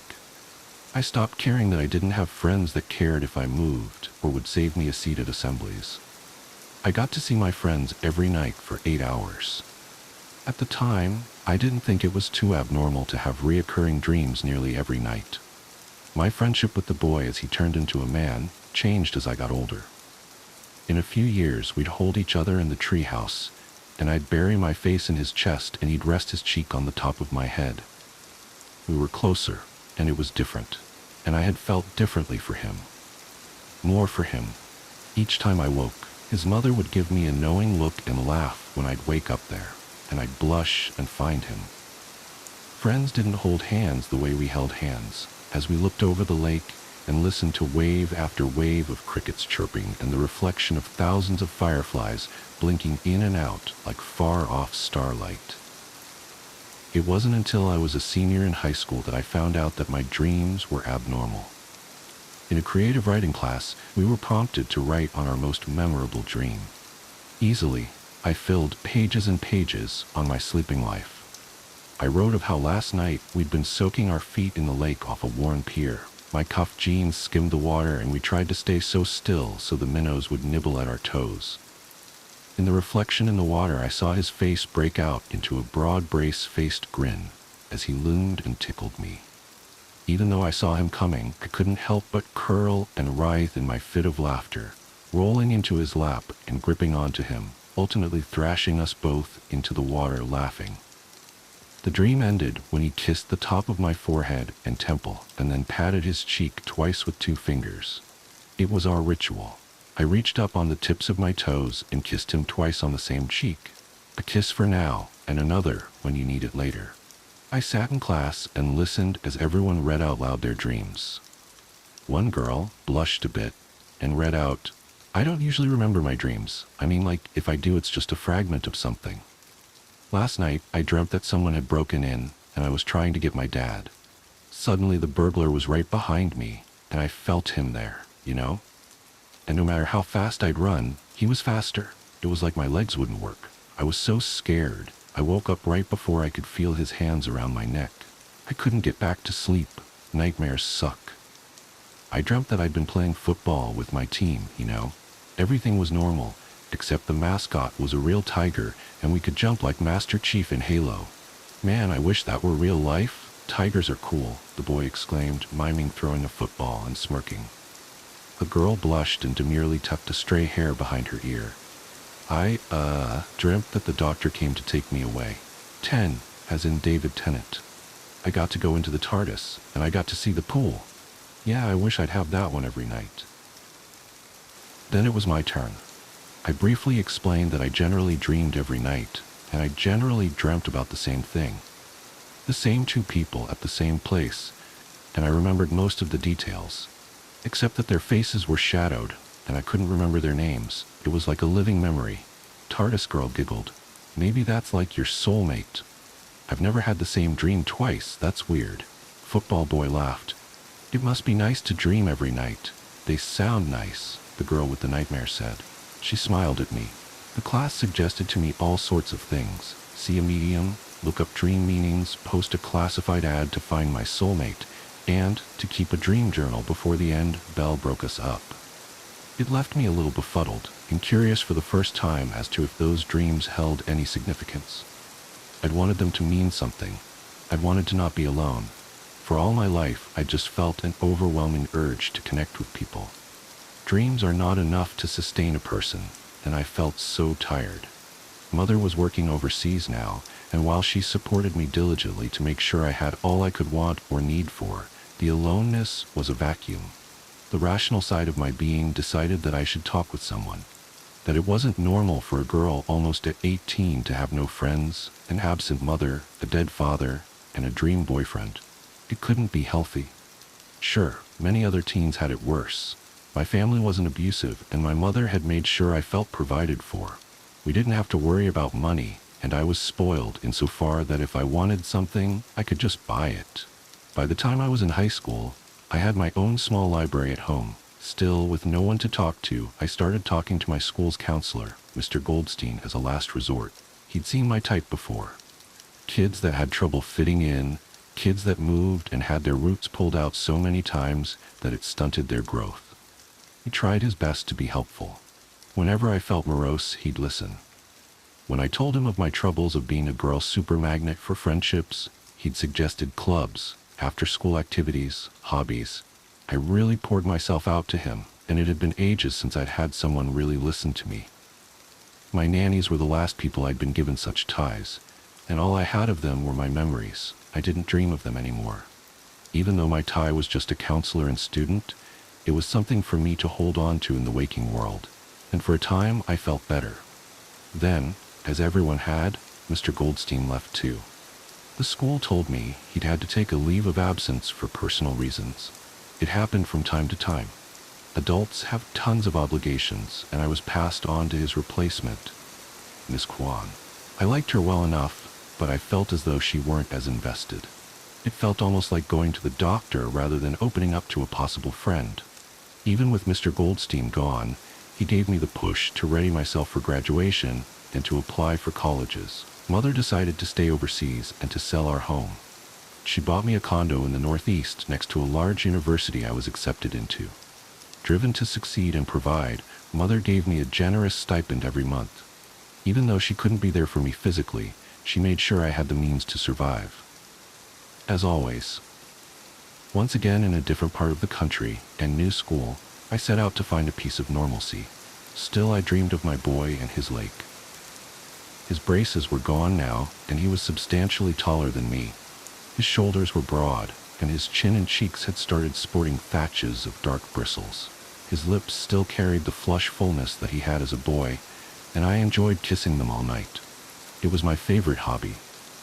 It was a good thing he wasn't real, or else I might have not taken my studies seriously. I had decided on library sciences, but I had to make it through my first 2 years at university before I started in on my major. College felt more isolating than high school. New classes brought in tides of new faces, and I had still not found the skill to make fast friends, or slow friends. Let's be honest. I was in my junior year of college when I started feeling tired. It started with oversleeping, and I attributed it to wanting to spend more time with my nocturnal otherworld. But as sleeping into late morning ate into early afternoon, I started to worry. I was getting more hungry too, but even though I started eating more, I started to lose weight. My nightly walks started to get tiresome more quickly, and I found it hard to walk up the stairs. I was so exhausted some nights. In my dreams, my boyfriend urged me to go see a doctor. He told me I looked more pale than usual, that my hands shook. My mother told me that a true summer vacation may be what I needed, and she encouraged me to take a trip, to fly out to more familiar grounds. I took his advice first and scheduled an appointment with my doctor. He poked and prodded me, checked my thyroid, and ran several tests on my blood work and heart. Besides having slightly below normal iron levels, he could find nothing wrong with me. He suspected that it may be stress-related and encouraged my mother's suggestion for a vacation. I found a short lease to a furnished house in the city where I was born and flew out there to have a new perspective over the summer. Even though I'd moved a half a dozen or so times since my father passed, it never got easier. Each move was draining, and at the end of each year, I started feeling an aching anxiety when I had to fill up my boxes. I'd lived up by my college for 3 full years, and it was strangely sweet to be able to stay in one place. Despite being able to get used to the same walls and form a fondness for the routes where I would walk, I didn't feel sad leaving my condo for the summer. In my hometown, I had found a favorite coffee spot next to the library, and I'd often spend a quiet chunk of my day stopping at each favorite place on my personal pilgrimage. Every day for that first month, I I'd leave my house, walk the couple miles to the library, pick out a new book to read, and then take breakfast, lunch, and liberal amounts of coffee at the cafe. I didn't recognize him. Not even a twinge of familiarity, as I'd eye up an orange scone and an iced coffee. I'd grown so used to not being seen that I had stopped seeing people. So I took my copy of Jane Eyre, my breakfast, and I sat out in the sun and let the literature and sun warm my body and soul. That night, in my sleeping world, I enjoyed my time with my boyfriend. His mother had made us cold turkey sandwiches and packed us a liter of cold Coke, and we munched on the offerings with our feet splashing in the cold lake water. He took a bite of his sandwich and looked over at me, slipping a dark curl between his fingers. "Are you real?" I could feel his eyes looking at me, touching on the sharp and soft features on my face. I laughed. We avoided this conversation. We just never had it. In all the years I visited him, I was happy to have a place where I was normal. I didn't want my afflictions to invade this part, this comfort. What kind of question is that? Of course I'm real. I think I'm more real here with you than I am when I wake up. He blinked. In this world, I could both see and not see his face. It was like that experience of déjà vu when I woke up. The memory of his face was somewhere. But when I recalled our dreams, from the nose up his and his mother's face were in shadows. "You wake up, Brenna? You dream all of this too?" He became still, and I felt disorientated with the realization that I'd hoped for this. I'd hoped that I were special. I'd hoped that dreams could be real, and that connections made with people were not only through flesh and bone. Yes, I go to sleep. I dream of you and your mom, and I wake up in my own bed. I remember most things, and pretty much I have the same dream with you here. My heart skittered like a rabbit that wanted to run. The textures of my dream were almost a form of hyper-realism, and I could hear the trees and their leaves kissing the wind. The lake water smelled like wet moss and silt, and held my sandwich lamely. It was soggy. Am I crazy? We're dreaming. This isn't real. You're not real. I should probably start seeing someone. Obviously, you're some figment of my imagination that I've drummed up to fulfill some sort of loneliness that I felt. It can't be healthy. I look forward to these dreams. I look forward to seeing you and Mom again, to this damn cabin. Brenna, I think I even see you. I think I see you when I'm awake. He put his face in his hands and shuddered.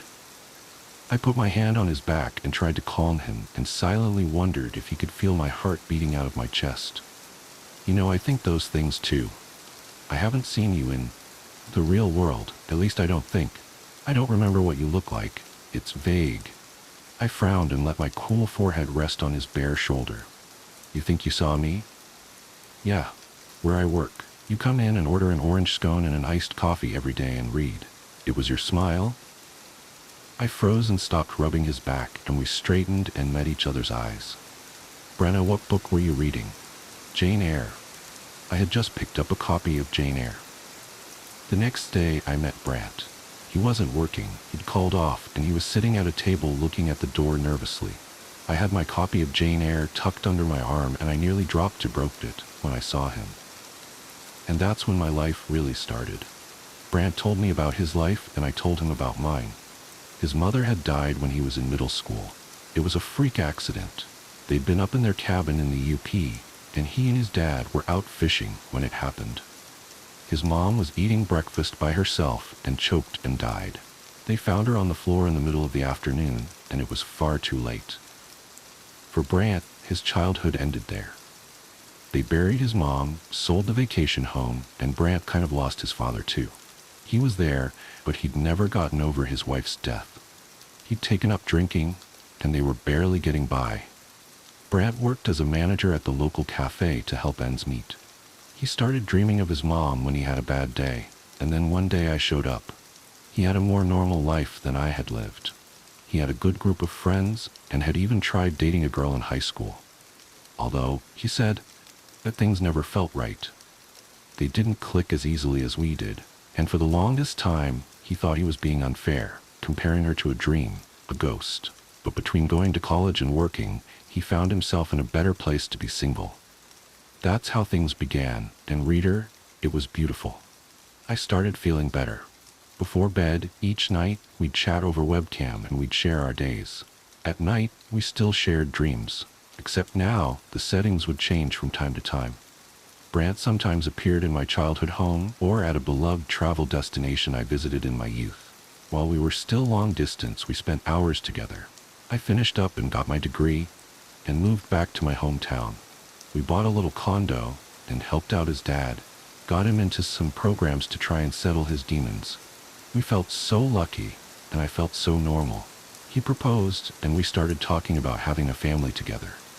I bought a couple onesies, one for a girl and one for a boy, and laid them side by side, imagining the little body that could fill it.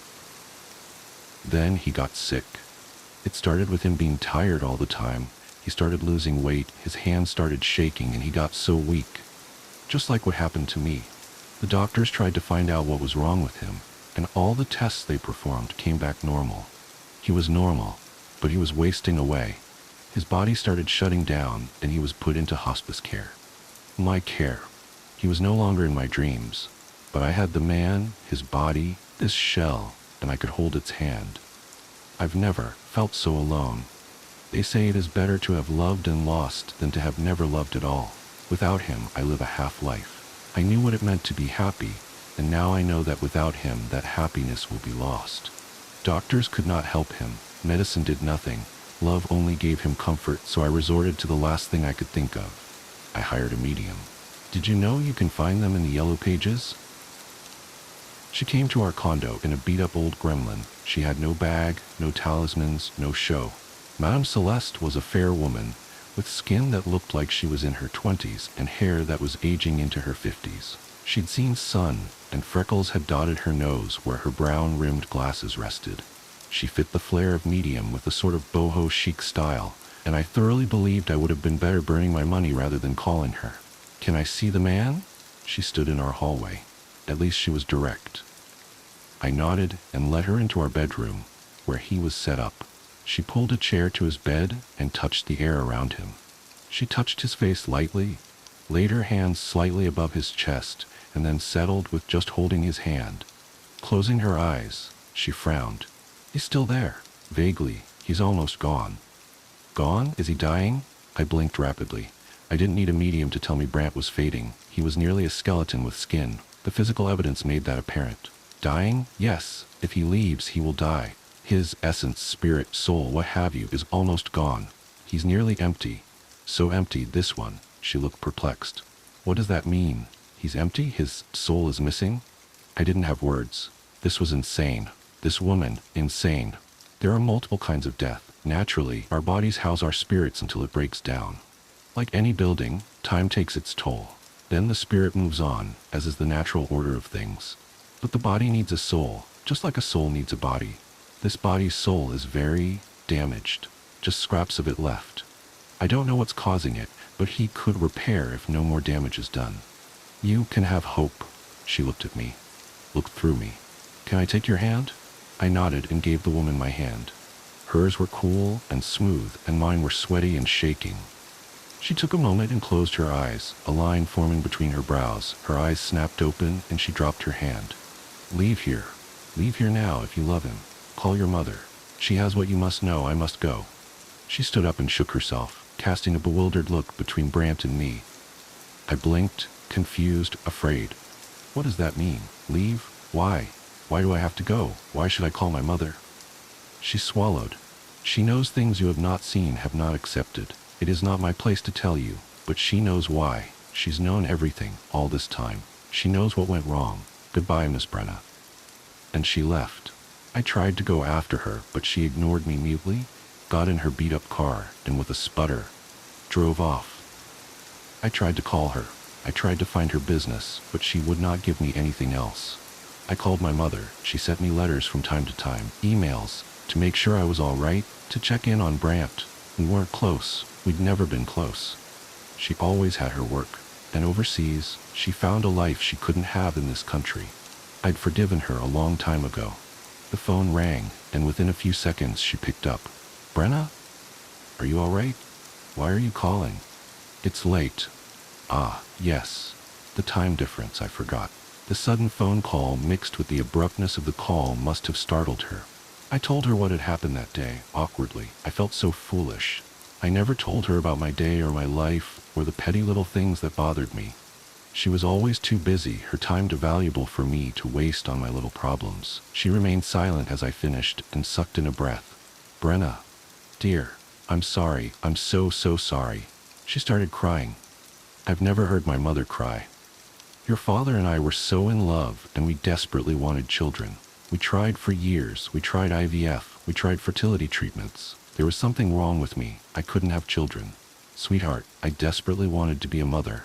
I wanted to have my own child. I wanted to have a child that was a product of our love, and I was so selfish and stupid." She shuddered as she cried and talked. "I prayed every night for a miracle. One night, I had a dream at a crossroad. There was just me and a well-dressed man. He told me he had heard of my difficulty and that he wanted to help, that I could help him too, and that there would be no price that I would have to pay. I agreed, Brenna. He was so nice and comforting. It was such a nice dream to be freely given the life I so desperately wanted. So I accepted. And then you were born, my miracle baby. You were perfect, with a crown of dark curls, and you couldn't stop smiling. Your father was even more enamored with you than I was, and begged me to stay home to raise you. So he stayed home and took care of you for your every need and want, and we were so happy. You remember?" I nodded, holding back tears. "My father was my whole world back then. He tried so hard to be a good father." "Yes, mother." "Then he got sick. At first he was just tired, then he started to lose weight, his hands started to shake, and he got so weak. One day he just collapsed and then couldn't get out of bed. The doctors couldn't figure out what happened. They couldn't figure out why he was so sick. His blood tests, his MRI, everything, normal." My heart stopped. I never heard this before. Why hadn't I thought to ask? "When he passed, I was heartbroken and terrified that you might get sick too, that it was some fungus, amoeba, or genetic disease that hadn't been found yet, but you were the perfect spirit of health. I didn't take his death well, and I threw myself into work instead of being there for you, with you. I hired nannies to raise you in my stead, and for a while I was getting better. I was healing. I was going to cut back my hours when your first nanny got sick. I noticed her hands shaking, and she had been so tired lately. I was shocked, terrified, so I gave her some money to take some time off and moved us across the country for a job. I couldn't breathe. This couldn't be right. How did I not notice? Then the next nanny fell ill, and I did the same thing. Again and again, I gave them money and moved you until your last nanny, Maddie's little girl, got sick. She died, Brenna, just like your father, and I didn't want to see. Then you went to school, and everything was normal for a few years.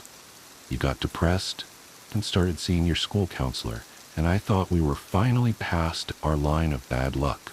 Then I got a letter in the mail from your school letting us know that Mr. Goldstein was taking a leave of absence for personal reasons. Again, I didn't think anything of it. Then the next letter came, telling me he'd passed. After that, I looked up your old nannies. Every last one had passed. Every person that you touched, really touched in your life, had died, and I had finally remembered that dream at the crossroads. The dream with the demon. I did not have to pay the price, but there was a price. He visited me once more, the suit disheveled, the dream a nightmare. He smirked at me, leered at me, and asked how my darling baby girl was doing. He thanked me for bringing one of his creatures into this world. A creature that wasn't fully whole, a creature that wasn't fully human. He told me that the price for your survival depended on you, taking it away from others. People are wary of you, Brenna, because you're a predator. They know you're dangerous, so they have walls up. If people let you in even a little, you just siphon off whatever makes them until they wither away to husks. Your father, your nannies, your fiancé, those poor people let you into their lives, and you've used them up. I live in another country, so I don't have to be around you. My letters come from a fake address. You've been my demon, my curse, my albatross to bear, and I'm so sorry I brought you into this world. Please, don't call me again." She hung up. I stared at the phone as my mind added her perspective to my limited one. This entire time I choose to view my story as the underdog, the weak protagonist, struggling against misfortune. I had not considered that I had control of my tale, that this entire time I had power. I am a monster. Setting the phone down, I stripped off my clothes and showered. I let myself mourn. I let it all out, and I prepared. Hair still dripping, I packed my laptop, some clothes, made arrangements for Brant, and flew several states away to try and sever the distance between us. The distance wasn't the issue. It was my hunger and my connection with him. That night, last night, I dreamed and found my answer. Many answers, all from a man in a pinstripe suit. I am so happy I packed my laptop. I am quite pleased this hotel has free Wi-Fi. I've discovered that my dreams do touch people. I am not oil in water, a repellent force. Instead, I knock people down like dominoes, one after the other, after the other. I am the architect. I can save Brant. I just needed you. Words are a clever invention. Really, they're a voice in your head. A waking dream, almost. My voice is inside your head. My story tucked behind your eyes. I'm inside you now. As we get older, we think that getting tired is the normal course of aging. We all take on too much sometimes, and being tired may be a sign to take a vacation. When you get tired, I highly recommend you take that vacation. Enjoy that peace and those memories. You won't have much time. I will not save you. I need it. I need so many things, reader. Most of all, I need Brant, and you're just a faceless being on the other side of the screen. The morning ritual. I should start by saying that I never believed in the supernatural. Growing up in a family of scientists, my father a physicist and my mother a neurologist, I was taught to seek rational explanations for everything. That's probably why it took me so long to accept what was happening to David. By the time I finally understood, it was almost too late. My husband David and I met at a coffee shop 8 years ago. He was the kind of person who found comfort in order and routine, while I embraced chaos and spontaneity. Maybe that's what drew us together, the classic opposites attract scenario. He balanced my impulsiveness with his stability, and I helped him loosen up, at least a little. From the day we moved in together, David maintained the same morning routine with almost military precision. Every morning, without fail, he would wake up at 5 a.m., make coffee, read the news on his tablet, and leave for work by 6:30. I used to tease him about it, calling him my clockwork man. If I had known how prophetic that nickname would become, I might have paid more attention to the warning signs. The first incident happened 3 months ago. I had an important presentation at work that morning, so I set my alarm for 5 a.m., thinking I'd join David for his morning coffee and get an early start on preparation. When I walked into our kitchen, something felt wrong. The air was different somehow, heavier, like the atmosphere before a storm. David was standing in front of our coffee maker, completely motionless. Not the normal kind of still where you can see subtle movements, breathing, shifting weight, tiny muscle adjustments. This was different. He was frozen, like a photograph, staring at the wall with an intensity that made my skin crawl. "David!" I called out, my voice sounding too loud in the pre-dawn silence. He didn't respond, didn't blink, didn't breathe. "David, honey?" I tried again, moving closer. The kitchen tiles were ice cold against my bare feet, each step echoing unnaturally in the quiet room. When I touched his shoulder, he came to life so suddenly that I jumped back. He turned to face me with his usual warm smile, but something was wrong with it. The smile didn't reach his eyes, and his movements were too precise, too calculated, like someone had programmed them into a robot. "Good morning, sweetheart," he said, his voice cheerful but somehow hollow. "Would you like some coffee?" I wanted to ask him about what had just happened, but the words stuck in my throat. Instead, I nodded and watched as he went through the motions of preparing our coffee. Every movement was exact, practiced, perfect. Too perfect. Over the next few weeks, I started paying more attention to his morning routine. What I noticed terrified me. Every morning, he took exactly 3 steps from our bed to the dresser. 4 steps to the bathroom. He spent precisely 27 seconds brushing his teeth. I timed it. 2 minutes and 15 seconds in the shower, never a second more or less. The coffee preparation was even more disturbing. He would open the cabinet, take out the coffee beans, Colombian, always Colombian, and measure exactly 6 tablespoons into the grinder. The grinder ran for exactly 12 seconds. He would pour the water to the exact same level every time. I once measured it, 875 milliliters, never varying by more than a few drops. If anything disrupted his pattern, a misplaced item, an empty container, he would freeze in place until the obstacle was removed. One morning, our cat knocked over his coffee mug just as he was reaching for it.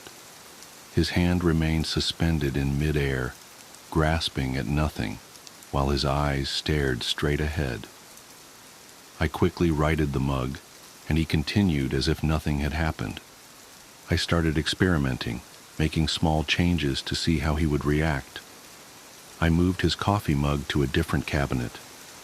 He opened the usual cabinet, and when the mug wasn't there, his hand just kept opening and closing on empty air. For 7 excruciating minutes, I watched him repeat this motion, like a skipping record. When I finally put the mug back, he continued his routine without missing a beat. The really frightening part was that he seemed completely unaware of these episodes. When I tried to talk to him about them later in the day, he would look at me with genuine confusion. "What do you mean I froze?" he would ask. "I just made coffee like I always do."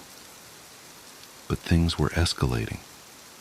I started waking up in the middle of the night to find him practicing his routine in the dark.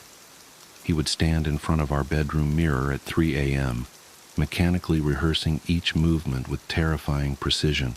His eyes were always open, but they were empty, like looking into the eyes of a doll. I installed a small security camera in our bedroom, hoping to document these nocturnal rehearsals. What I captured was far worse than I expected. In the footage, David would get up at exactly 3 a.m. every night. He would walk to the mirror, 3 steps, always 3 steps, and stand before it. Sometimes he would practice his movements, but other times he would just stand there, staring at his reflection for hours without moving. One night, I heard him talking to his reflection. I lay perfectly still, barely breathing, as his words drifted across the darkness. "They'll notice if I make a mistake." A pause. "No, I can't fail. The routine must be perfect." Another pause. "I know what happens if I fail." His reflection answered in his voice, but the words came from the mirror while his lips remained still. "Show me again. From the beginning." The next day I tried to confront him directly. We were having dinner when I brought it up. "David, I'm worried about you," I said, trying to keep my voice steady. "You've been acting different." He turned to me with that empty smile, tilting his head at precisely 45 degrees. "Different?" he asked, his fork suspended halfway to his mouth. "I'm the same as I've always been. I follow my routine. The routine is important." The way he said those last words sent chills down my spine. It wasn't just his voice. It was the way his entire face seemed to shift for a moment, like a mask slipping to reveal something else underneath. "But why?" I pressed. "Why is the routine so important?" His fork clattered to the plate. For a moment, his face went completely blank, not even a hint of expression. Then he smiled again, wider this time, too wide. "Because it's the only thing keeping me here." "What do you mean, here?" He leaned forward, his movements jerky and unnatural. "On this side of the mirror." I excused myself and went to bed early that night, but I didn't sleep. I lay awake watching as David went through his evening routine, exactly 23 minutes in the bathroom, precisely 2 chapters of his book, lights out at 10 p.m. sharp. At 3 a.m., right on schedule, he got up. But instead of going to the mirror, he stood at the foot of our bed, staring down at me. I kept my eyes nearly closed, trying to control my breathing. After what felt like hours, he spoke. "I have to be perfect. They're always watching." His reflection answered from the mirror. Again, from the beginning. "Yes," David agreed. "Always from the beginning." The next morning, I told him I needed to visit my sister for a few days. He was in the middle of his coffee routine when I told him, measuring the beans, 12 seconds of grinding. He stopped mid-pour, the coffee beans frozen in mid-air. "That's not part of the routine," he said, his voice flat. "I know, honey, but sometimes we need to break routine," I said, trying to sound casual despite my racing heart. He slowly turned to face me, coffee beans still suspended above the grinder. "I can't break the routine. Breaking routine lets them take me back." "Take you back where, David?" His smile stretched impossibly wide. "To the other side." I packed a bag while he was at work, taking only what I absolutely needed. As I was about to leave, I noticed something strange about our bedroom mirror.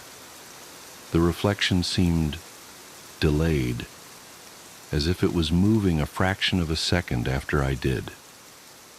I drove straight to my sister's house, 3 states away.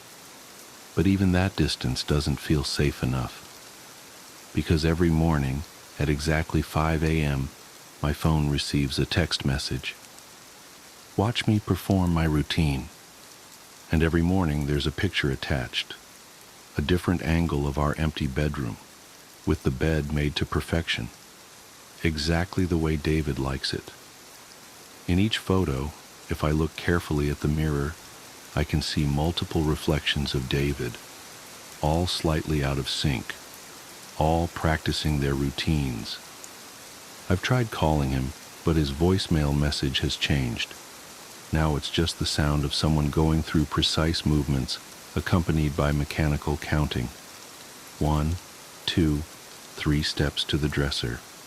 1, 2, 3, 4 steps to the bathroom. I called the police to do a welfare check. They reported back that they found the house empty, but everything was arranged with perfect precision. Too perfect, they said.